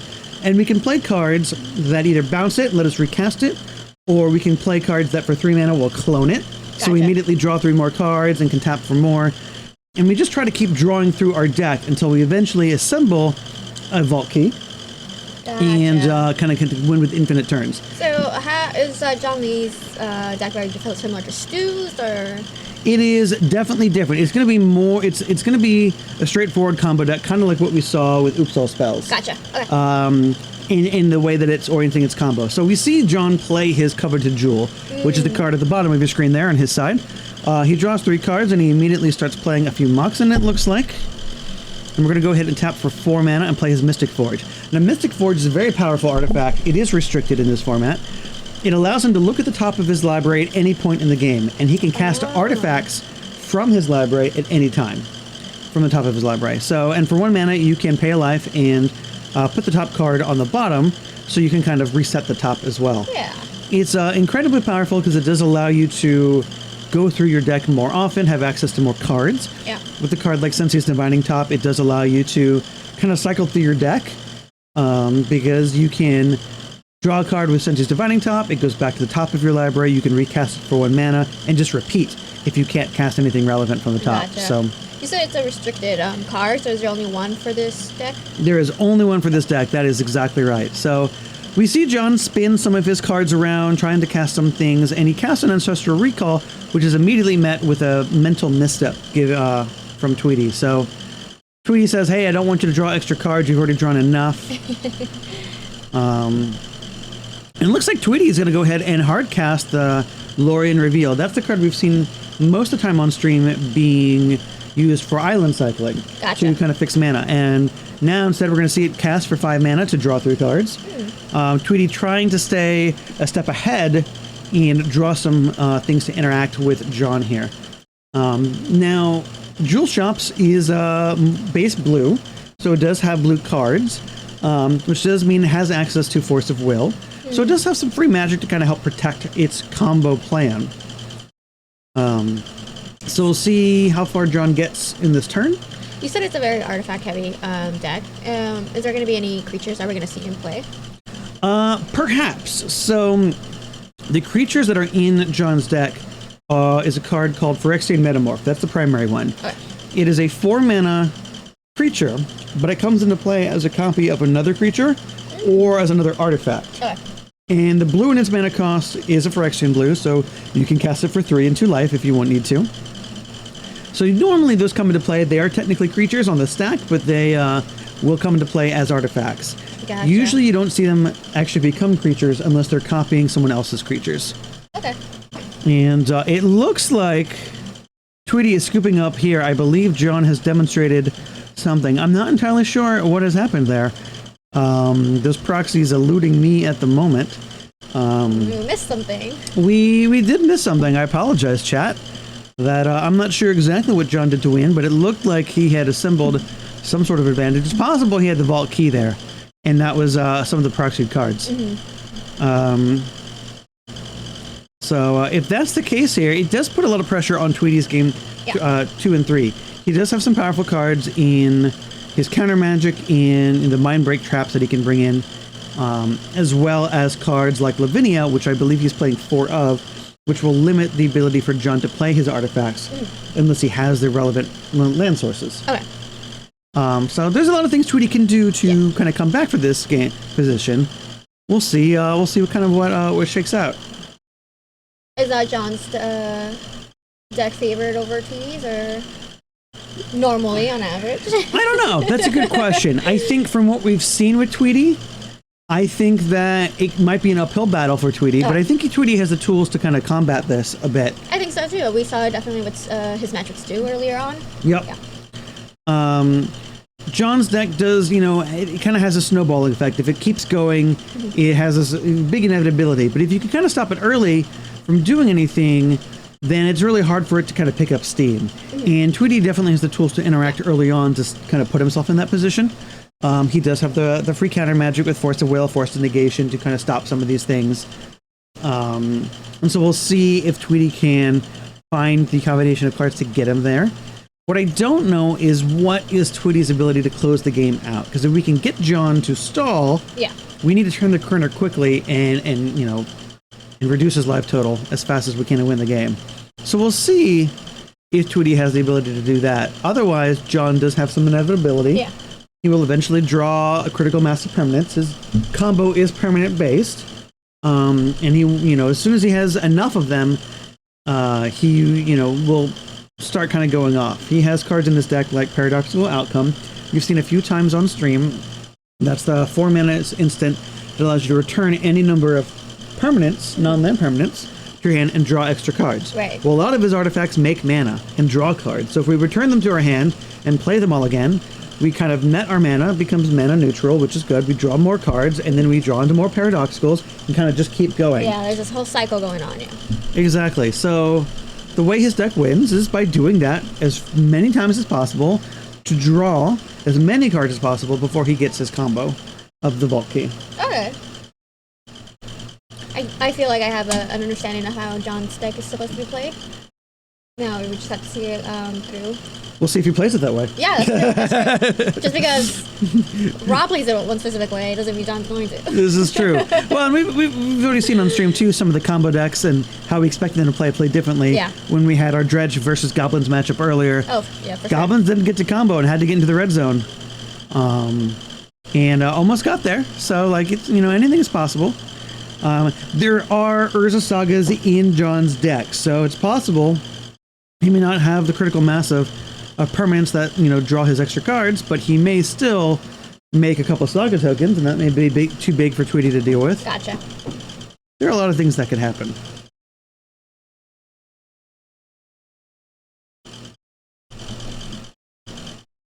So I will correct myself right now. As the player on the left, his record is actually 2-1-1, not 3-1. So we're, oh my gosh, if I could type, there we go. Fix that. Free to get a pass. I'm surprised no one called me on that one. I don't know when he drew. I don't know which round he drew in. Gotcha. But I do know that the winner of this match does secure a spot in our top 8. And it's possible too that even if John loses, he might squeak in at 8th place. We'll see. Tiebreakers get a little weird at this point. Lavinia is Tweety's most important card. Absolutely 100%. And I do know Tweety is playing 4 in his deck. And I know that because he borrowed the 4th one from me today when he realized he couldn't play Teferi Time Raveler in his Loros deck. So he's playing 4, which is good for him. So if he can get there and protect it, that's going to help him considerably because it means a lot of the bigger artifacts that John needs to play are going to require quite a few lands in play for him to cast them if Lavinia's in play. So Jewel, the coveted Jewel costs 6. With Lavinia out, he needs 6 lands in play. That means 6 actual turns need to pass, and he doesn't have that many lands in the deck to get there. Paradoxical Outcome would require 4 lands in play. It would mean that John's counterspells were turned off. All the Moxen get turned off, so he can't bounce them to his hand and play them again. So Tweety certainly has the tools to win this match. And I'm hoping we at least see them here in Game 2. Yeah. I hope so too.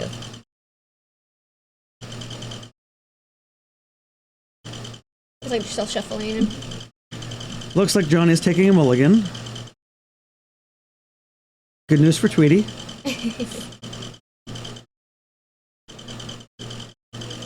At the moment, I'm rooting for Tweety because I'm rooting for Game 3. That is what I'm rooting for. I would like to see Tweety play it out as well.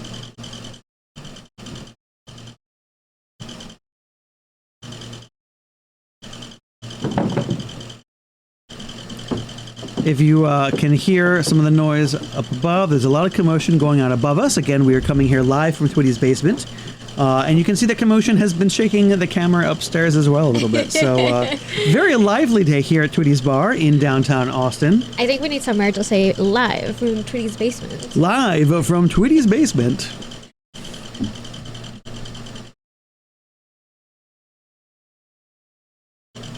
And it looks like we might be taking another mulligan here. So one of the things that you do see happen often with some of these kind of all-in combo decks is they do tend to mulligan more often. We've kind of had a strange day where the Dredge deck didn't have to mulligan once for Bazaar. The Goblin combo deck didn't really need to mulligan. That's true, yeah. We did see maybe a mulligan out of the Oops All Spells deck, but I'm gonna Tweety go pointing something out. Now I want to know. Yeah, I'll be right back. I'm so curious. We're gonna go put a reporter in the field, find out what Tweety's trying to tell us on camera.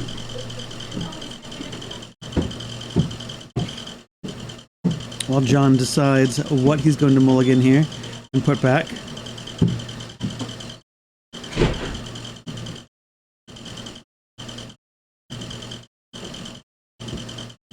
All right, so we are going to start off by helping us out to see what is on camera. It looks like we got Force of Will, a Phyrexian Metamorph, a One Ring, a Mox Emerald, and an unknown proxied card. One Ring, a very popular card in this deck. Very powerful.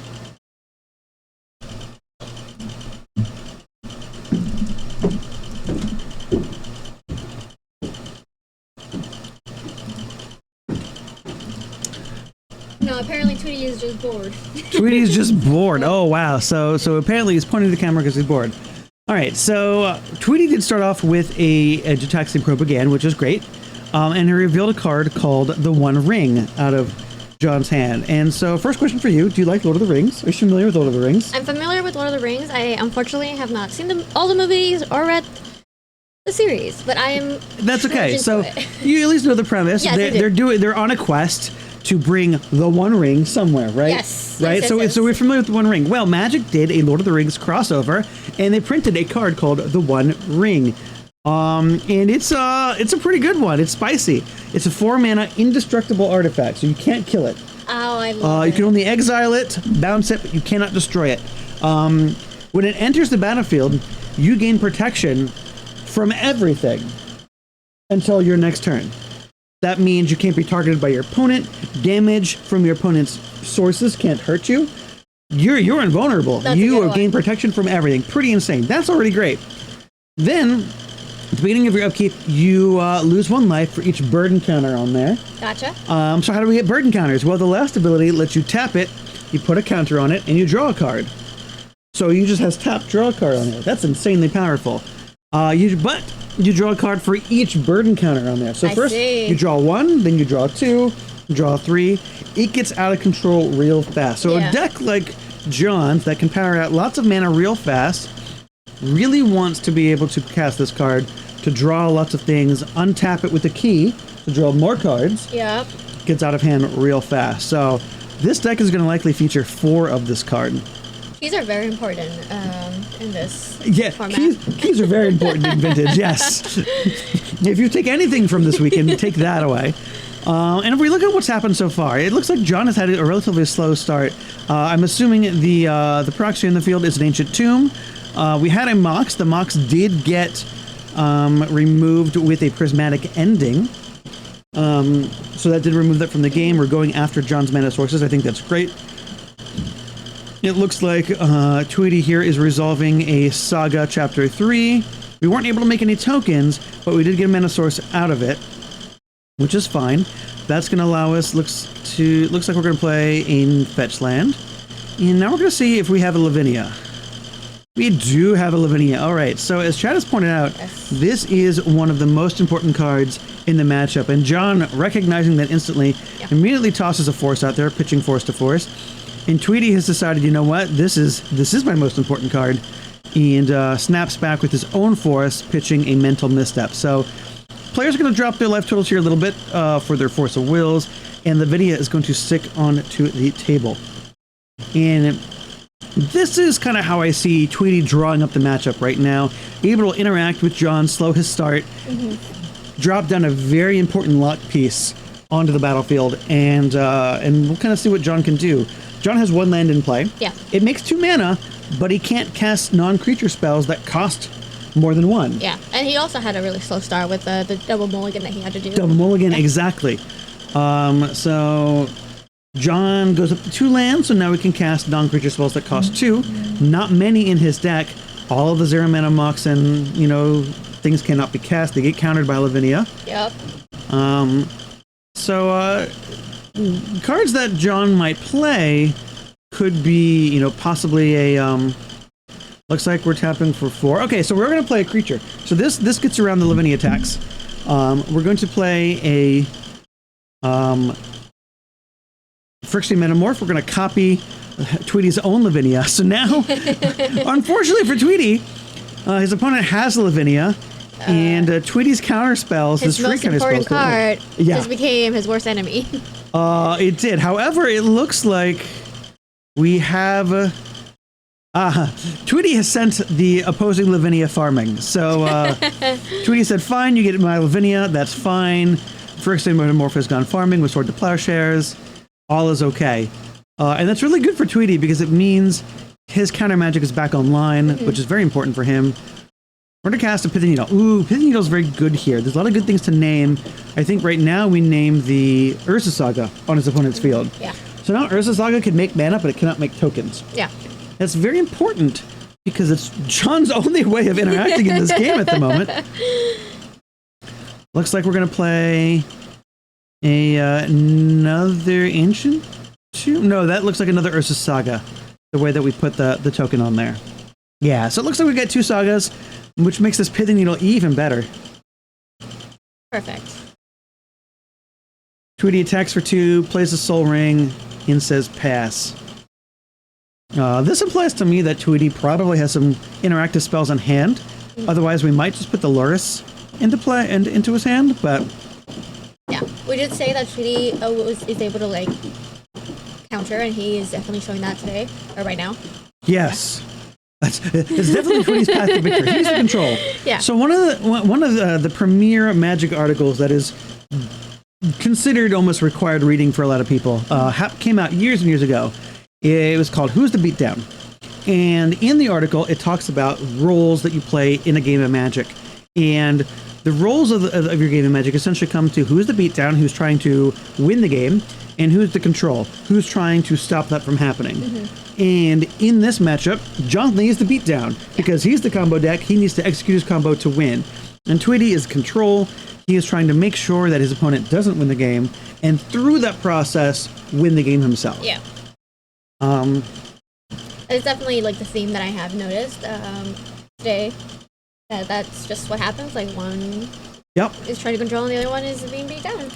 And I think one of the most important skills any Magic player of any caliber can take away and learn is how to figure that out at any point in time. Because you know that changes. You know you're not always the control. Sometimes your role will shift. You may shift from control to the beatdown in a particular game. So learning how to recognize that and evaluate where your position is important. And John is going to evaluate that right now as he plays a number of spells to try to cast a Wurmcoil Engine. And he tries to say, look at me, I'm the beatdown now. Wurmcoil Engine is a massive creature. Ends up not resolving here, but we're going to pull this up here. So Wurmcoil Engine, 6 mana, 6/6 artifact, Death Touch and Lifelink. Big, huge, scary. When it dies, you create a 2/3/3 tokens. One has Lifelink, one has Death Touch. So it just comes back again, more or less. Pretty much, yeah. Definitely a big issue for Tweety here. Tweety able to answer it, though, by Force of Willing with and pitching his Mindbreak Trap. So it's unfortunate Tweety had to pitch his Mindbreak Trap, but he did have the answer for it. And that's going to leave John with very few resources here to continue. And additionally, his Mana Vault is now tapped, which will deal him damage every turn, and reduces his ability to cast more spells because he doesn't have as much mana. He will lose his Saga to Saga Chapter 3, so he has less land again to navigate around the opponent's Lavinia. It's not looking too good for John here. But we've seen that happen on the stream today. Yeah. One person has been disadvantaged and turns around and wins. So we will see. So John is fetched. Favorite card, a key, which we've established is a good card in this format. Very, very important. In this case, it's going to allow John to untap his Mana Vault, which will stop some of the bleeding from that, as he does take upkeep damage otherwise, and give him access to a bit more mana in the long run. All right, so Lavinia beats continue. We are on this 5-turn clock, this being turn 1 of those 2/2 beatdowns. And this may be all that Tweety needs to win the game. John's going to draw a card and pass, not able to do much of anything else.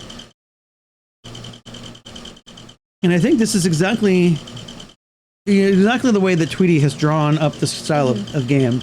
You know, maybe we might want another threat like a Saga to close the game out a little bit faster, but Saga is also named with Needle, so Tweety's Saga doesn't do much at the moment. John does drop down to 6 before taking his draw step. And he's going to play an Otawara. All right. Otawara is a really cool land that has recently been printed. I'm going to see if we can remember how to spell this card. No. It is a card that allows you to bounce spells, so it can be it has an ability.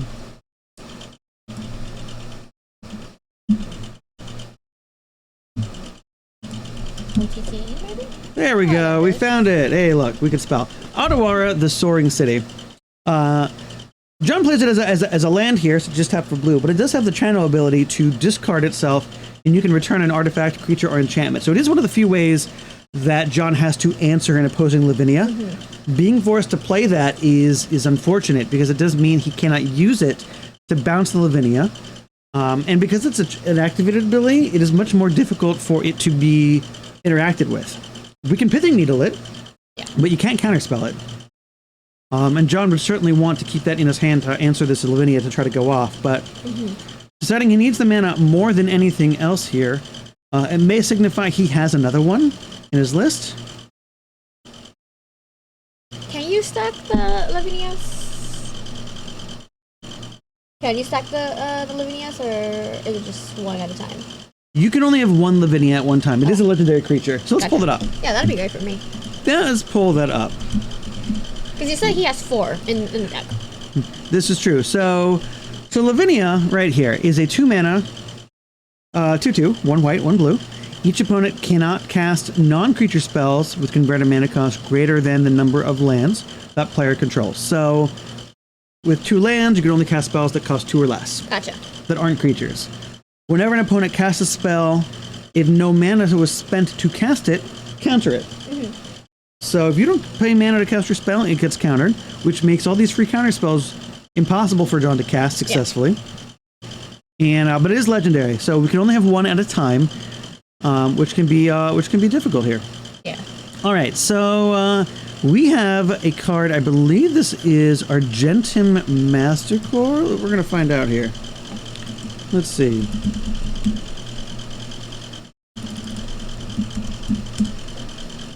Yes, this is Argentum Mastercore. Okay, so Argentum Mastercore has first strike, protection from multicolored. So it is protection from Lavinia. Perfect. It is also protection from Loris. At the beginning of your upkeep, sacrifice Argentum Mastercore unless you discard a card. When you discard a card this way, destroy target non-land permanent an opponent controls with mana value less than or equal to the mana value of the discarded card. So all John has to do is discard a card that costs 2 or more, and he will then be able to destroy his opponent's Lavinia. Now, we do have Loris in play, so we can rebuy it, but it will give John the time he needs to attempt to combo off here. It does provide a really good wall to what Tweety is attempting to do here. He won't be able to attack through it very well. And so John may be able to stabilize here with his Argentum Mastercore, and it's definitely bad news.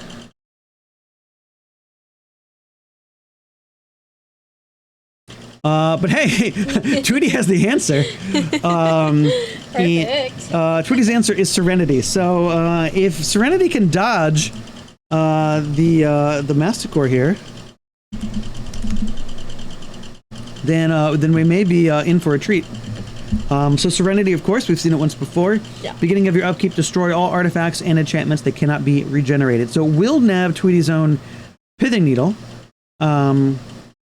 But we'll see what John here has to discard to this Mastercore. We did see the Otawara get wastelanded. It looks like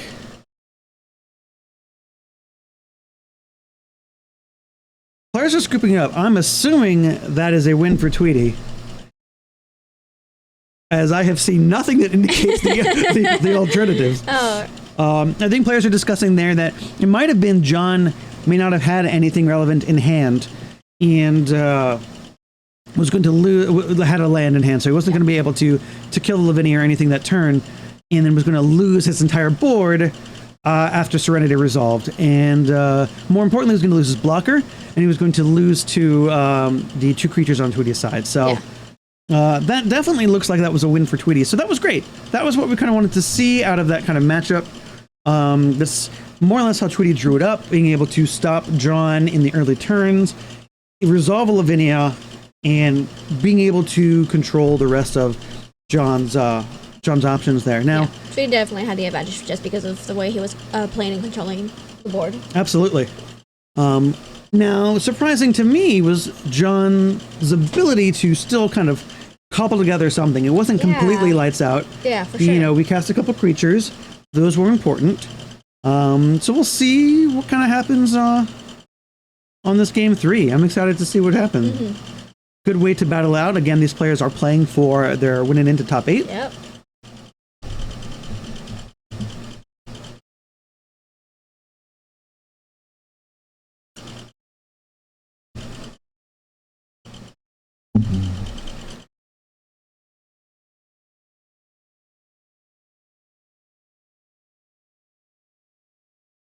Now with John on the play here, he's certainly advantaged if he can get off his Moxen fast enough, because it will be on the play.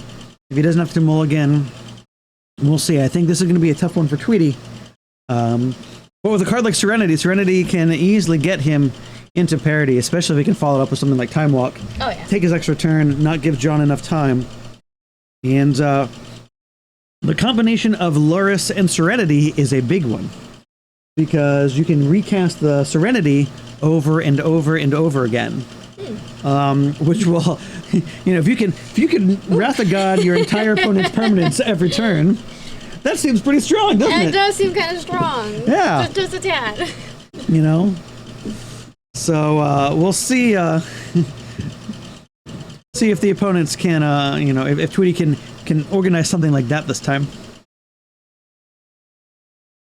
Would you say there's going to be a lot of luck for Tweety to pull that kind of combo out? I think there's going to definitely need to be some amount of luck involved to get to that point. I think the biggest challenge for Tweety is the first couple turns of the game. The longer the game goes, if he was John, I think it will favor Tweety if he can.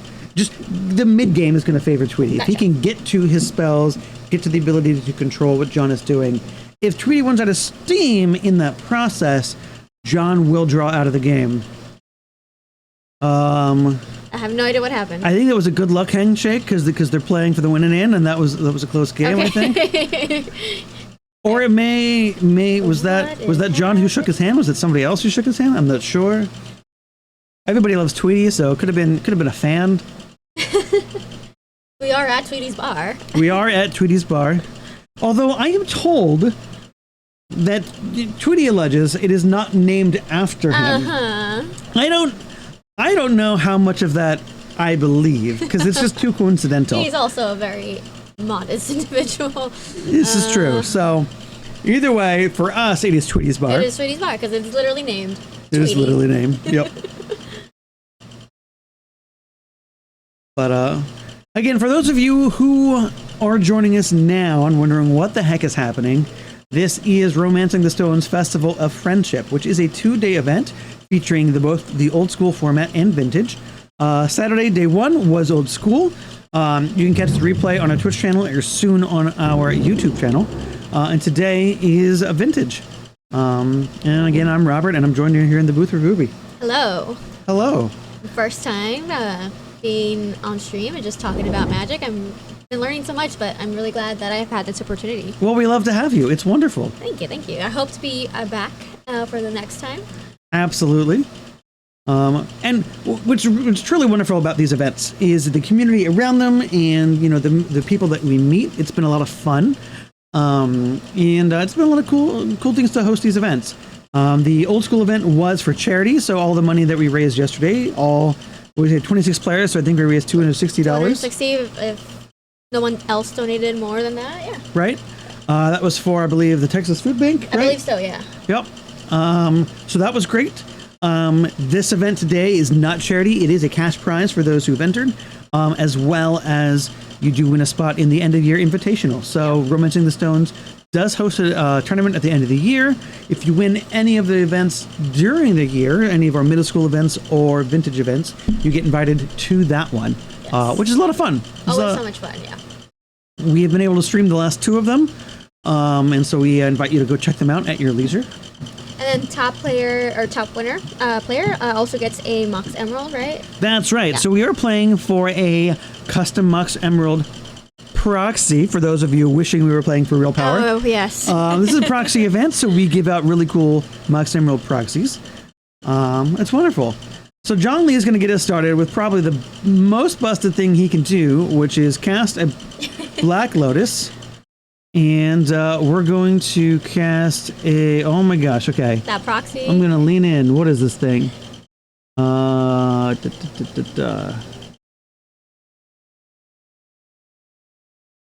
It's going to tap for 3. Yeah. So... Oh, I know we've seen it on play Mana Vault? No, he has a Mana Vault. Oh, this must be a... no, this is a Mishra's Workshop, I think. I think that's a Mishra's Workshop. Oh, yeah. That would make sense. I think that would make sense for it to make 3. And Tweety's going to go ahead and fire off a Force of Will off of the... with a pitching Lorien revealed. So we've seen all modes of Lorien for Tweety this event. So John is not going to get his 1 ring, which would have been a very powerful play. Turn 1. Tweety definitely kept this hand off the strength of that Force of Will, I imagine.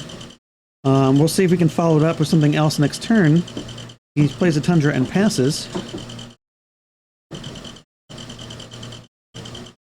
Grim Monolith. Of course, Webb. Of course. That's what the 4 means. you. Okay. So that was a Grim Monolith. Grim Monolith. We're going to pull it up. Since we can't see what it is. Grim Monolith. It is an artifact. For 2 mana, it can come into play. And it can tap for 3, and for 4 mana, it will untap because it does not untap during your upkeep, which is what has happened to John. He has gone ahead and missed land drops, definitely counting on this 1 ring to kind of draw him out of this position. Yeah. So this is great for Tweety. Now, as long as Tweety can get the right permission spells in his hand, John isn't going to be able to resolve much of anything. Tweety really looking for a Lavinia here to really close the door on what John is trying to do. But John looks like he may have kept a risky opener here. Looks like he should have probably mulliganed. It could have been. Now, we are going to find a land here, which may allow John to cast a few other things. He'll certainly be able to find something on the road, but it looks like we're going to exile, or we're going to wasteland the saga. Okay. So Tweety has quite a few avenues here to victory. Chat pointing out that Tweety is very passive with his Loris. Yeah. I think that if Tweety, to me, that signifies that Tweety has a number of permission or reactive spells that he wants to cast over putting this Loris in his hand. And I think that that's fair. You know, maybe if we see another land drop here, we may put Loris into hand. But it's also entirely possible Tweety forgets he's playing Loris. You know, Tweety does do that.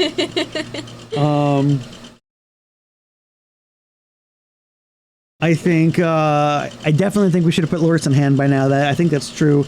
Your opponent has literally done nothing and hasn't played any spells. Is that one of the cards that he borrowed from you?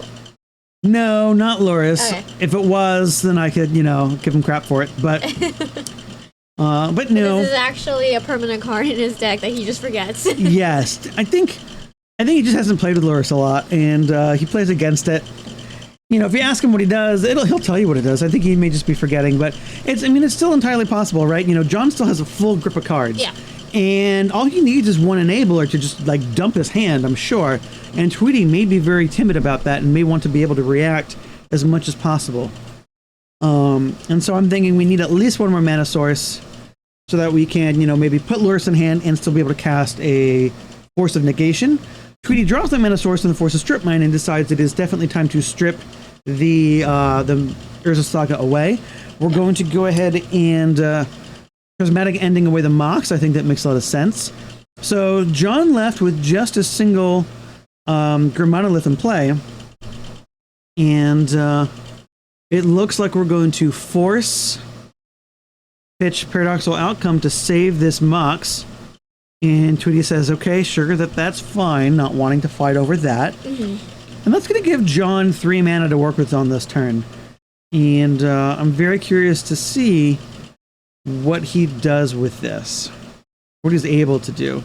So he does find a Workshop. That's huge for John. It's going to give him 3 additional mana. For the workshop, once you spend down the mana, it's spent down, or does it reset every? It's a land, so it'll untap and allow him to add 3 mana for artifacts next turn. And it looks like we're going to play another Grim Monolith, so we're going to tap that for 4. And we're just going to, or 6 rather, so we're just going to play the Wormcoil Engine and say, hey, I'm gonna win with this creature. And now Tweety, suddenly in this unlosable position, is now in the backseat. Yeah. And has to find a way to kind of take this out. And all you can do is, play land and pass, and John's going to untap here and come in for 6, and that is going to start putting the game away. Now, as 6 power, Tweety at 18 life, it is going to take 3 turns for Tweety to drop down to 0. Yeah. Definitely kind of close. John asking another question, can I cast this really good card? And Tweety says, no, you cannot cast your Mystic Forge. I'm going to negate it, remove it from the game. Is John a frequent player for Romancing the Stone? I want to say John is definitely a frequent Magic player. Off the top of my head, I cannot remember how often we've seen him at our own events. To be fair, I am not Stu, the TO, who normally types up everybody's name, so that would be on me for not remembering. But that's what's good, even if he's not, I'd love to see new faces. Again, we have a lot of players who've come into town from Houston, San Antonio, Dallas, the surrounding areas, to play in both events yesterday and today. So it's always nice to see a new face. Yeah, absolutely. Yeah. It's a holiday weekend for some, so you may have easy to travel in and travel back tomorrow, weather permitting. We'll see how that goes. Yeah. And Vintage isn't just for adults, but Magic isn't just for adults. Yesterday we had, I think he's 8? 8? That's 8-year-old awesome. Playing old school? That's great. We need more of those. Yeah, no, it was great. Bring your kids. All of us old people playing Magic who have kids. Bring your kids. I mean, he could have been older, but he was young, All right, so John's going to continue bashing in with the Wormcoil Engine. We're going to play another card, and I don't know what this is off the top of my head. Doesn't matter. That's going to be it. Tweety revealing a handful of spells that do not interact favorably. Surprised we didn't see the Lurrus. Yeah. We could have brought Lurrus and cast it maybe, and gained some life and blocked for a turn. Very curious. It doesn't look like the match was going well for Tweety either way. But I'm surprised to see how timid he was with the Lurrus there. Yeah, but we'll have to ask him if he just forgot, or was being very cautious about it. Curious to see what was in his brain. Yeah. If there was a reason or if it was just Tweety brain, we have no idea. Tweety brain. But in any case, John's going to win this one, 2 games to 1. Though, Tweety did put up a good game 2. It was good to see. Did fight off game 1. Did not do too well in game 3. So exciting conclusion to the end of round 5.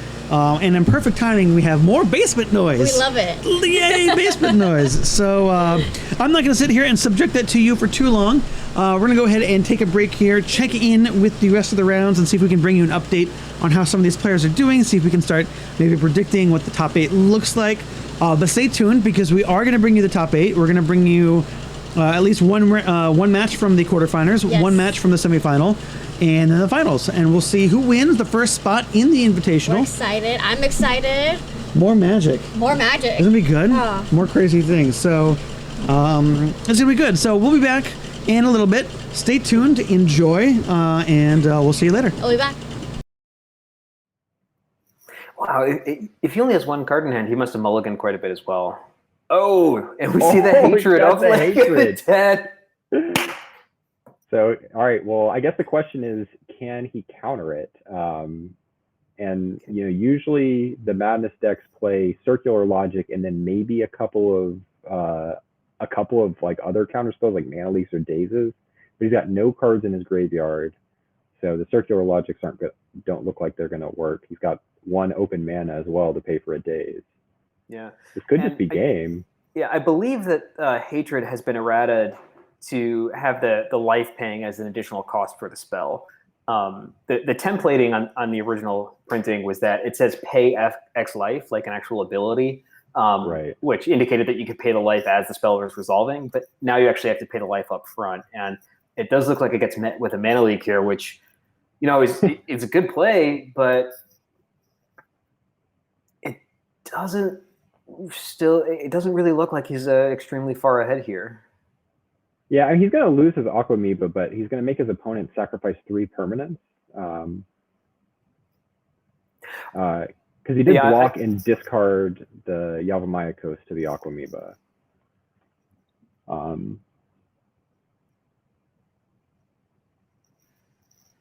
So I think we're probably going to see the Lake of the Dead go, and then maybe the 2 smaller creatures. That would be my guess, but not sure. I mean, he might be tempted to just sack the 2 lands on the Carnophage and see if between the Shadow Creature and a 5/5 after he kills this Aquamoeba, if he can get there.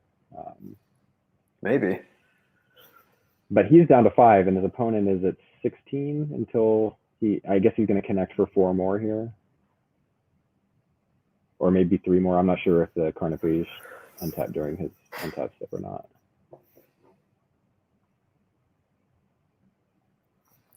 Yeah, okay, so it looks like damage is happening.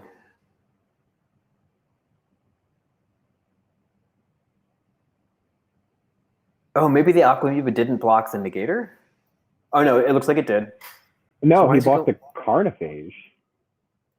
Wait. Oh, no. No. He blocked the Negator. The Negator has Trample, right? Oh, it does have Trample. Okay, I was like wondering how he went to 9. Okay, or 8. Yeah, or it looks like he's at 8. Yeah. All right, we've got 7 power. His opponent's at 8, and 2 of it's Shadow. I mean, honestly, this 2/2 Shadow can go a long way. I mean, he's playing against a blue-green deck. He's not going to be able to take it off the board. I mean, the answer to take it off the board is maybe deal damage to Negator. Otherwise, he's got to find a way to deal 5 damage to the mono black player pretty quickly here. Yeah, and we see that Roar of the Worm. Oh wow, Arrogant Worm here is absolutely perfect.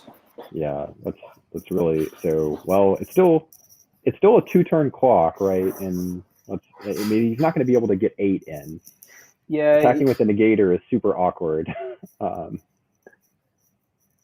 I don't think you can attack with a Negator here, and you have to imagine that Steve is going to be able to play another creature next turn because he has a couple cards in hand. Well, he has the Roar of the Worm in the graveyard. He's got the Roar of the Worm in the graveyard, and obviously the Negator can't block here because then he'll be left with no permanence. Right. Yeah, he's going to attack with the Arrogant Worm and take him to 1. So yeah, I don't see how the black player gets out of this. This is just the you live by the hatred and you die by the hatred. That's just how it goes. The same thing with Negator, and that's obviously what Ben signed up to do, was to try to get you with hatred and Negator. If it doesn't work, we on to the next game.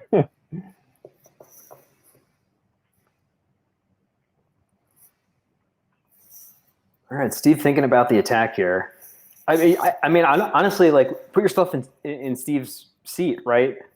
Maybe there's something like an Innocent Blood or whatever that'll like screw up combat for him. Although that might not work perfectly here, but you can imagine there being a removal spell that might clear out the worm and allow the Negator to attack, and then that'll end things. Yeah. Yeah, I mean, you could definitely imagine some things to be afraid of, but you know that he has no lands in play and 1 card in hand, right? So it's got to be like a land plus like a 1 mana spell. Yeah. All right. We do see that Roar of the Worm flashback, so he'll get a 6/6.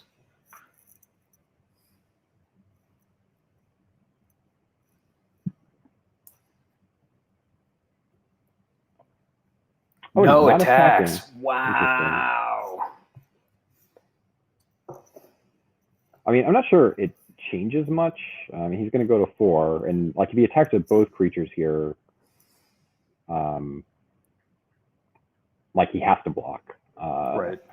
And then the negator will wipe his board.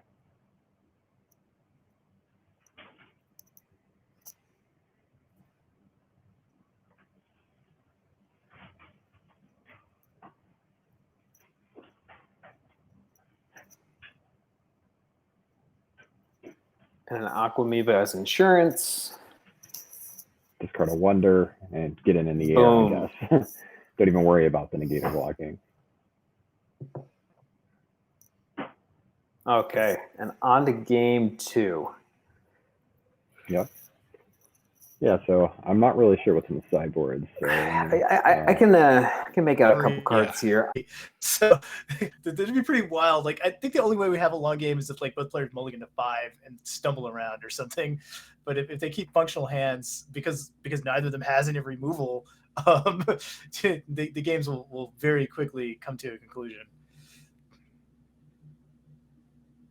All right, so it looks like the last game of this league is starting. This is exciting, Woodrow.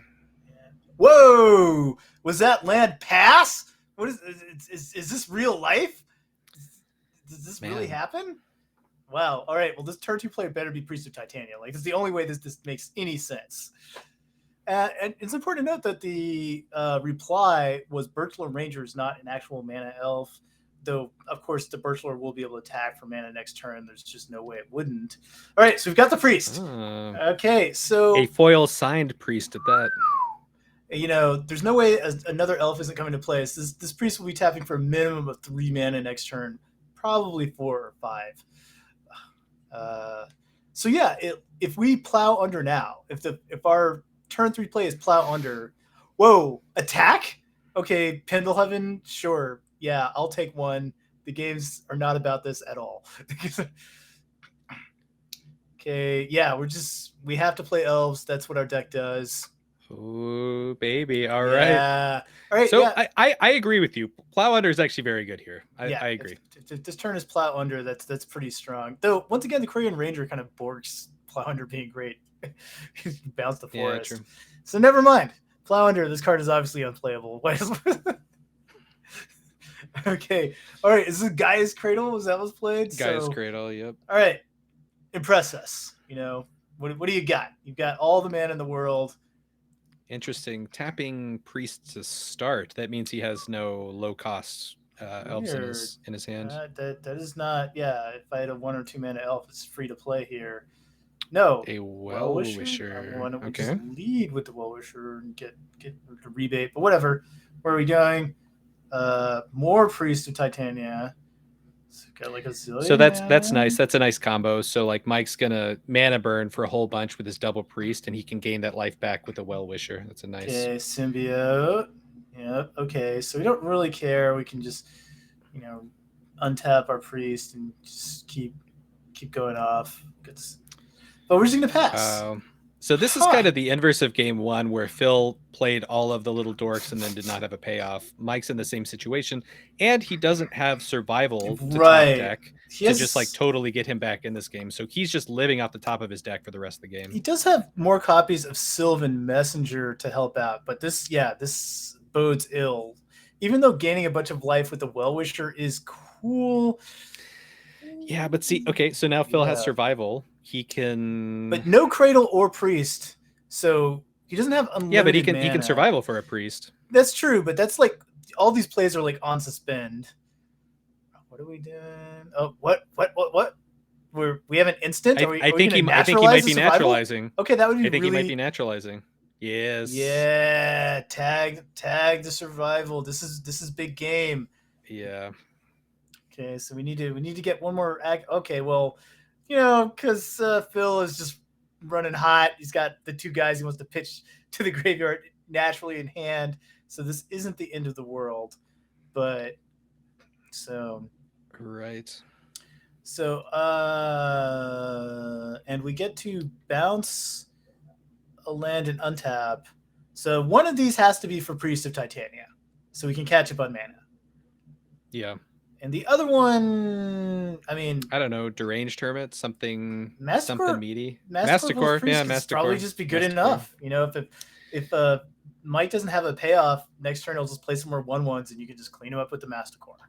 Yeah, what am I saying? Masticore is always going to be the correct. Yeah. So yeah, I think it's Priest plus Masticore. Yeah, wow. All right. Woodrow, you're so you must be like reading people's minds. How do you do this?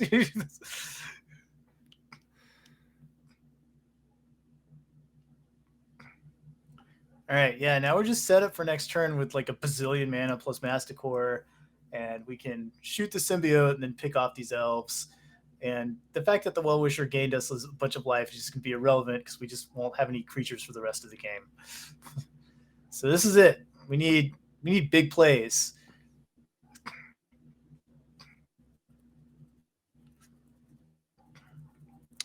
Mike not too happy with his with the top of his deck. See, yeah, this is what I expected would happen. Like the survival deck get survival in play, they get Masticore, they just completely nuke the other. One activation was enough to get the Masticore. I don't think gaining life is going to be relevant. Yeah, just prolongs the beating. Yeah, so like I would actually bring in swords here, especially to replace Armageddon, just to hit the Masticore. I think that's worth it. That's totally worth it. I think so. Yeah, the way these games have played out, because otherwise your opponent just has this like very easy road to victory. I have a bunch of mana. I get the Masticore. Nothing you do matters anymore. Yeah. Okay, that's.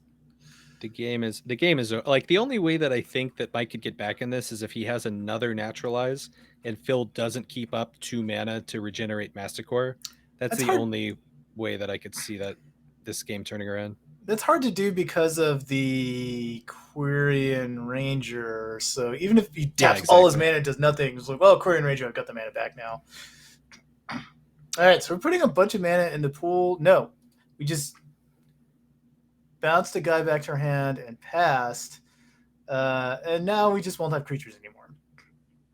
Yeah, take that, Masticore. You can't kill my creatures if I don't play any. I'm hiding my creatures in my hand. That's... This Masticore is kind of like a big bully, you know, or like everybody's out doing stuff, you know, they're doing happy elf stuff, keeping it cool in the forest, and Masticore just like shows up and commits genocide. Yeah, we're just going off. This Priest of Titania. Yeah, this reminds me of like multiplayer games you'd play as kids where your Priest of Titania tap for like 20 mana. You're like, this is so silly. All right, 13 mana. I don't know, is that enough mana? We're gonna find out. All right. I'll respond by gaining some life. I'll just tell you, Mr. Masticore. Sure thing, buddy. All right, he gains an irrelevant 6 life.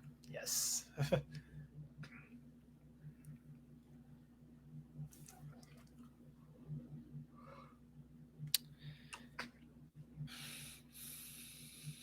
right, we're gonna put the Well-Wisher back in our hand. Sure, that is also acceptable to the Masticore. Wow. What is? I mean, there's really no reason to play any other creatures here, but sure, let's play the Sylvan Messenger. Why not? He did. He has the swords. He has the swords. What is happening? This is a game. No. All right. Okay. It's not a great game. I think he's still so far behind. Yeah, but you're not just locked out forever. Yep. Okay. So yeah, we're gonna lose our board. The Masticore is gonna be gone, and we get to keep playing. We're pretty far behind. Pretty far behind. I like this though. Yeah, the game continues. Man, do you like? I would, if I had enough mana, I might actually consider killing the Masticore with itself, so it goes to the graveyard and doesn't get swords. That would have, yeah. There's a Genesis here. I actually would have. Yes, I think. Yeah, so we should make sure that if it did get sword, because I don't think it killed itself. So it should be exiled. Yeah, because it killed itself. That would have been like one creature died.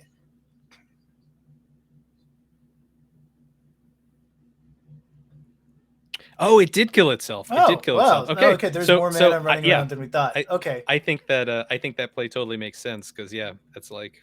Yeah. All right. Well, in that case, that's it. Okay. Well, we had a plan, good plan. We thought about it, but because there's so much mana running around, we can definitely get the Masticore back. Just next turn, we can get the Masticore back and have plenty of ammunition to keep the game on lock. So we need a like Tormod's Crypt right now to crypt the Masticore.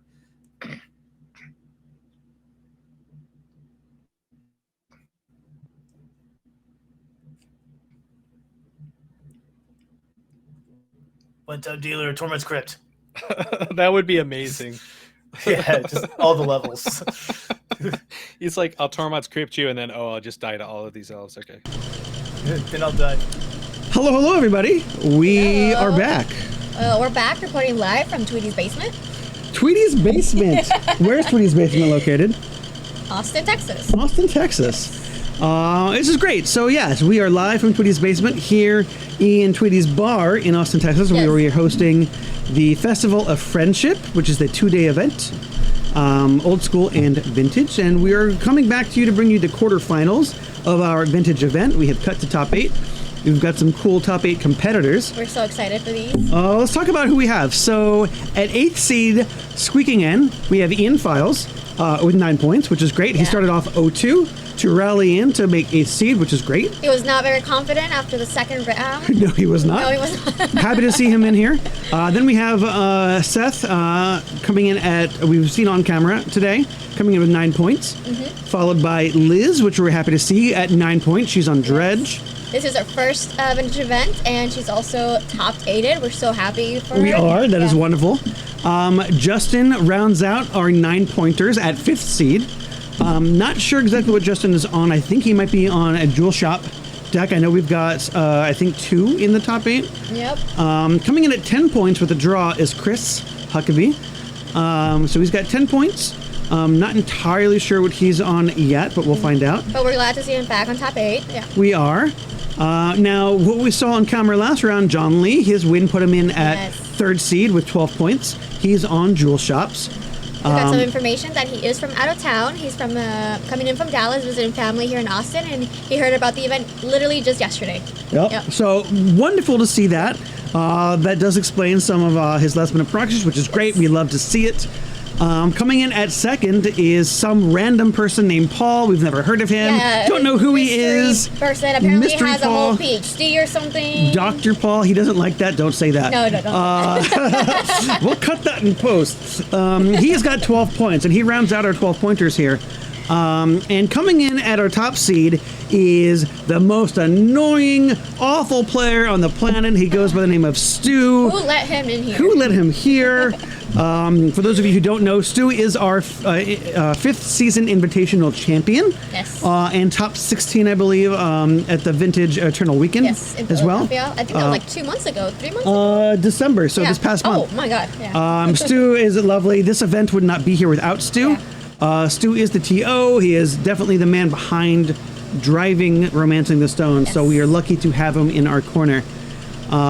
It's been great to have him. So we have on our players today on this quarterfinal match, we do have Stu versus Ian. Let's go ahead and take a look at what they're up to right now as they start to resolve their mulligans here.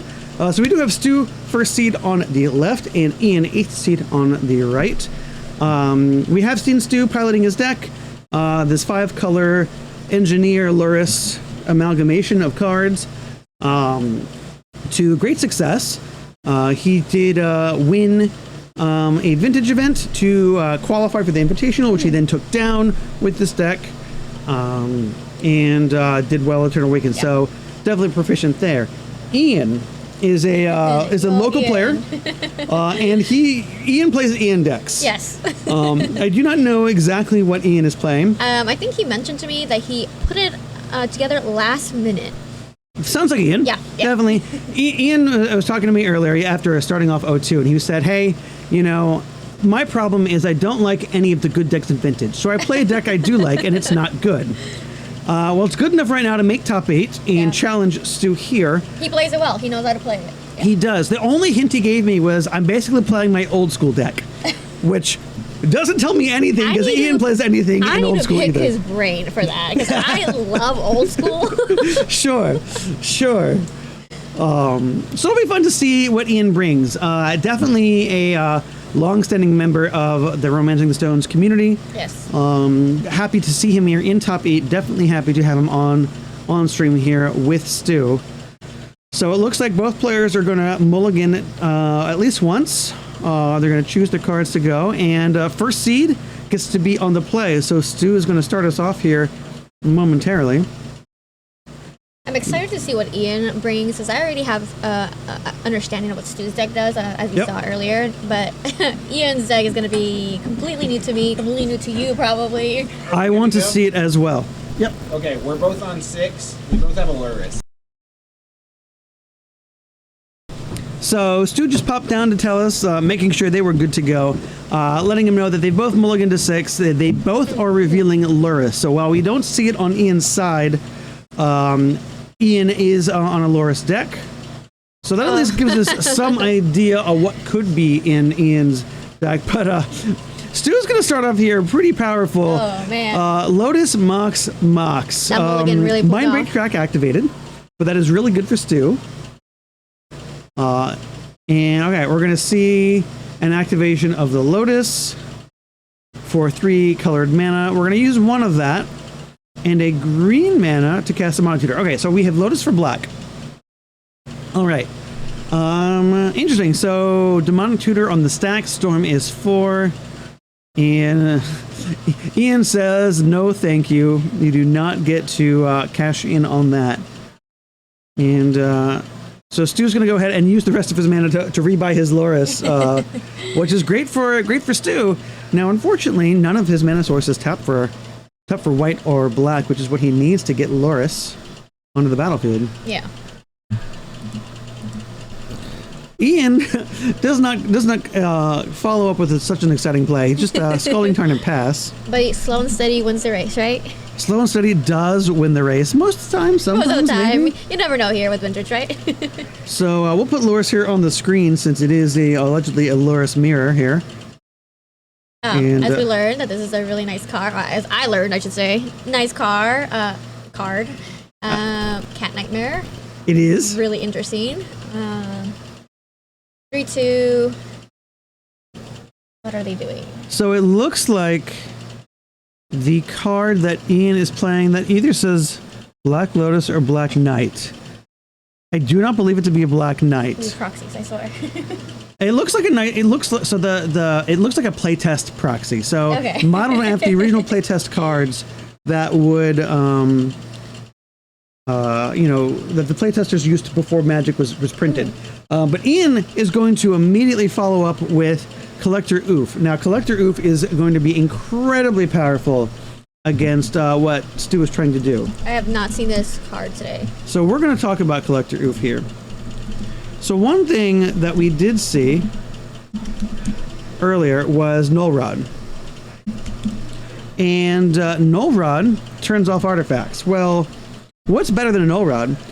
A Null Rod that can attack. And that's exactly what Collector Oof is here. Yes, Stu and play. And Ian following up with the second Collector Oof, which pretty much seals the deal against Stu. Stu requires artifacts to win this game. Doesn't have any non-artifact sources of mana. And Ian is going to be very quickly to put this game away. And Collector Oof turns off the activated abilities of all artifacts and can attack for 2. Stu, not to be outdone though, does Mental Misstep Ian's Brainstorm here. which is good to see. So, he's not out of the fight. Stu does find a source of mana that can tap. Has a short time frame on it, though. We do know that Loris is in Stu's hand. Is it common to see very artifact-heavy decks in Vintage, or is it just common here at Romancing the Stones? It is the most common thing about Vintage is the amount of powerful artifacts in the spell. I mean, when you consider it, right, you have the Power 9, and that consists of 6 incredibly powerful artifacts that make mana. So it's very easy to include artifacts into your deck, which makes a card like Collector Oof incredibly powerful. Showing that very quickly, Ian's going to take this game over Stu off the back of multiple Collector Oofs. We can see exactly how Ian went from 0-2 to being top 8. Yes. So getting the right matchups, if you get paired against the artifact decks and you have Collector Oofs in your deck, he's going to put away some of those games very quickly, which is great.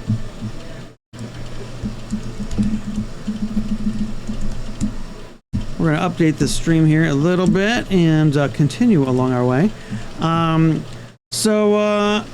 Ian was telling me before that he just wishes Bug was tier 1. I get that. I can respect that. Bug decks in Vintage have traditionally been a bunch of fair Magic cards. And when you look at all the decks we've seen, fair doesn't get you very far in this format. Yeah. So, it's no wonder Bug is not as popular. But as Chad is pointing out, Oof is Stu's absolute worst nightmare. Yes, it is. And then I believe Ian is also doing another. Oh man, I'm forgetting the name of his deck already. Ian's deck.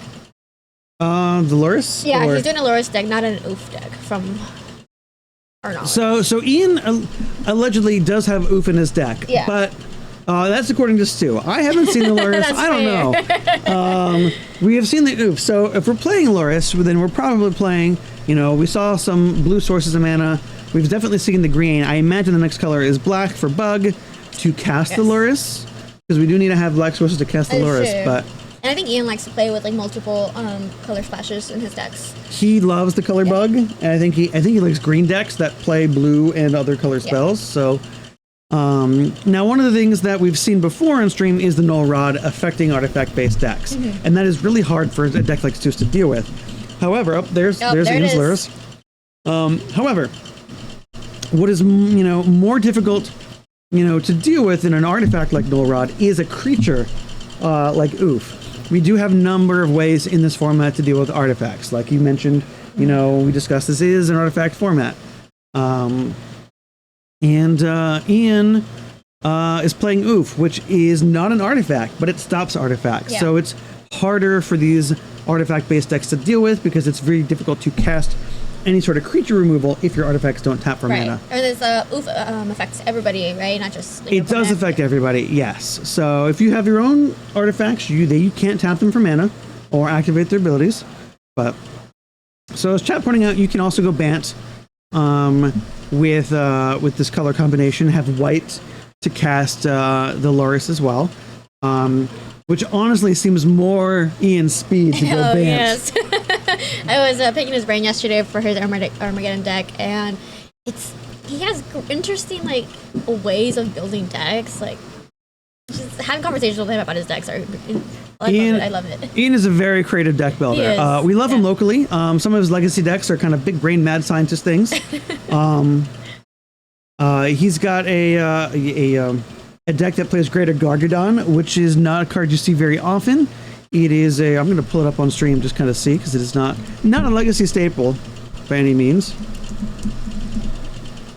And Greater Gargadon is a 10 mana 9/7. And the biggest thing it's got is Suspend 10. So for 1 red mana, you can remove it from the game and put 10 time counters on it. And each upkeep, you remove a time counter from it, and when you remove the last one, you can cast the card. If it's a creature, it gains haste. Something that a lot of people forget. But what Greater Gargadon also can do is you can sacrifice an artifact, creature, or a land to remove time counters from it, which allow you to cast it faster. Yeah. Just some crazy, weird sacrifice shenanigans that Ian has built, and it's a lot of fun. Yeah. We've seen him have some good success with it locally. It's a lot of fun. So Ian's a very creative deck builder. We could see any number of things come out of his deck. It'll be very interesting to see. Chat pointing out too that with white in Vintage, you can play a card called Stony Silence, which is identical to Null Rod, except instead of being an artifact, it's an enchantment, and it costs 1 white in our color list to play. Okay. So it's another way to turn off our artifacts, and because it's an enchantment, it's more difficult to deal with. Very common to see out of white decks. Now, we don't see a lot of white, primarily white base decks lately, but with Loris, you know, they're coming back into more popular. They're becoming more popular. So we'll see. We'll see what Ian brings in here. If he has access to Stony Silence in addition to Collector Oof, then he really wants to beat up on the artifact decks, and good luck, Stu.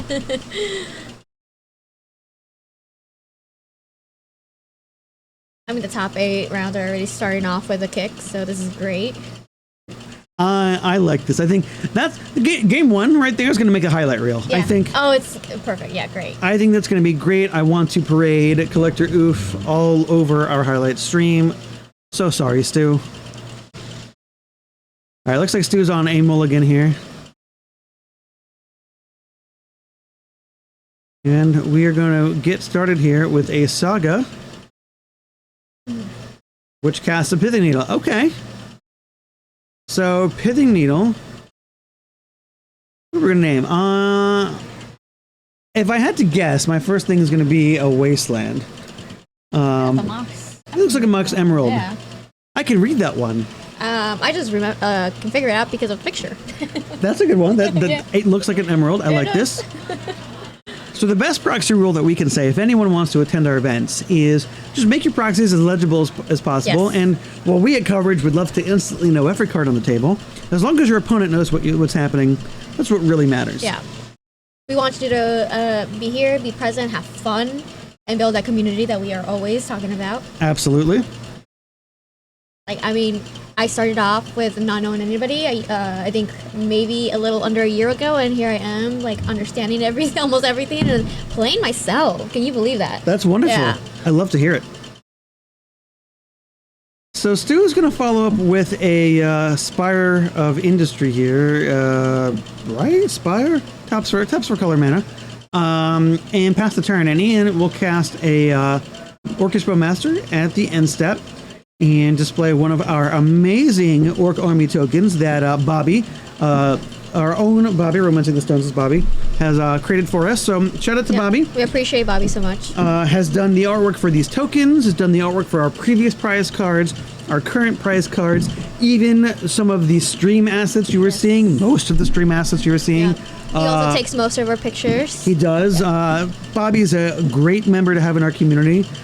We are incredibly lucky to have him and his talents in supporting us.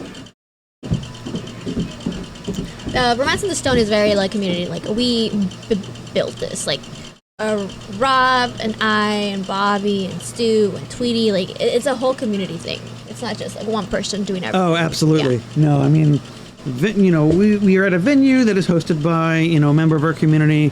Stu organizes our community. I am privileged to be in a position to help, produce the stream, to get this out to all of you. And, of course, all of you who participate in the community and play Magic. We would not exist without any of you. Ian, on his turn, is just going to untap, play a land, attack, and pass. And that's going to allow Stu to untap, draw his card, and tick up the Urza Saga up to 3 chapters.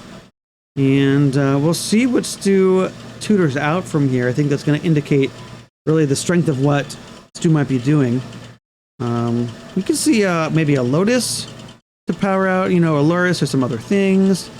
If we see a key, that might indicate we are going to try to aggressively get the Time Vault. Yeah. I'm assuming Ian would be playing Time Vault as well, right? Assumption. We've seen two Collector Oofs in the deck. Yes. Which turn off artifacts. And I think that indicates Ian's not on a combo plan with Vault Key. Even though it's easy to put in there, it's probably going to be more grindy. If he said he wanted Bug to be good, then, it's probably going to be kind of grindy, less combo. So I don't know if he'd have that. Especially because I doubt he'll have the Urza Sagas in his deck. It would make sense. Also, like, it's nice to see, like, non-mirror matches sometimes that are very, like, use the same cards almost. Right. You know, they're both Lurrus decks, but Lurrus doesn't necessarily mean it's the same thing. Mhm. You know, Stu is 5 colors, Ian is 3 colors. Gotcha. So they're definitely different decks. I think this is like a bug Lurrus versus 5-color Lurrus. It's good to see, though. It's good to see. Now look at that. Stu doing us a favor and showing us that says, hey, we get to see what's in his hand. And what does he have? It looks like he's got at least one Collector Oof. Maybe that is a Force of Vigor at the end. It looks like we may need to brighten things up so that we can see a little bit. We do have a Force of Will and a blue card at the end, and it looks like a land in the middle. So Stu's Nightmare, right in the middle of that hand, we do have a Collector Oof here and a Force backup. So that may be all we need to deal to set up, to settle this game here. And we'll see if Ian chooses to kind of fire this off. I don't know. We'll see. Okay. All right, that's Collector Oof mana. And okay, so Collector Oof is now a known card, so we might as well go ahead and deploy it. Stu is going to go ahead and make 2 colorless mana off the Soul Land. And what are we going to do? Oh, we're going to tap for mana proactively. Okay. So we have 2 mana floating. And then we attack, don't use the mana. Okay, that's fine. And we're going to fetch twice and cast another Bowmaster. I just have a question. Yes. We do get mana burn in Vintage, right? No, so that is a great question. Oh, so okay. unlike middle school or old school, where mana burn is still a thing, Vintage is the full modern rule set. So Gotcha. there is no mana burn at all. So you can float mana to your heart's content without worry of burning in any way. Maybe I should switch over to Vintage. It is nice because you can, get a bit more leeway in that. Yeah.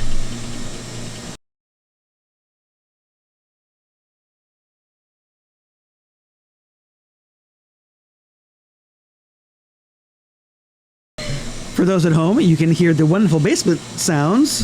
Wonderful, wonderful. Adding charm to our broadcast.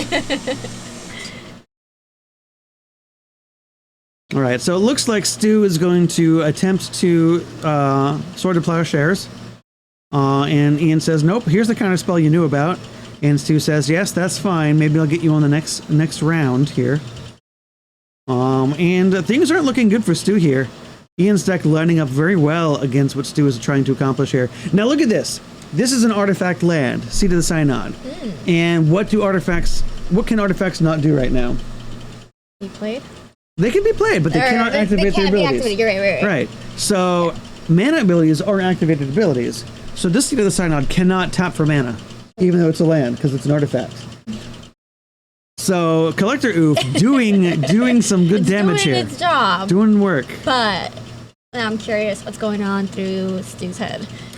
Stu's just saying, okay, I'm going to let this play out even though I'm dead. Because we're looking at, let's see, 4, 5, 6 power on Ian's side. Stu's at 10. So Stu's going to get one more draw step at the most to find a way out of this.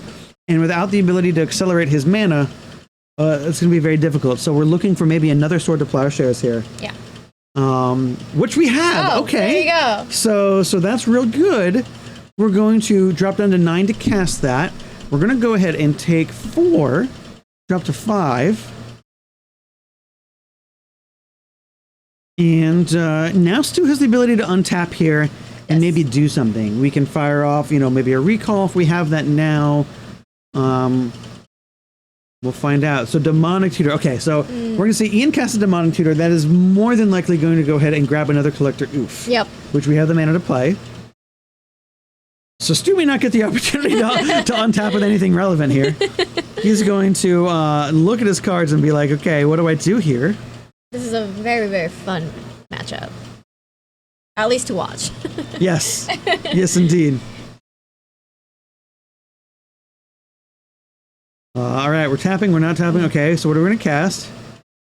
Flusterstorm. Okay, so we are going to go ahead and counter this because we know we cannot beat the Oof here. Yep. And we can't Flusterstorm an Oof. Flusterstorm only counters an instant or sorcery. Gotcha. Specifically, Flusterstorm is a cool card that is not available in old school.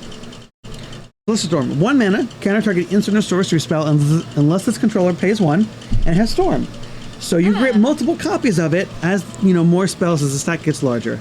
So in that case, we had a number of spells played. We had a Force of Will, we had a Swords, and some other things. Yeah. So unable to pay the mana to get your Demonic Tutor. And what card was Ian just reading right now? Ian is reading Portable Hull. One that seems innocuous, but has been very, very good in Stu's deck. We're going to pull that up on stream here. And Portable Hull. When it enters the battlefield, exile target non-land permanent and opponent controls with mana value 2 or less until it leaves the battlefield. So, able to take care of that Orc Army token, which is going to buy Stu some more time here. Perfect. He's definitely like comboing this in a very good way to buy him some more time because he doesn't have the life, but he definitely has the cards. He spent his turn casting the Portable Hull and putting Loris in his hand, and if he takes 2 damage here, he's not going to have the life to actually cast the Loris here. So we'll see. How much is Loris again? Loris costs 3, but it costs double white or double black. It's hybrid mana. Yeah. And the only colored sources Stu has are Hesita Synod for blue, but also these artifact lands that pain him 1. And we saw even more devastating. Ian cast Force of Vigor. Force of Vigor is a incredible card. In here. And so we see the handshake there after the Force of Vigor really seals the deal. Ian going to win this game 2-0. But Force of Vigor allows you to, if you cast it for its normal mana cost, destroy up to 2 target artifacts or enchantments. But like Force of Will, you can pitch a green card to it to cast it for free if it is not your turn. So that allowed Ian to blow up the artifact land and the Soul Ring. Very powerful. Ian has a very anti-artifact deck over yes, here. lined up very good, very well against Stu. Definitely happy to see success on Ian's side. We can see Stu has brought in Sword to Plowshares and some Flusterstorms. Yeah, which were very helpful, And just a number of different things to try to tackle these Collector Oofs and maybe some of the other spells that Ian might use to, protect their Collector Oofs. So, great quarterfinal match. Yeah. Ian's going to go ahead and advance here to the semifinal match, which is going to be wonderful. So excited to see. Yep, taking down Stu. Now, that's okay. Stu is already qualified for Invitational by being the previous Invitational winner. Oh yeah, he was. I forgot. He did. Yeah, Yep, I mean, we so- were talking about it, but still, I forgot. So the pressure on him to keep winning these events is moot for the rest of the year, which is good for him. Ian now puts himself in a good position to advance. If he wins the next one, he will be in the top finals match and may win his way into the next Invitational. Yeah, we're excited to see. Like in the way, he was like the underdog, and now he is going really well. Yeah, Absolutely. so good. So we're going to go ahead and take a break here and go check in on the rest of our quarterfinal matches. We don't have any more to bring you yet, but we will return with the semifinals here in a little bit. So stay tuned. We'll be back and we'll give you more information as soon as we have it. We'll be back.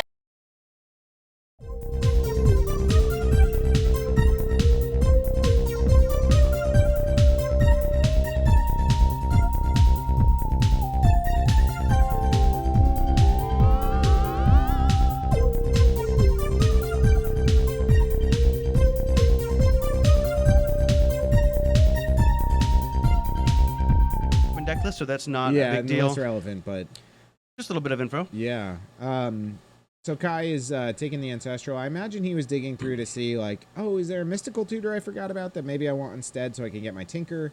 Yep. Or do I maybe just want a Flusterstorm? But I mean, Ancestral is almost always the thing. If you're casting your own Merchant Scroll, that's probably what you're getting. Like, drawing 3 cards, pretty good. So I'm going to take a note here, or take a moment to note that our events are proxy friendly. So you're going to see the power on Luke's side. They are very clearly not real power. They look nice, that is, though. they You look did a great. good job with them. This is 100% okay. Our events are proxy friendly, whether it's vintage or middle school, and we encourage that because we want people to play the game. And so that's what Luke has chosen to do. He's proxied his power. It makes sense. So if you see that, that's what that is. It's expected. I think Kai's playing with some real power here. He's got some nice CE power that he's been collecting over the past few years. Sure. So Kai, he's looking to shift over into the beatdown here. Playing another Saga is good. I mean, what Kai can do on this turn is make a dude with his first Saga. Next turn, he, I think, has enough mana that he could make several more, and at that point, he's going to be looking at like 6 6s and 7 7s. Sure. Luke's got chumpers for days, so you know that's fine, but Luke's definitely not attacking anymore. Okay, so we buy Luke Loris, is, we he's- play the Lotus, get a token, and then we rebuy the Lotus, make another token. It's good. So while Luke did have a disastrous lose his own ancestral, he still has, 2 + 5 power that can attack this turn. We're just gonna jam, 5 tokens. All right, so we see Kai making a guy.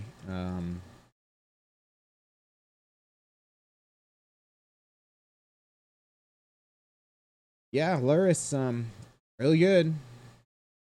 Been a little less prevalent in Vintage recently than it was, I don't know, 6 months ago, but still very powerful when you get to this late game stage. I mean, Sure.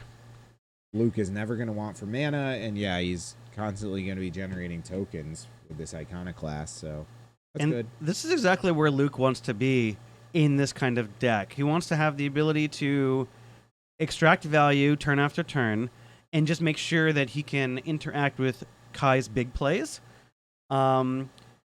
Because Kai doesn't have the ability to grind out this incremental advantage the same way.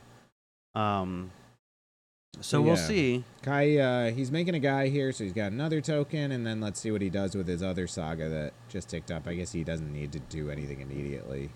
Yep. Kai's tokens right now are 1, 2, 3, 4. They're 6 6s. Pretty good. Again, I guess gumming up the board with these tokens, maybe it matters less.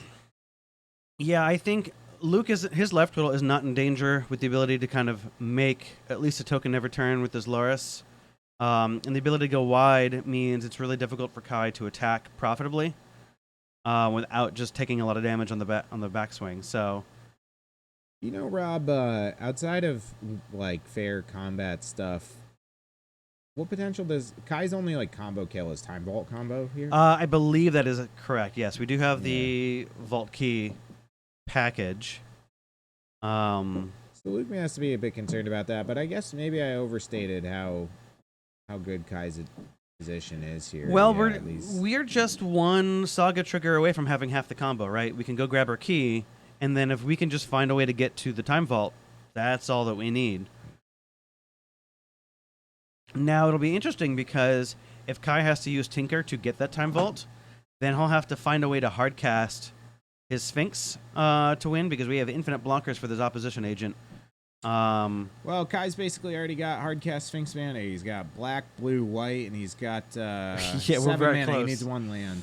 Oh.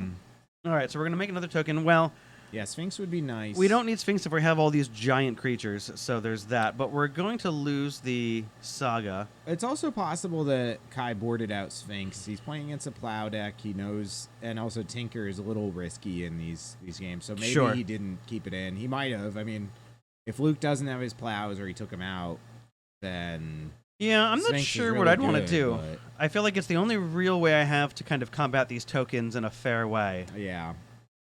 Well, fair being Tinker, but Yeah. Yeah, Iconoclast, really interesting card. You know, again, as noted, triggers off any non-creature spell. Pitches to Force of Will, which is nice.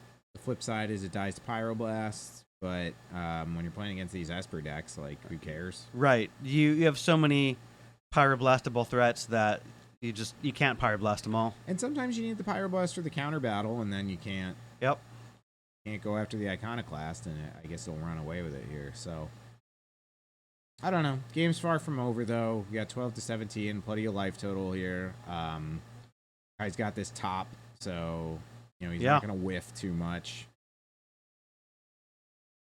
Absolutely, and our tokens are big. We can start crashing in with at least one token every turn, I think, and that might be enough. Because the attack for Luke isn't free. if we leave back 3 real blockers, we're gonna attrition these tokens away pretty easily, even with the Lurrus in play. It is funny with the Lurrus though, because he could even attack with his Iconoclast if he wants to, just like rebuy it. So. Oh, I can't do this turn. We've rebought the Lotus, but rebuying the Lotus is good. It gets you a guy every turn. Yep. Shout out Luke for bringing tokens that are actually what Iconoclast makes. Yep. Slops Kai for playing upside down cards as his tokens. Especially because I know there's a construct token at the table right. that I put there for him. We'll have a word about Kai with this later.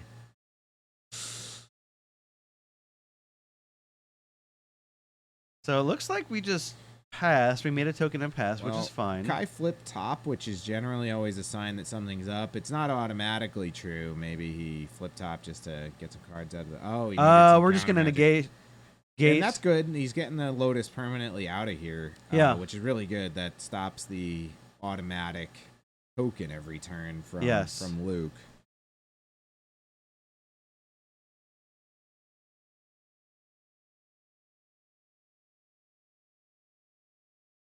So it looks like we have just enough tokens to trade with one of these constructs, which is not a good spot for Luke necessarily. We can trump for a little bit, but...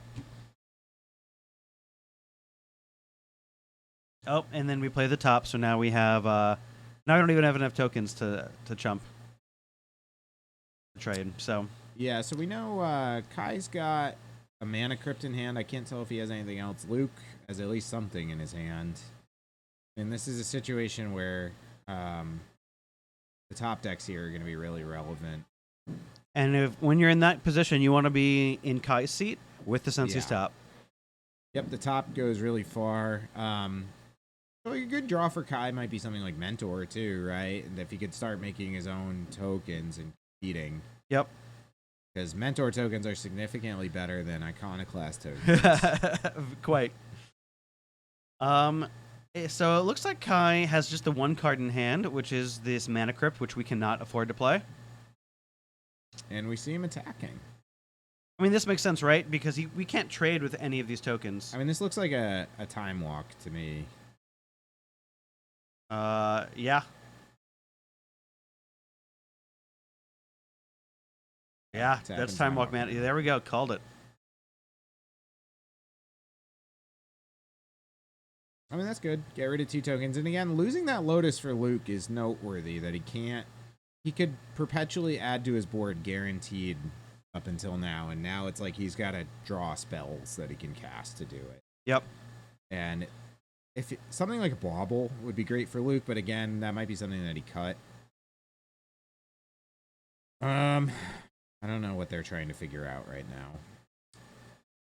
now. Kai aggressively flinging his Mox Jet at Luke as a show of dominance. The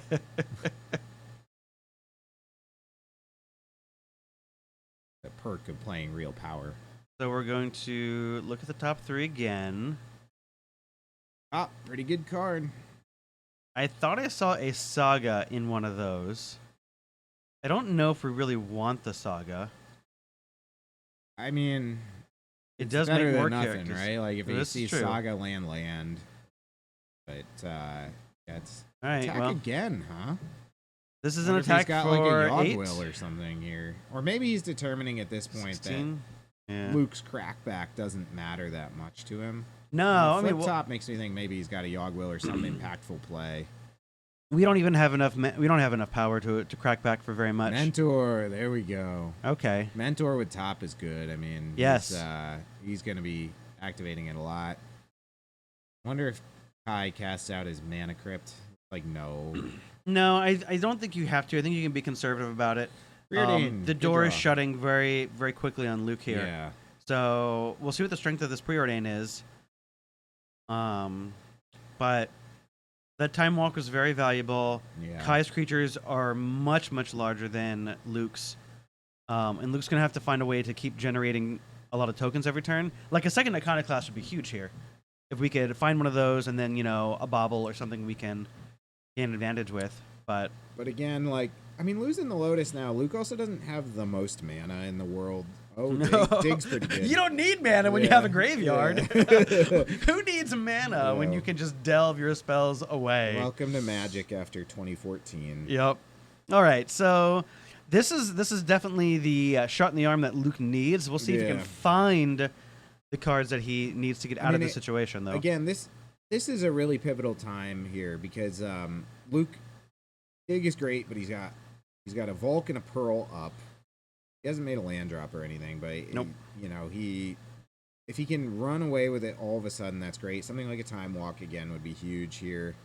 But if Luke doesn't hit anything super impactful, he's going to pass back to Kai, who's going to be drawing a top that'll make a token, and he starts topping with a lot of mana in play. Got a Yep. mana crypt in his hand for extra mana. Like An answer for Kai this- can potentially just win the game next turn if Yeah. he draws something relevant. Kai's mana is a little stretched just because we have to play top and activate top in order to see a new card. But we have the Soul Ring and we have the Mana Crypt, so that's probably fine. Well, yeah, he's got land, Mana Crypt, Soul Ring, Mox. Like, I'm it's not enough. It worried should be about fine. his mana. Like, arguably the blue mana is tight, but he's got all this colorless mana for top. Like, sure. I mean, we'll see. Big turn here. Let's see what Luke found. Did we find the removal spell for the Mentor? That'd be good. Again, we don't know what removal Luke kept in. I guess we've seen a plow. I don't know what else he has. There's a the second plow. All right. Okay. Plow, make a That token. We're makes back his up to 8 life tokens. So much better. Yes. So now the best thing off of Luke's deck would be untap Shattering Spree. Yeah.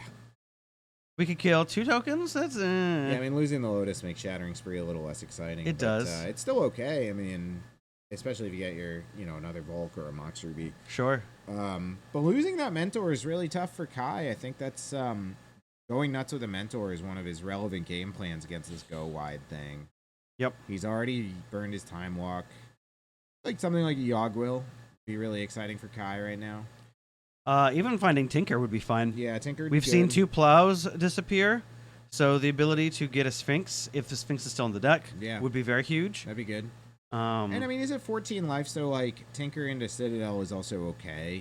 Like you can get some really good value, but sure.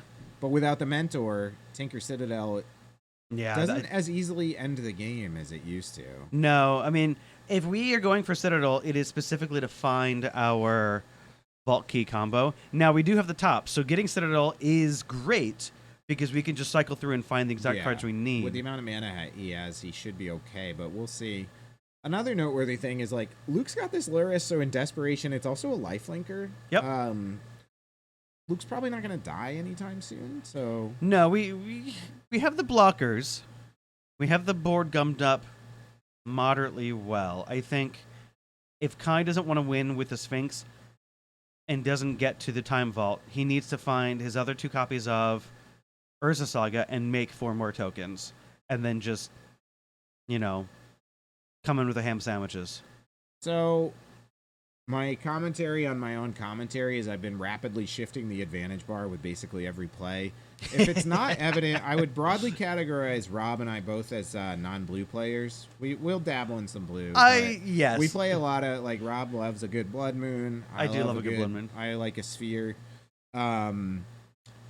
So, we did the good thing for the viewers of putting a match like this on, but who knows how on point our commentary is on the play. Well, here. and like with any game like this, right? We've had our starting hands, we've played through all of our starting cards, and now we're just living off the top of the deck. Yep. So, at this point, it's really just whatever. What did we put in the deck? What did we find with the cards that we have? And so we see it could be anyone's game. These constructs are getting big. I mean, Kai's marking them; they're 9/9s, but with 8 soldiers on the board, it's just like, who cares?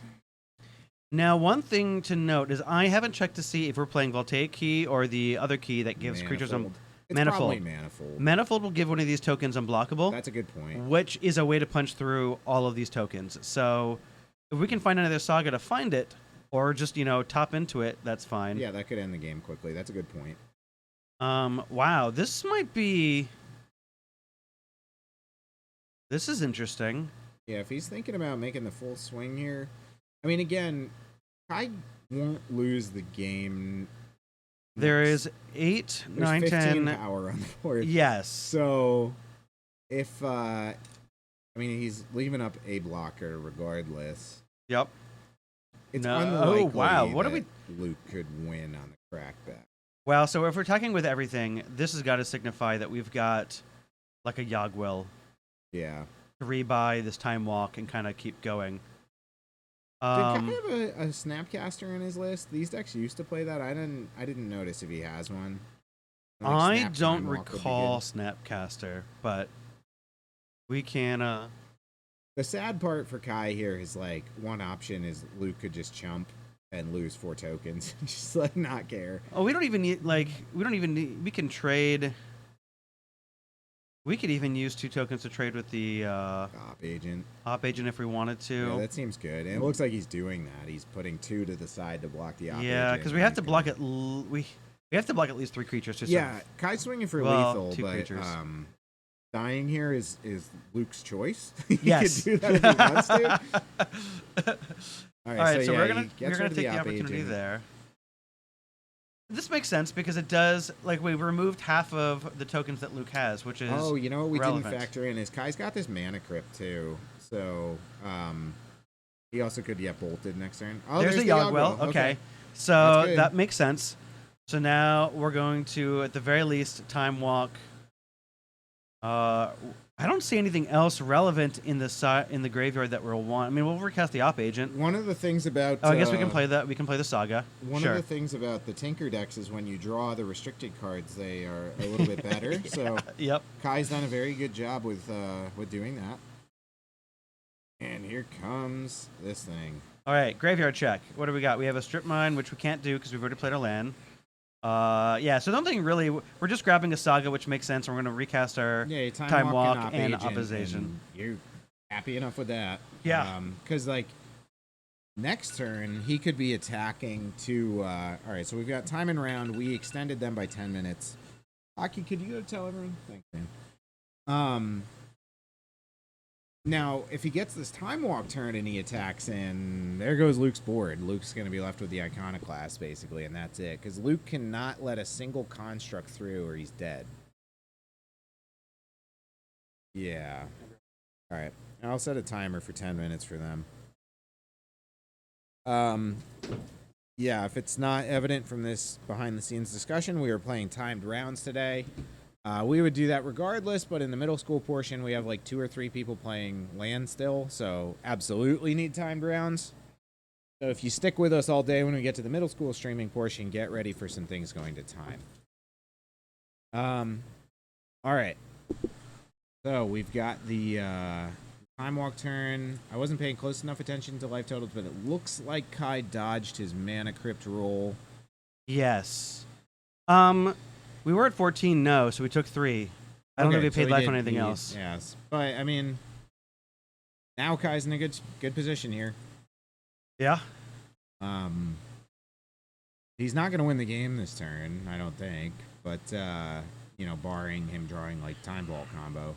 Yeah, but he still gets to crack in. Yeah, he's going to eat all of Luke's board basically, except 'Cause the Iconoclast. All these tokens are lethal now. I mean, Luke could even block with the Iconoclast and rebuy it with Lyris. So Yes. Kai's not going to win, but like Luke's back to square one. He has to rebuild everything. Moose Chad is Rehab, asking- That's my brother. He is tuning in from Connecticut. Abe, we are in a bar called Tweeties, and there's a mixture of coffee and beer and margaritas right now. I had a coffee and a strawberry. Oh, here's the Tinker. Here's the Tinker. So you're not thrilled if you're Luke. I mean, what do you get here? Citadel? Or maybe you get the Time Vault because you know next turn you're going to get the key. Yeah, I I'd think. get the Citadel personally and just like go for it, but Where's top? there you go. Yeah.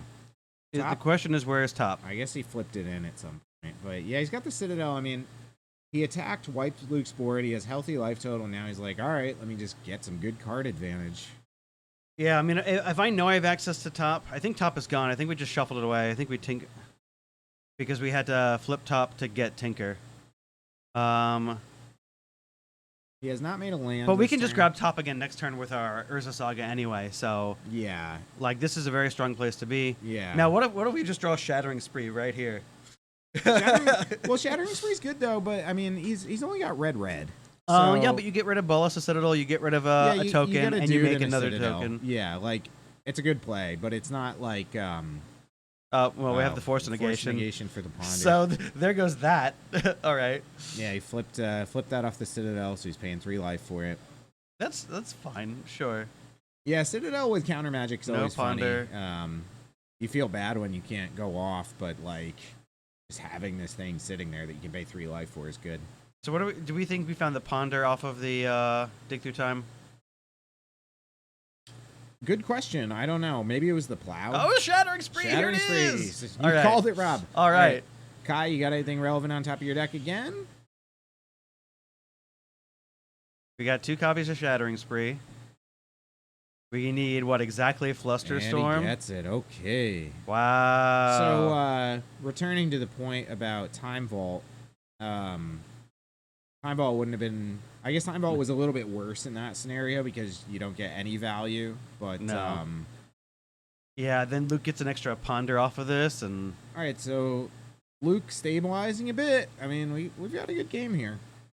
well, I mean, Kai's gonna make another token end of turn, and then we're gonna make another token and get our top back. So like Luke has to draw Yeah, so they're gonna be 8/8s. another Shattering Spree. I don't think we can attack. Attacking with Loris seems suspect. So this is the situation where if you're Luke, you wish you had the Breach package in your deck because like. Yeah, you he's just win out of probably this. not going to win conventionally very easily here, but if you could just like combo out the way you could get there. Yeah. So we make the token, draw step, trigger, make another token. What do you think, Rob? Are we going to be looking at our first match draw of the event? Or, Oh or no, what? I hope not. It's possible. It's unlikely with Kai being up a game. I mean, this could easily end 101. Yep. But I don't know. Luke might be able to squeeze something in here. We were talking previously, just trying to figure out the structure and what Here kind of you go. expect for Here's the tournament. You called it earlier, the Manifold Key. So he's going for the, There we go, unblockable unblockable. dude. That's Yep. a good play by Kai. There we go. So this will end in 2-0, which is good. But unless Luke's sitting on a plow here. Yep. and oh, Luke's that's scooping gonna him do up. it. Great games. What's up, everybody? Quick update. All of our quarterfinal matches have finished. And so we're lining up the semifinal match. We're going to have, I believe, Ian Files playing against Paul. Paul did manage to take it away. He's on a Loris deck, so we'll see that on another Loris kind of mirror here in a moment. If you guys give us just a few minutes, we'll get that squared away and come bring that to you.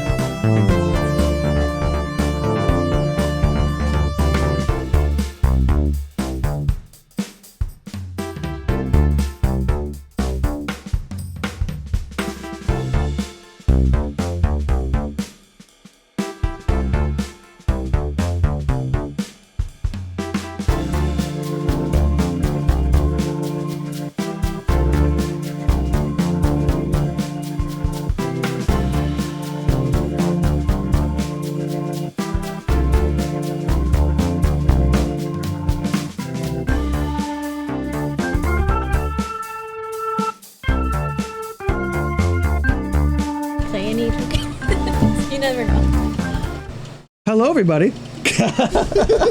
Hey, we're live at Tweety's Bar, drinking warm beverages because it is cold outside. He also did ask me if I was ready, and I said yes. And, This is true. Obviously, I was not. No worries. So we've got the semifinals coming up here momentarily. And it's going to be wonderful. We have Paul at 2nd seed versus Ian at 8th seed. We did see Ian on camera last round. Yes, we did. We have seen Paul earlier, so that will be fun. The other semifinal match is a Jewel Shops versus Dredge. So we've seen Dredge defeat Jewel Shops once in the quarterfinals, and then we're just going to paired against semifinals. So we'll see if they can continue the same success. Dredge took it 2-1 in pretty good fashion, games 2 and 3. So We're so excited. I pretty. got more information about Liz, that this is actually her 3rd time playing Vintage. First time playing in a tournament, and she's doing so well. We're so proud of her. So if you ever needed a better endorsement for the deck of Dredge, Bizarre Bad Dag is a messed up magic card, and Dredge is a messed up mechanic. Yeah. So there you go. But yeah, so we're going to bring this semifinal round here. After this, we will bring you the finals, and we'll see what that is here in a bit. But it's exciting. It's I'm wonderful. so excited. Oh my god. And again, a reminder, they are playing for this wonderful Max Emerald right here. So that'll be great. Excited to see. Oh, and an invitational. And the invitational. I can't forget the invitational. If the winner of this event does get a spot at the end of the year invitational, we are excited for that. We hope you're excited for them as well. The invitational, you can see our last 2 invitational streams on our YouTube channel. They are wonderful. But let's go ahead and check in with our players as they prepare to begin their match here in just a moment. And we'll see what we can expect from them. We do know that Paul is on a Lurrus deck, kind of a blue-black Lurrus, and we have seen Ian also on Lurrus as well, on more of a bug Lurrus kind of style. So yes. It'll be interesting to kind of see how these decks kind of line up. This is set to be a long interactive game, I suspect. Now, the only way I see this ending real fast is if Paul can generate some tempo advantage and pull off his Time Twister with the Orcish Bowmaster combo that we've seen him do earlier in the event to generate, large damage swings real fast. It'll be hard to pull off. It's really the only way to gain a huge advantage real fast in Paul's deck. Remind me, does Paul's deck, is it artifact heavy? It is not as artifact heavy as a lot of the decks that we've seen. Okay. It is going to play, some number of Moxen. Of course. It's going to play Black Lotus. We have seen that a lot of these Lurrus decks do play Mishra's Bauble to draw cards, every turn with Lurrus. So the collector oofs that we saw that were incredible last in the quarterfinals may not be as powerful here, but they're still going to be good. It's still going to help. And, the fact that both players are playing Bowmaster are going to kind of make it difficult for Paul to pull off the Time Twister. We'll see if Ian has a Time Twister of his own, but Paul being 2nd seed is on the play. He's going to go ahead and start off with a land, Mox, and Mishra's Bauble. He's going to look at the top card of his library, see if he wants to fetch. He's going to play a 2nd Bauble and look at the top card of Ian's library and draw 2 extra cards, get some information.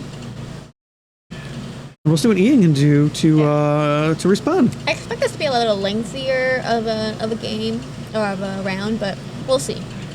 So Ian's going to I agree with you, first of all. Ian's going to go ahead and cast Ancestral Recall. Very powerful restricted card in Vintage. And right into Bowmaster mana. And so we're going to see if Ian just, didn't worry about that, was just hoping Paul didn't have it. Paul's going to demonstrate that, yes, I do have it. It is worth shuffling away the top card of my library. You can draw 3, but I'm going to get 4 power on the board and deal you 4 damage. Mm-hmm. That's exactly what we see here. So that does mean Ancestral Recall will resolve, but it's going to immediately apply pressure to Ian here. Oh, Ian's saying, hey, wait a second, before I take all the damage here, maybe something else is going to change. So we'll see, putting his life total back to 19. I don't know, we'll find out.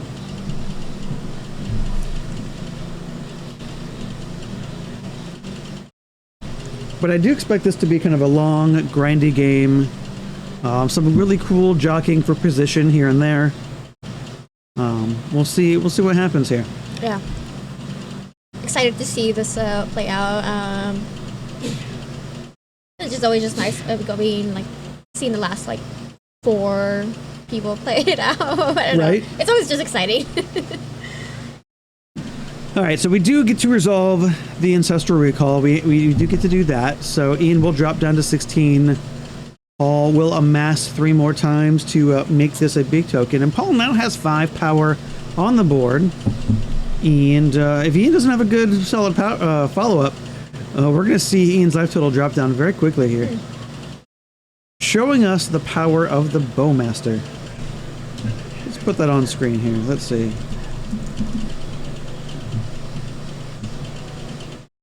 Put the right one on here. There we go. All right, so Orcish Bowmaster, a relatively new card out of the Lord of the Rings set. Flash when it comes into play. And whenever the opponent draws a card that isn't the first draw of the turn, you get to amass 1 and deal 1 damage to any target. Amass again, you get to make the Orc army. And if you don't already have one, and if you do, you put more +1/+1 counters on there. And so we see Ian is able to follow up with a Gitaxian Probe. We do get to see a number of blue counter spells in Paul's hand. So Paul in a fantastic position here. Obviously drew some great cards off of his baubles here. As expected with Bobble. Yep. And Ian's in a tight spot. Paul showcasing the wonderful participation token of the event, that Orc Army token, featuring orcs from all across Magic history. Was that also featuring the Lord of the Rings orcs? I think those orcs are on there. I would hope so. You can look on it and see if you can see the orcs from Orcish Bowmasters. Somewhere in there. Paul's going to go ahead and attack here. Drop Ian down to 7 here.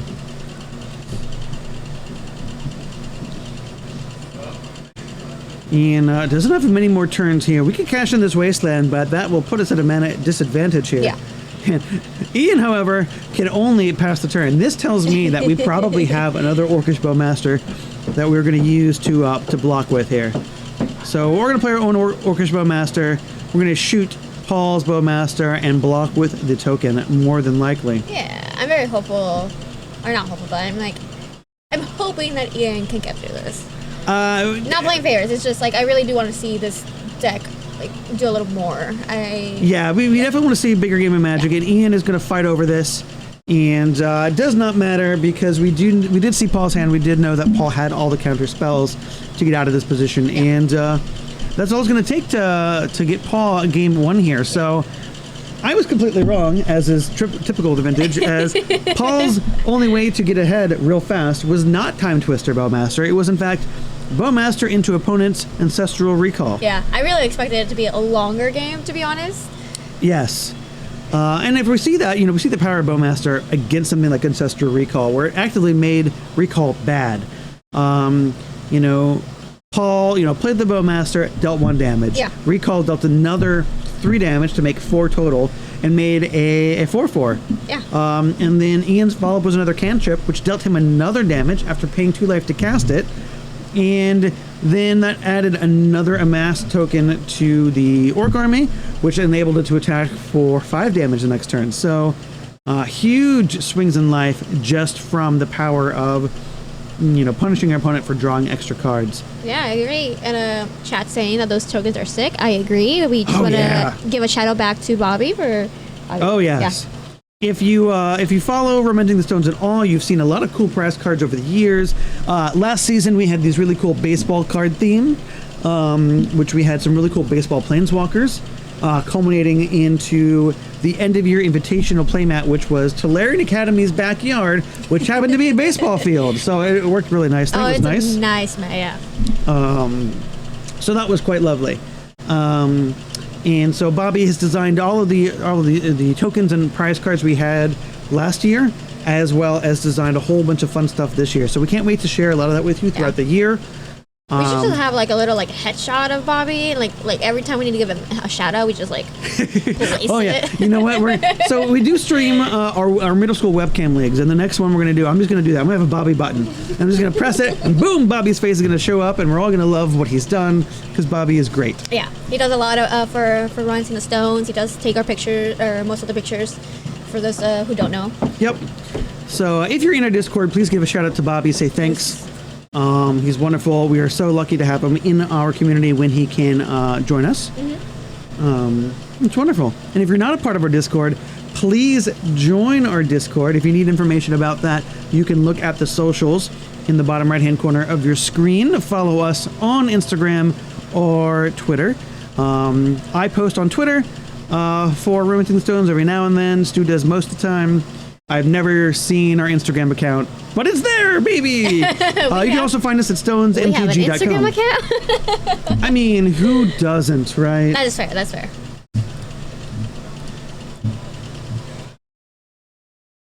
Speaking of the Twitter, I should probably tweet out that we're in our semifinals. Oh yeah, we've been so excited that we forgot about that.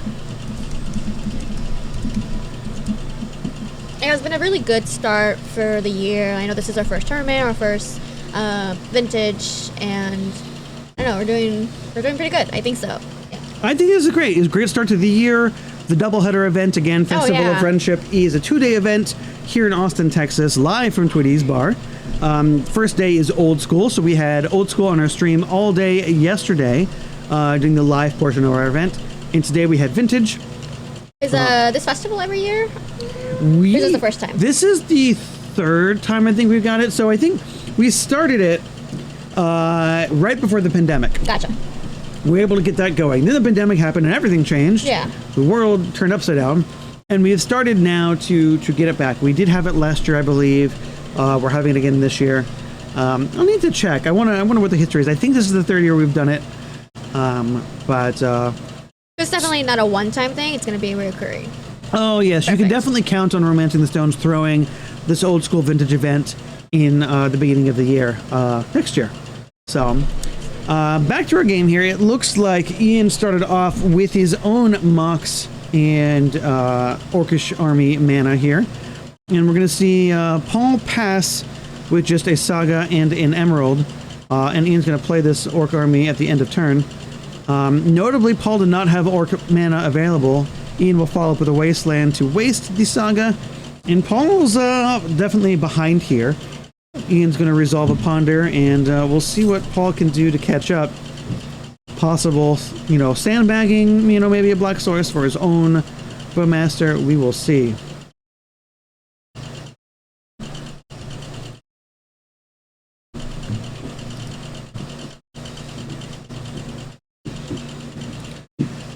Chat pointing out that we, Romancing the Stones, did send quite a few people to Eternal Weekend last month. This is true. I think there were at least like 8 people. 8 people? Oh I think from Austin. I don't know, maybe. But in either case, we had a top 8 competitor and we had a top 16 competitor in Eternal Weekend last year. So Vintage is definitely something that we like to do, which is wonderful. I heard they had a lot of fun. Unfortunately, Paul and I were not able to attend that weekend, but I was not able to go as well, despite as much as I would have loved to. Yeah, no, we really wanted to go too.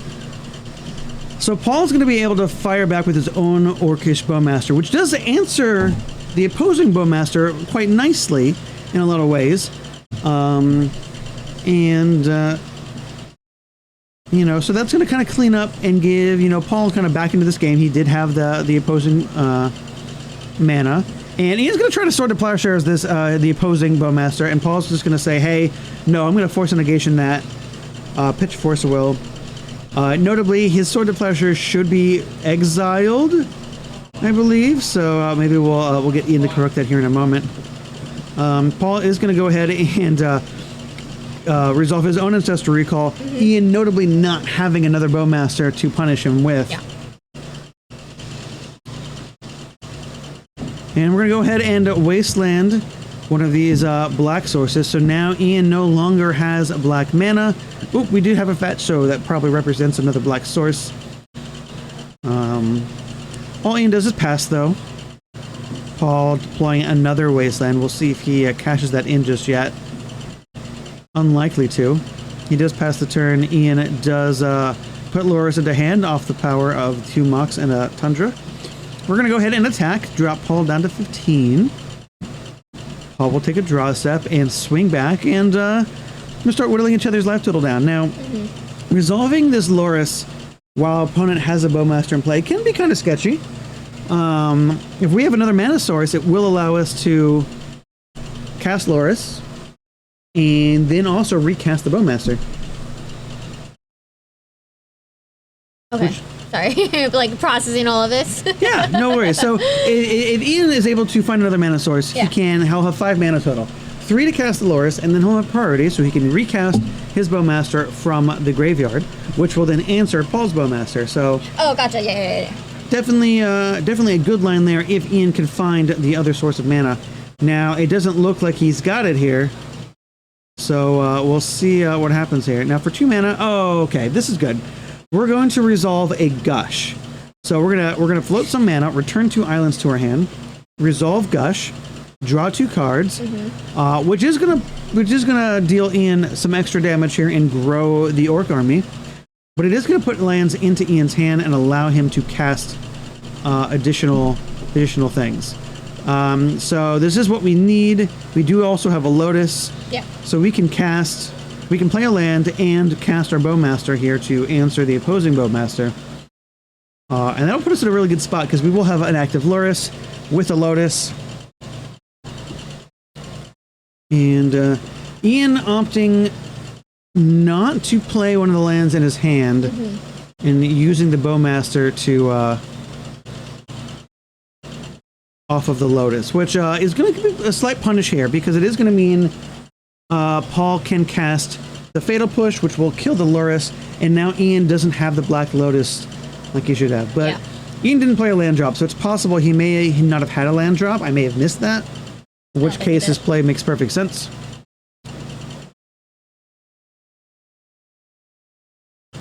And now we're going to see Paul deploy the Loris to his hand and likely in the near future make Ian answer that. Aha! Ian's probably favorite card in this deck, Deathrite Shaman. Let's look at this oldie but a goodie.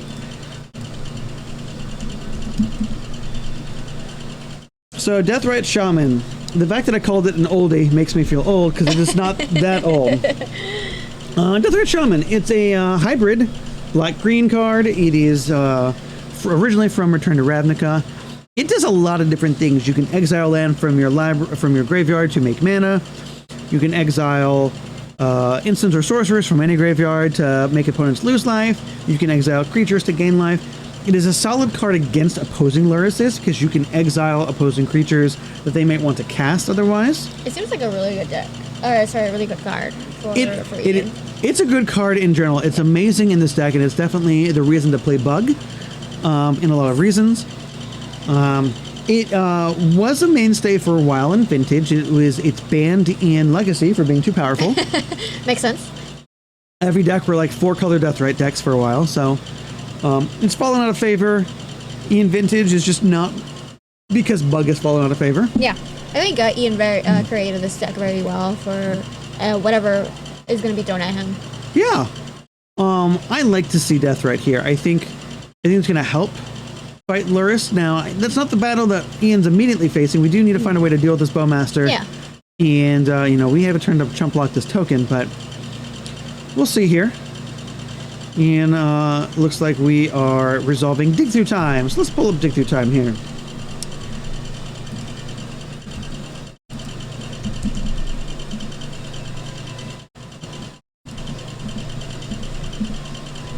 Dig Through Time. All right, so Dig Through Time is another delve spell, kind of like Treasure Cruise.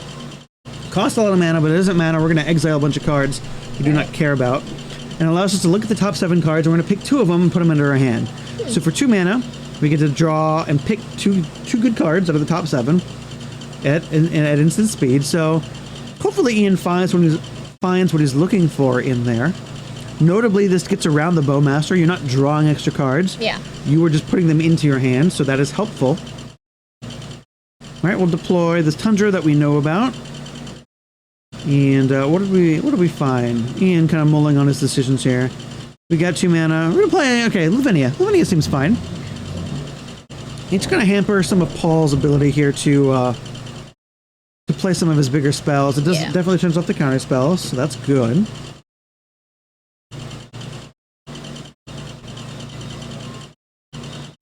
And Paul certainly has the biggest creature here, but Ian can start gaining some life by exiling some of the other creatures in Paul's graveyard. So, you know, with the Deathrat Shaman, so he can buy himself some amount of time here. We may, I think that's a Mox Pearl and a Mox Sapphire.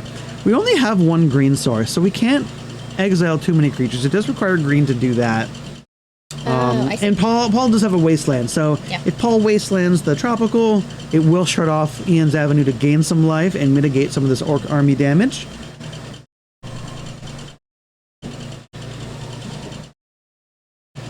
So we're casting Brainstorm, and that is going to put some triggers on the stack, and then is going to take care of the Lavinia. So Ian deciding drawing cards and resolving this was more important than having Lavinia in play. Yeah.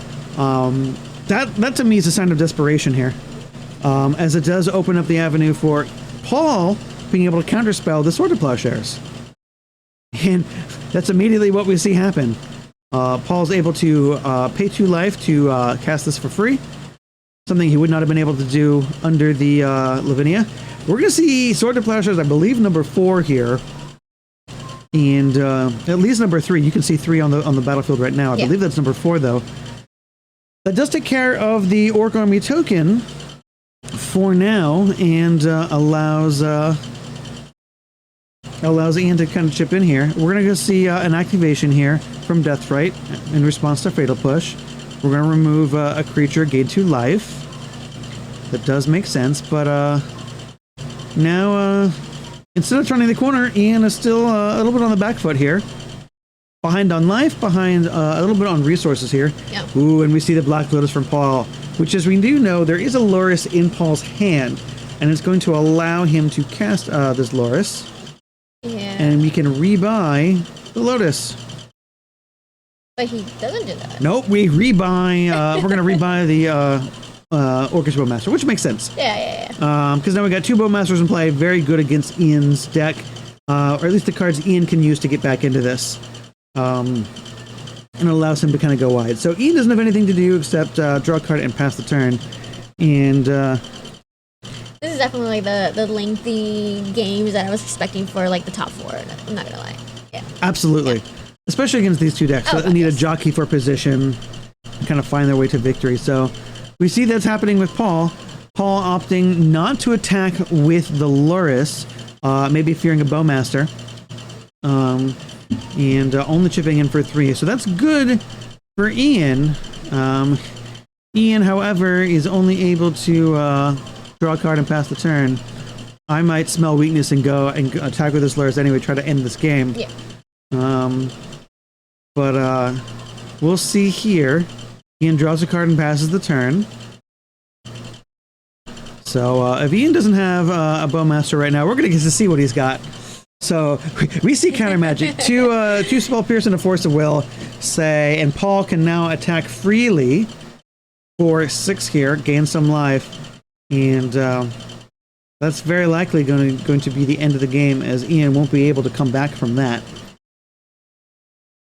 Ian will drop down to 2. Paul going to cash in this Lotus. What are we going to cast? Not going to cash it. Okay, we're going to cash it in and replay it. Is it such as graveyard? Is that what It looks like we're casting a Delve spell. Okay. So I think we're just using the 3 mana from that. Yep, that's fine. Yeah. So that looks like to be the Dig Through Time that we saw earlier. Mm-hmm. That is a Retro Frame Dig Through Time. Paul just making sure he finds the cards that can just answer whatever Ian can do.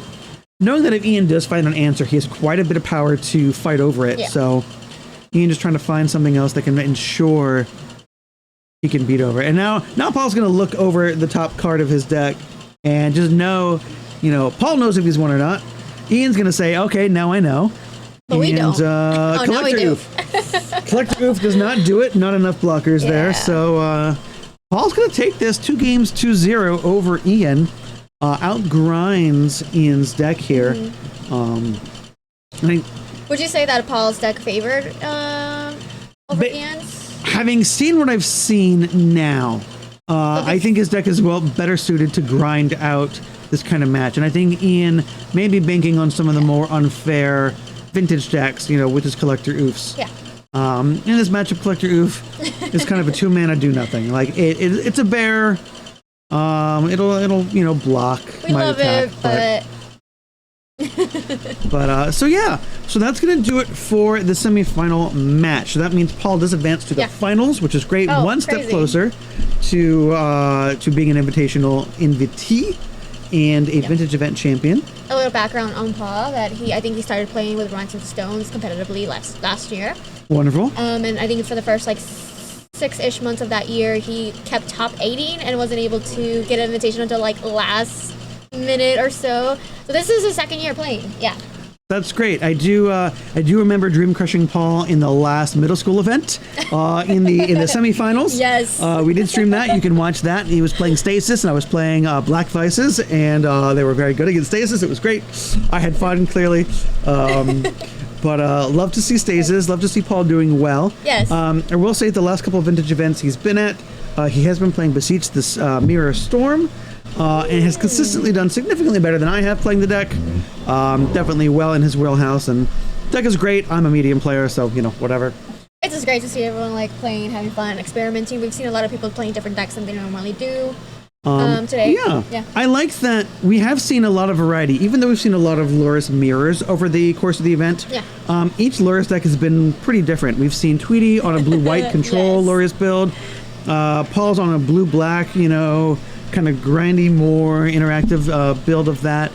Stu is on a 5-color, Loris build. Yeah. Ian's on a bug Loris build. So Loris is a popular card. Many different ways to build the deck. It's been nice. I see that. Yeah, no, it's great seeing the different matchups with Loris. You can do so much. I think you can do a lot more with vintage than you can do with old school. Because in old school you kind of see more of the same repetitive stuff going on, and you can kind of understand what your opponent might have, but with vintage it's always what's going on. What's gonna Absolutely. I mean, with you only have 2 years worth of Magic in its most primitive form available in old school, and in vintage you've got everything. While you do see a lot of the same cards, right? You do still see Power 9 all the time.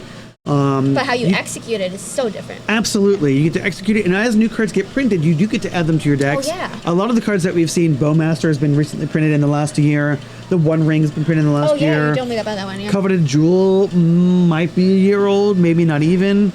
At the beginning of last year, the big push was White Initiative. Now the deck isn't doing as well, but those were all new cards, so vintage is ever evolving. Yes. Despite all the cards that stay the same, so it's lovely. We're gonna go upstairs though. Yes. Check in on the other semifinal match, see who has won, or if the game is still going, and figure out who your final match is going to contain.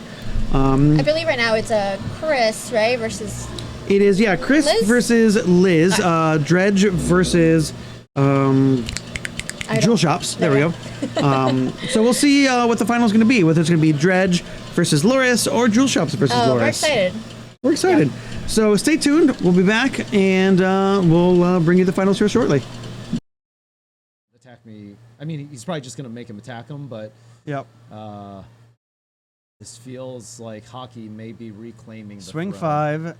Yeah, I think I'm really happy to see the initiative deck do this, especially against Bazaar, because Bazaar is the boogeyman, always, forever. Yeah. Unless you're playing... I played Bazaar in a deck that also played Mishra's Workshop and also played Mountains.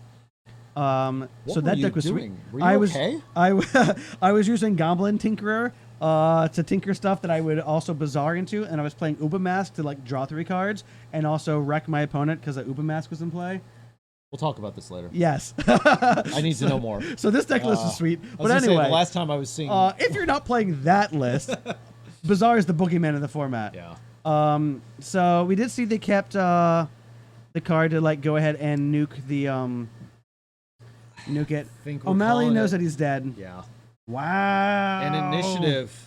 Hockey has taken the initiative in the biggest way possible. He has reclaimed the throne. So we have a winner and a loser, and unfortunately, it's the same side. So we have a winner for the initiative deck. Yes, it took down this event. It was undefeated in the vintage portion of our event, which is great. Good sign. Unfortunately for us, Brian Hockey has now won 3 invitationals out of 4, and we will never hear the end of it. What else we didn't even mention is there's no interaction that Stu has against survival.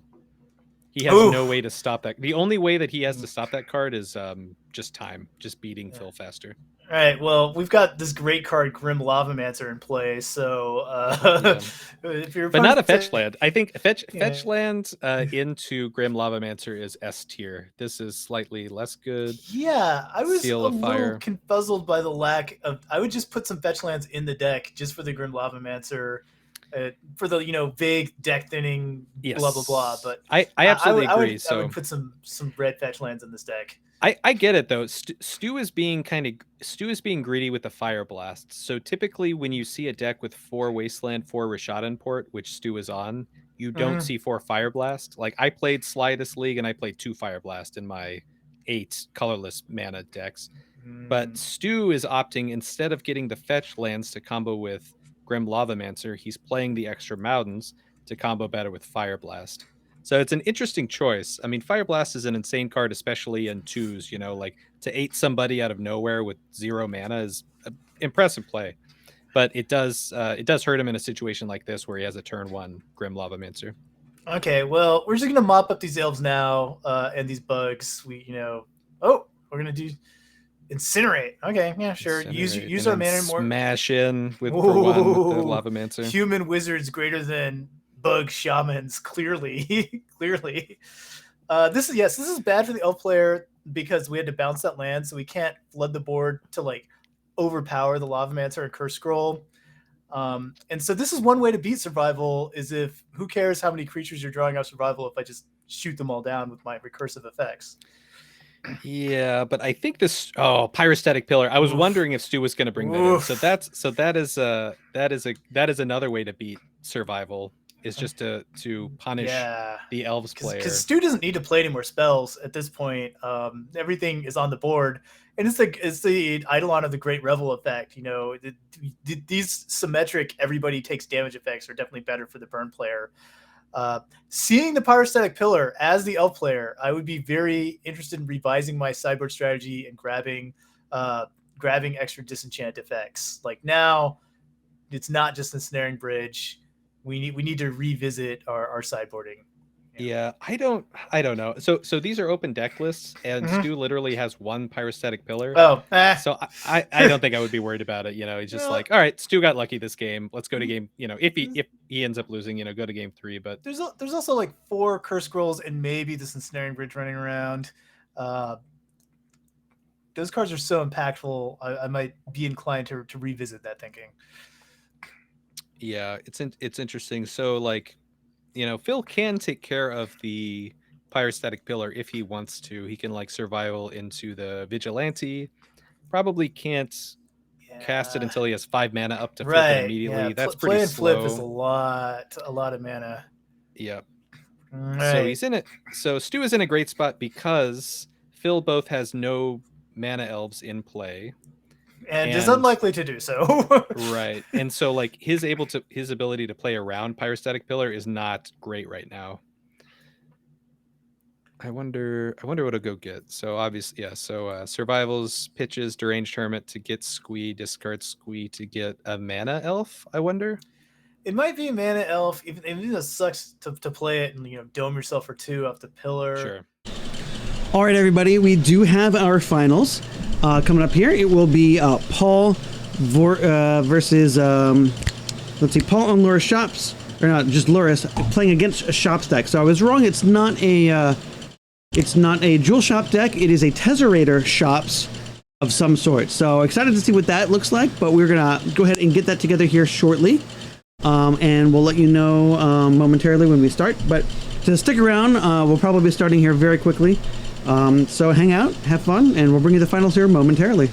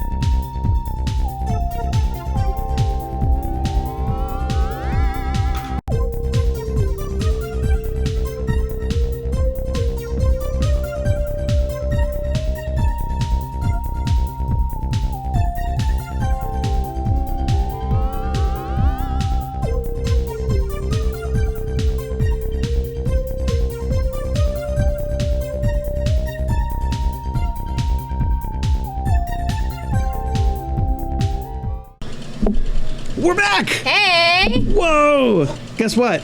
We're at the finals. We are. Finals of the Romancing the Stones Festival of Friendship Vintage event. I am Robert. I'm joined in the booth by the lovely Ruby. How's it going? It's going good. It's been a Having great fun? day. Oh, yes. Heck yeah. So, how has your day been being in the booth? It's been really nice. It's been interesting. I've never been on camera like this. It's exciting, but isn't it? Yeah, it's exciting. It's fun. I've learned so much. I'll Well, do it again. it's been an absolute joy to have you as company. Thank you. And we bring you the conclusion of today's events. Yes. The finals of our vintage event here. And we've got, let's see, Paul on second seed playing this blue-black Lurrus deck. And we have Justin at the fifth seed playing what has been only described to me as a Workshop Tezzerator deck. I don't know what's going to be in there just yet. So we're going to find out. I do know that Tezzeret has won a few games for Justin so far. It'll be exciting to kind of see what happens. A few games. It's a fifth place. Well, we're at the very end, so it's one more than just that. But our players are playing for this, the Mox Emerald Proxy from Romancing the Stones with the cool custom token there, as well as the invitation to our end of the year invitational. Which is going to be exciting. Oh, I'm so excited. It's a great way to start this year and a great way to like just keep promoting the invitational. Yep. Paul did qualify for the invitational last year, which is great to see. Yeah. So he's hoping to run it back this year and qualify again. Chat saying that Justin's on a Twisted Jewel Shop deck, so Tezzerator, Jewel Shop. I mean, I've heard Jewel Shop, so we'll see. It will be kind of interesting to kind of see what happens. But that's what's great. Something unexpected and random. Love to see it, especially at this top tables here. I'm very excited to see the conclusion of our event. Crown our first champion of the season. Oh, the first champion. Yes. Yes. Do we have like a crown for them? We don't have a crown. Hockey, or the infamous Hockey, made an invitational crown for himself once upon a time, but For himself. for himself. But we don't have a crown here. But we do have a wonderful match of Magic to bring to you. That is now underway. So Paul going ahead and starting off with Orcish Bowmaster Mana, a Mox in an Underground Sea.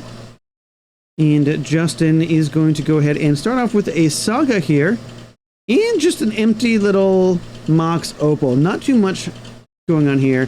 Paul's going to go ahead and end step, bring in this Bowmaster, and start the pressure.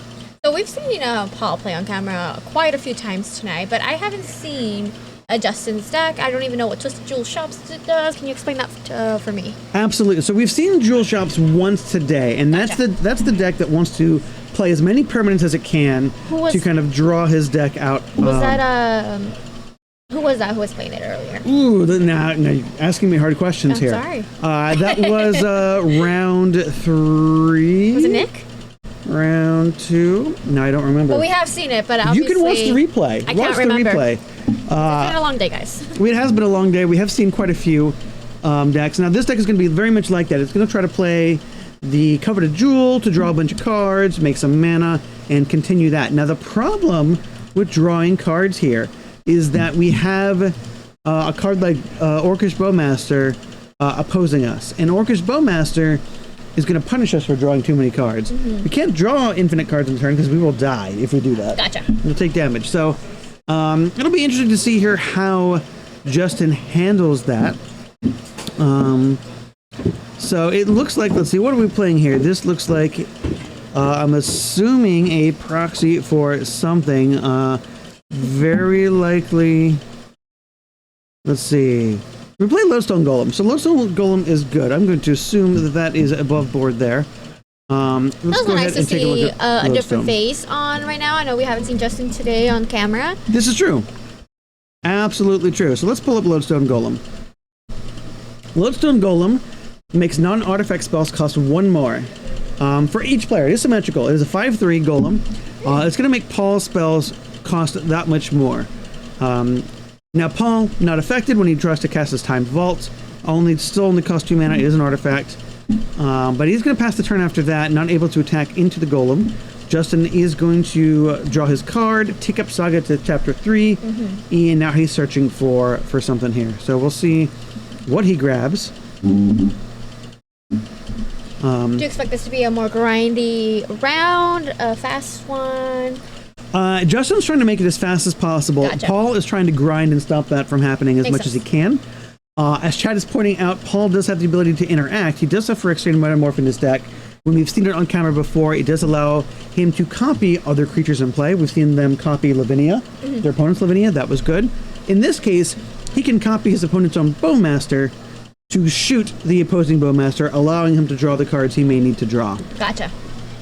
So we'll see if that is something that he does. That looks like that might be a Phyrexian Metamorph, one of the secret layers.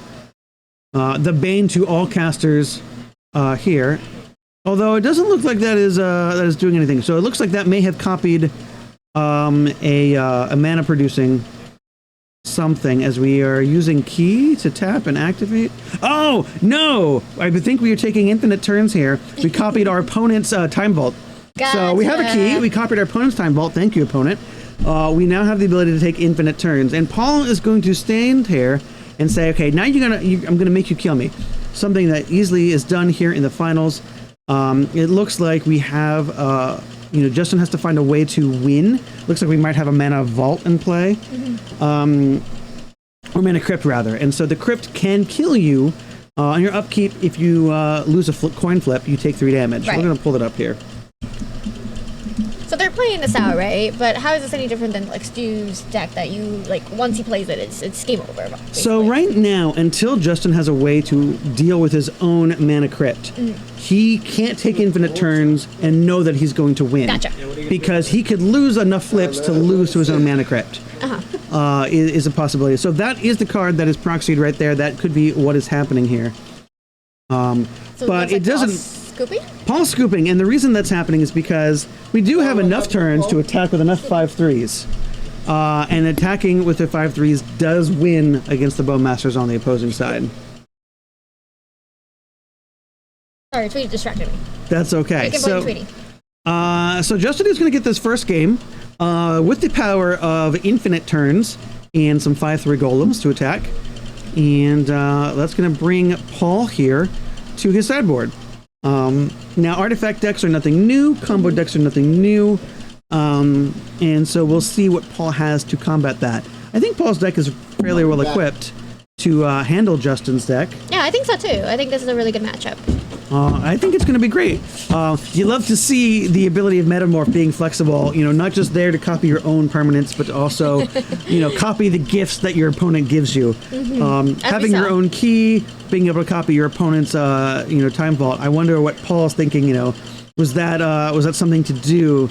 Was that what he wanted to, actually play? Was he worried about his opponent casting Metamorph? I mean, it also begs to we have to question if Paul even knew what Justin was playing. That is true. It is possible he wasn't sure. I imagine at this point Paul has scoped out the field enough to have an idea. Justin did play some cards that might tip off Paul. But, as Chat's pointing out, it can be very risky to play a naked Time Vault while your opponent has Phyrexian Metamorph in your deck, because it means your opponent really only needs to find one of the many keys, and the deck plays 4 right, or more, because you have cards, the mana sources that untap. Right, and 1 vault, if I'm not mistaken. You have the vault. Yeah. You also have the 1 rings that are very good to untap. Right.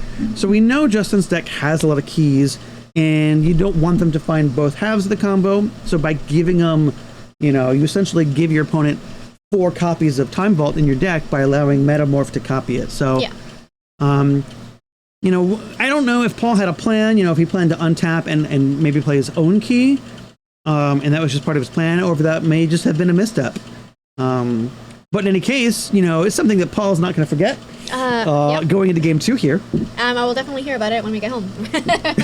Absolutely. But it's exciting.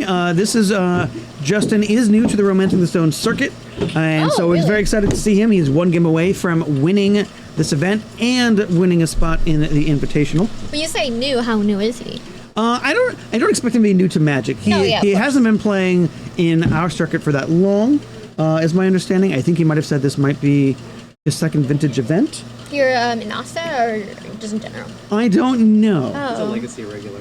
He's a legacy regular though, so he's certainly no stranger to the game of Magic and complexities of a lot of the cards in this format. Yeah. A lot of legacy players do like to take vacations and play Vintage from time to time. Mm-hmm. A lot of similarities between the formats, and we're gonna go ahead and get this game started. Our opponents have yet to reset their life totals, not a big deal. Both of players starting off with Lotus hands, but only Justin cashing in the Lotus here. So we're gonna see exactly what he goes with here.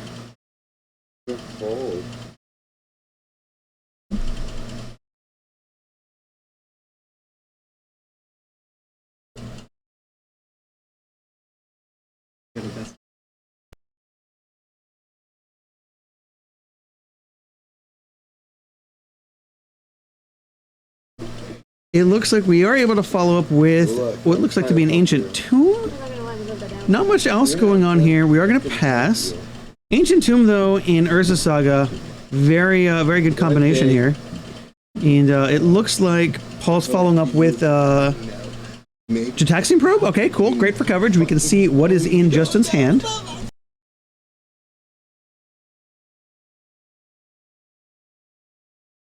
Paul pulling out the notepad, going to take note of what is happening here. Justin has Force of Will plus blue card in the form of PO plus blue card in the form of Phyrexian Metamorph. We have another Ancient Tomb here, so this PO not looking too hot here, likely to be fodder for the Force of Will, as the Phyrexian Metamorph might prove more valuable with the ability to copy maybe some of these construct tokens down the road. We'll see.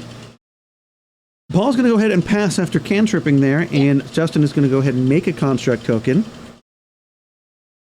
And third chapter on the stack, we're going to make another construct token, drop down to 16. And Tokens are nice. We'll see what we search up here. Paul's going to go ahead and fetch with trigger in the stack, and this is because Justin could fetch up a Pithing Needle. Gotcha. Pithing Needle could just come into play and name the Flooded Strand, and Paul wouldn't have the ability to react. So good heads up play on Paul there. Justin, certainly unlikely to grab a Pithing Needle now. More likely to grab maybe a key to pair with this Mana Vault. If we want to maybe try to cash in on this PO. We don't have a blue source of mana yet, so we might need to fetch maybe a Mox Sapphire. We'll see what's on Justin's mind here. A Manifold Key will make some of these tokens unblockable, and that may be kind of what we're into here. Certainly quite a few options. Yeah, he's got it.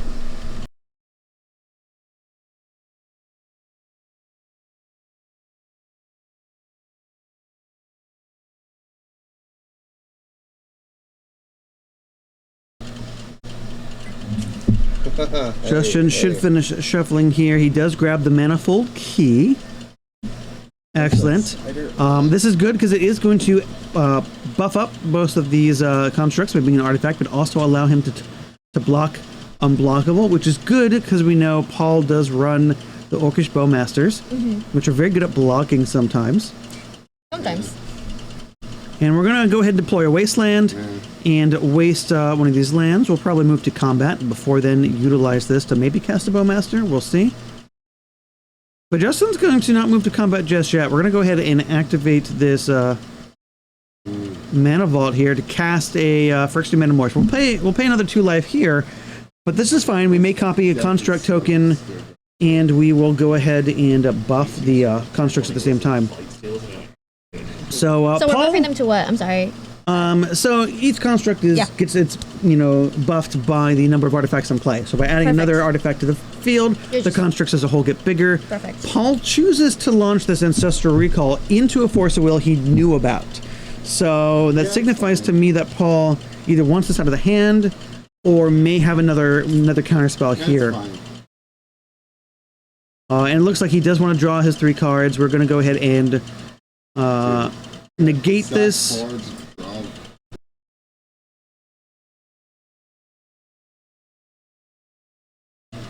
Justin saying, yep, draw your 3, that's fine. I'm going to go ahead and attack here for 5. So Paul's going to Paul take is fucking 5, up. drop down to 13 here. Don't get mad.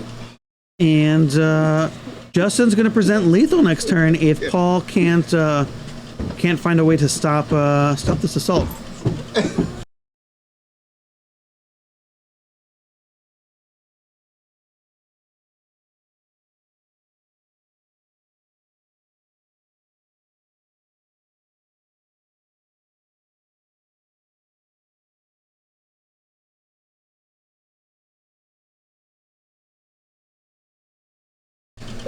Paul going into the tank here, trying to figure out what order of operations is going to get him out of here.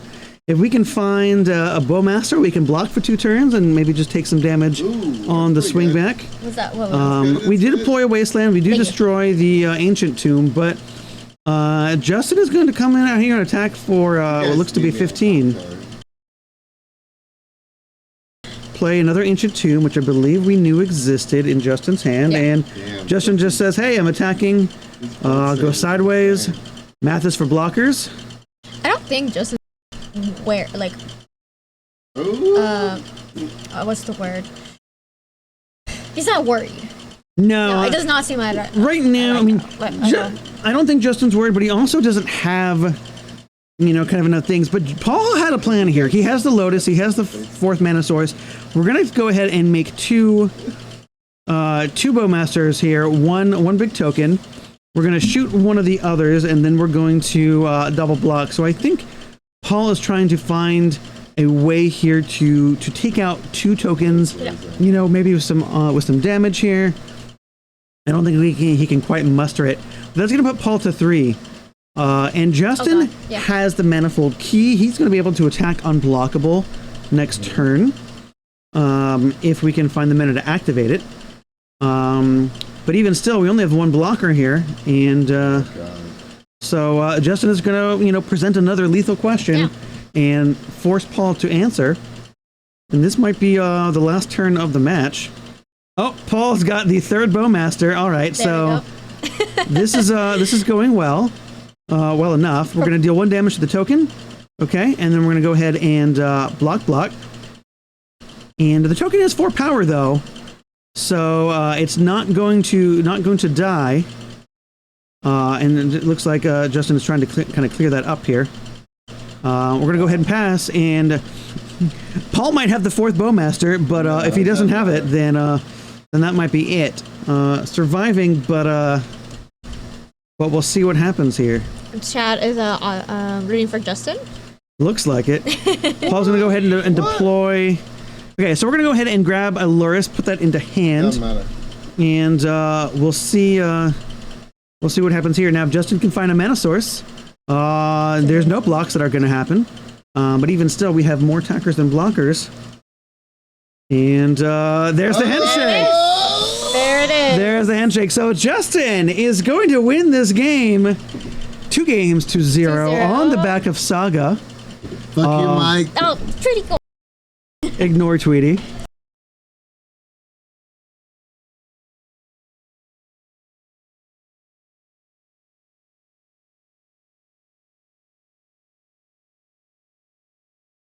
It's family friendly. Congratulations to Justin here.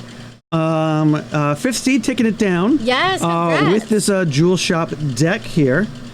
Chad asking how can we? It's his bar. Well, this is true. It is Tweety. It is Tweety's bar. This is true. Tweety is our gracious host, and let's not forget that we are live from Tweety's bar. Tweety's basement, to be specific. Tweety's basement. This is true. And if you want, here. So Tweety's right here with us. Come on, Tweety. Come say hello. Tweety. So this is Tweety. We had him on camera twice. So bad. Oh, you're fine. Yeah. Do you want to do a little bit of commentary on your matchup today? No, fuck you. No, never mind.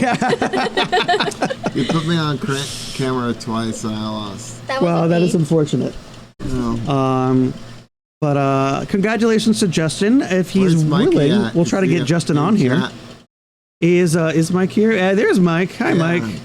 Should have played Bazaar. That's true. Mike, I'm so mad at you. Well, but this was exciting. I mean, this is the first time we've seen Justin on the camera. Like the first time we've actually talked about Justin. Like This is he's kind true. of like crawling from underneath everyone, and then Yeah. he wins today. Came in with 9 points at 5th seed. Oh, he so did. so there were 2 losses earlier in the day. Did not seem to matter for him. Steam Swift taking it down in good fashion here. I know he won his semifinal match 2-0 as well. So definitely crushing this top 8 here, which is Yeah. good to see. So that means that he got an Yeah, invitational it's for. really lame. Lame for you two. No, look at he's like Mike is -6 saying that he degrees. wished he was here this weekend. It's -6 degrees in Chicago. In Chicago. Thank you. It's not quite that cold here, but it's No. cold. But, But, Justin did win the invitational for this year, and he also won the Proxy Mox Emerald, which I'm going to show again. Wait, what? Yep. He gets the Proxy Mox Emerald. There Yep. you go. So if you guys hang on for just a few moments, we're going to try to get Justin down here to say a few words and talk a little bit about his Win it for experience me. here there. And we'll be back. Yeah, we'll be and, right Stay back. tuned.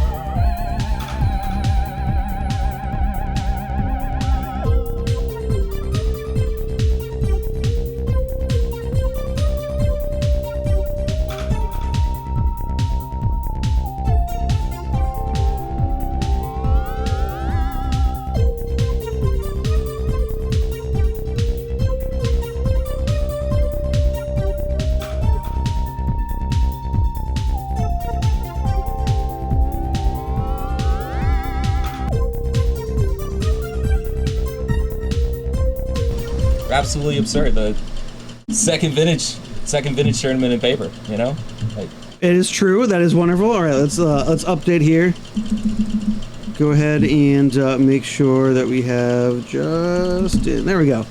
Welcome everybody. With the champ, Justin. How's it going? It's going great. Good to be here. Congratulations. Thank you. That was great to see. Fun to kind of see the gift of Time Vault game 1. That was something cool to see, and then just to see Saga Beats. Yeah, kind of love to see it. Saga Beats was something that I came into. I've had no real experience with this deck coming into this tournament. Sure. But it was one of those. Saga Beats was one of those things that I kind of wrote off when I was doing my initial playtesting. Sure. And then very quickly into the day, I realized this is going to be one of my keys to success. Oh yeah. Just with the amount of force, the amount of blue in the competition today. Absolutely. When we saw there was one other Jewel Shops player on stream earlier, and we saw something similar where they tried to assemble, the critical mass of permanents. They weren't allowed to do so, and they didn't have the backup win condition to kind of get them out of that. In this case, we saw exactly that, just how powerful that is, and how quickly that can add up. It got you there. It did. Well, do you want to be the first to present to you the Proxy Mox Emerald token? Oh This is your championship and your ticket into the Invitational. Fantastic. There you go. That's exciting. This will be going straight into the deck. Absolutely. It beats my hand-drawn one that I was playing today. So, what was, your thought process? You said you haven't, this is your second vintage event. It is. What were you kind of thinking going into? What were your hopes and dreams? So, my initial plan for the weekend was to build more of an aggro shops list. Sure. Decided about halfway through the building process that's not really the direction I wanted to take. Sure. I started jamming on Arena and got back onto playing some Tezzeret-based artifact decks. Okay. And so I decided to pivot and do Jewel Shops. Sure. Picked up Tezzeret Master of the Bridge as my top-end card after a bit of playtesting, and that came through in my top 8 match. It was not on stream. But game 1 I had Master of the Bridge into 0-cost Karn into 6 mana for Mycosynth Lattice. Okay. And then in the final game 3 for that match, I had my opponent had a Bolas the Citadel online. Wonderful. I for top your deck. Yeah, Yep. he was blanking though. He did not have a great time with it. I top decked Phyrexian Metamorph. Sure. Cast it, copied the Citadel. Wonderful. And got to a critical mass of artifacts to cast the Bolas, the Tezzeret from my hand. Okay. 2 uptick for lethal. Wow. So it ended up coming through, and I'm glad that that little deck building decision ended up mattering in the end of the day. It's always nice when we, decide to play something for fun that may not necessarily be, the mainstream agreed upon best build, but we still, get to have success with it anyway. Of course. Tezzeret is not something that we see a lot of in Vintage, especially out of Jewel Shops. Did you like having it in your deck other than the top 8 match? I really loved it. It pitched the Force, which 4 extra cards in that deck to pitch the Force, giving me, I believe I'll have to look at the deck list. I believe I'm at 20 pitchable cards to Force in the main deck. That helps in a combo deck. It does. It does, Absolutely. definitely. And just the kind of versatility of the card. I didn't get to ever use the minus ability or the ultimate ability. Sure. But the minus ability to, turn 1, cast it off a Black Lotus and bring back the Black Lotus into play. That's something that has come up in my playtesting. Sure. And it's just a fun, cool card. It's one of those niche cards that never really saw play anywhere. I think if we can win an event with a cool, spicy card in your deck, especially as a 4 of, I'm all here for that. I think that's wonderful. I think that's one of the nice things about an event like Romancing the Stones. It's, big enough to have some of the, the tier decks in here, but not too big that you really have to min-max. If you want to be spiky, you can still have fun and have success here, which is wonderful to see. Definitely. Yes. So you're excited about being invited to the Invitational at the end of this year? Oh yes, absolutely. This wasn't even when I decided to come in today and play the event. Mm-hmm. My goal was to maybe go 3-2, maybe have a couple cool games here and there. Sure. I never even considered winning the whole thing. So this is, it's a great opportunity, and I'm very much looking forward to bringing some more spice. It's a fun in the feeling. Invitational Yeah. in, I guess, 11 months from now? 11 months from now, that's right, December. But what it does do is that the next vintage event we hold, there is no pressure. You can play whatever you want, spicy, fun ofs. In the past, we've had players play Dragon Lord Solomgar in our things, and that's a spicy meatball. So be prepared for Channel Mirror. Channel Mirror, there we go. Sure, that sounds great. So, well, again, congratulations. Happy to have you so here. much. Definitely. And for all those at home, thank you guys for tuning in and watching Justin on his path to victory. It's been great to have all you guys here. We will have all of this uploaded to our YouTube soon. And stay tuned in our Discord and our socials for updates on the next Romancing the Stone event, whether that be an in-person vintage event, a middle school webcam league, or there may even be some rumblings of in-person non-webcam middle school to qualify for the Invitational. So it's an exciting new year. Lots of opportunities abound. So stay tuned, and we'll see you all next time. Take it easy.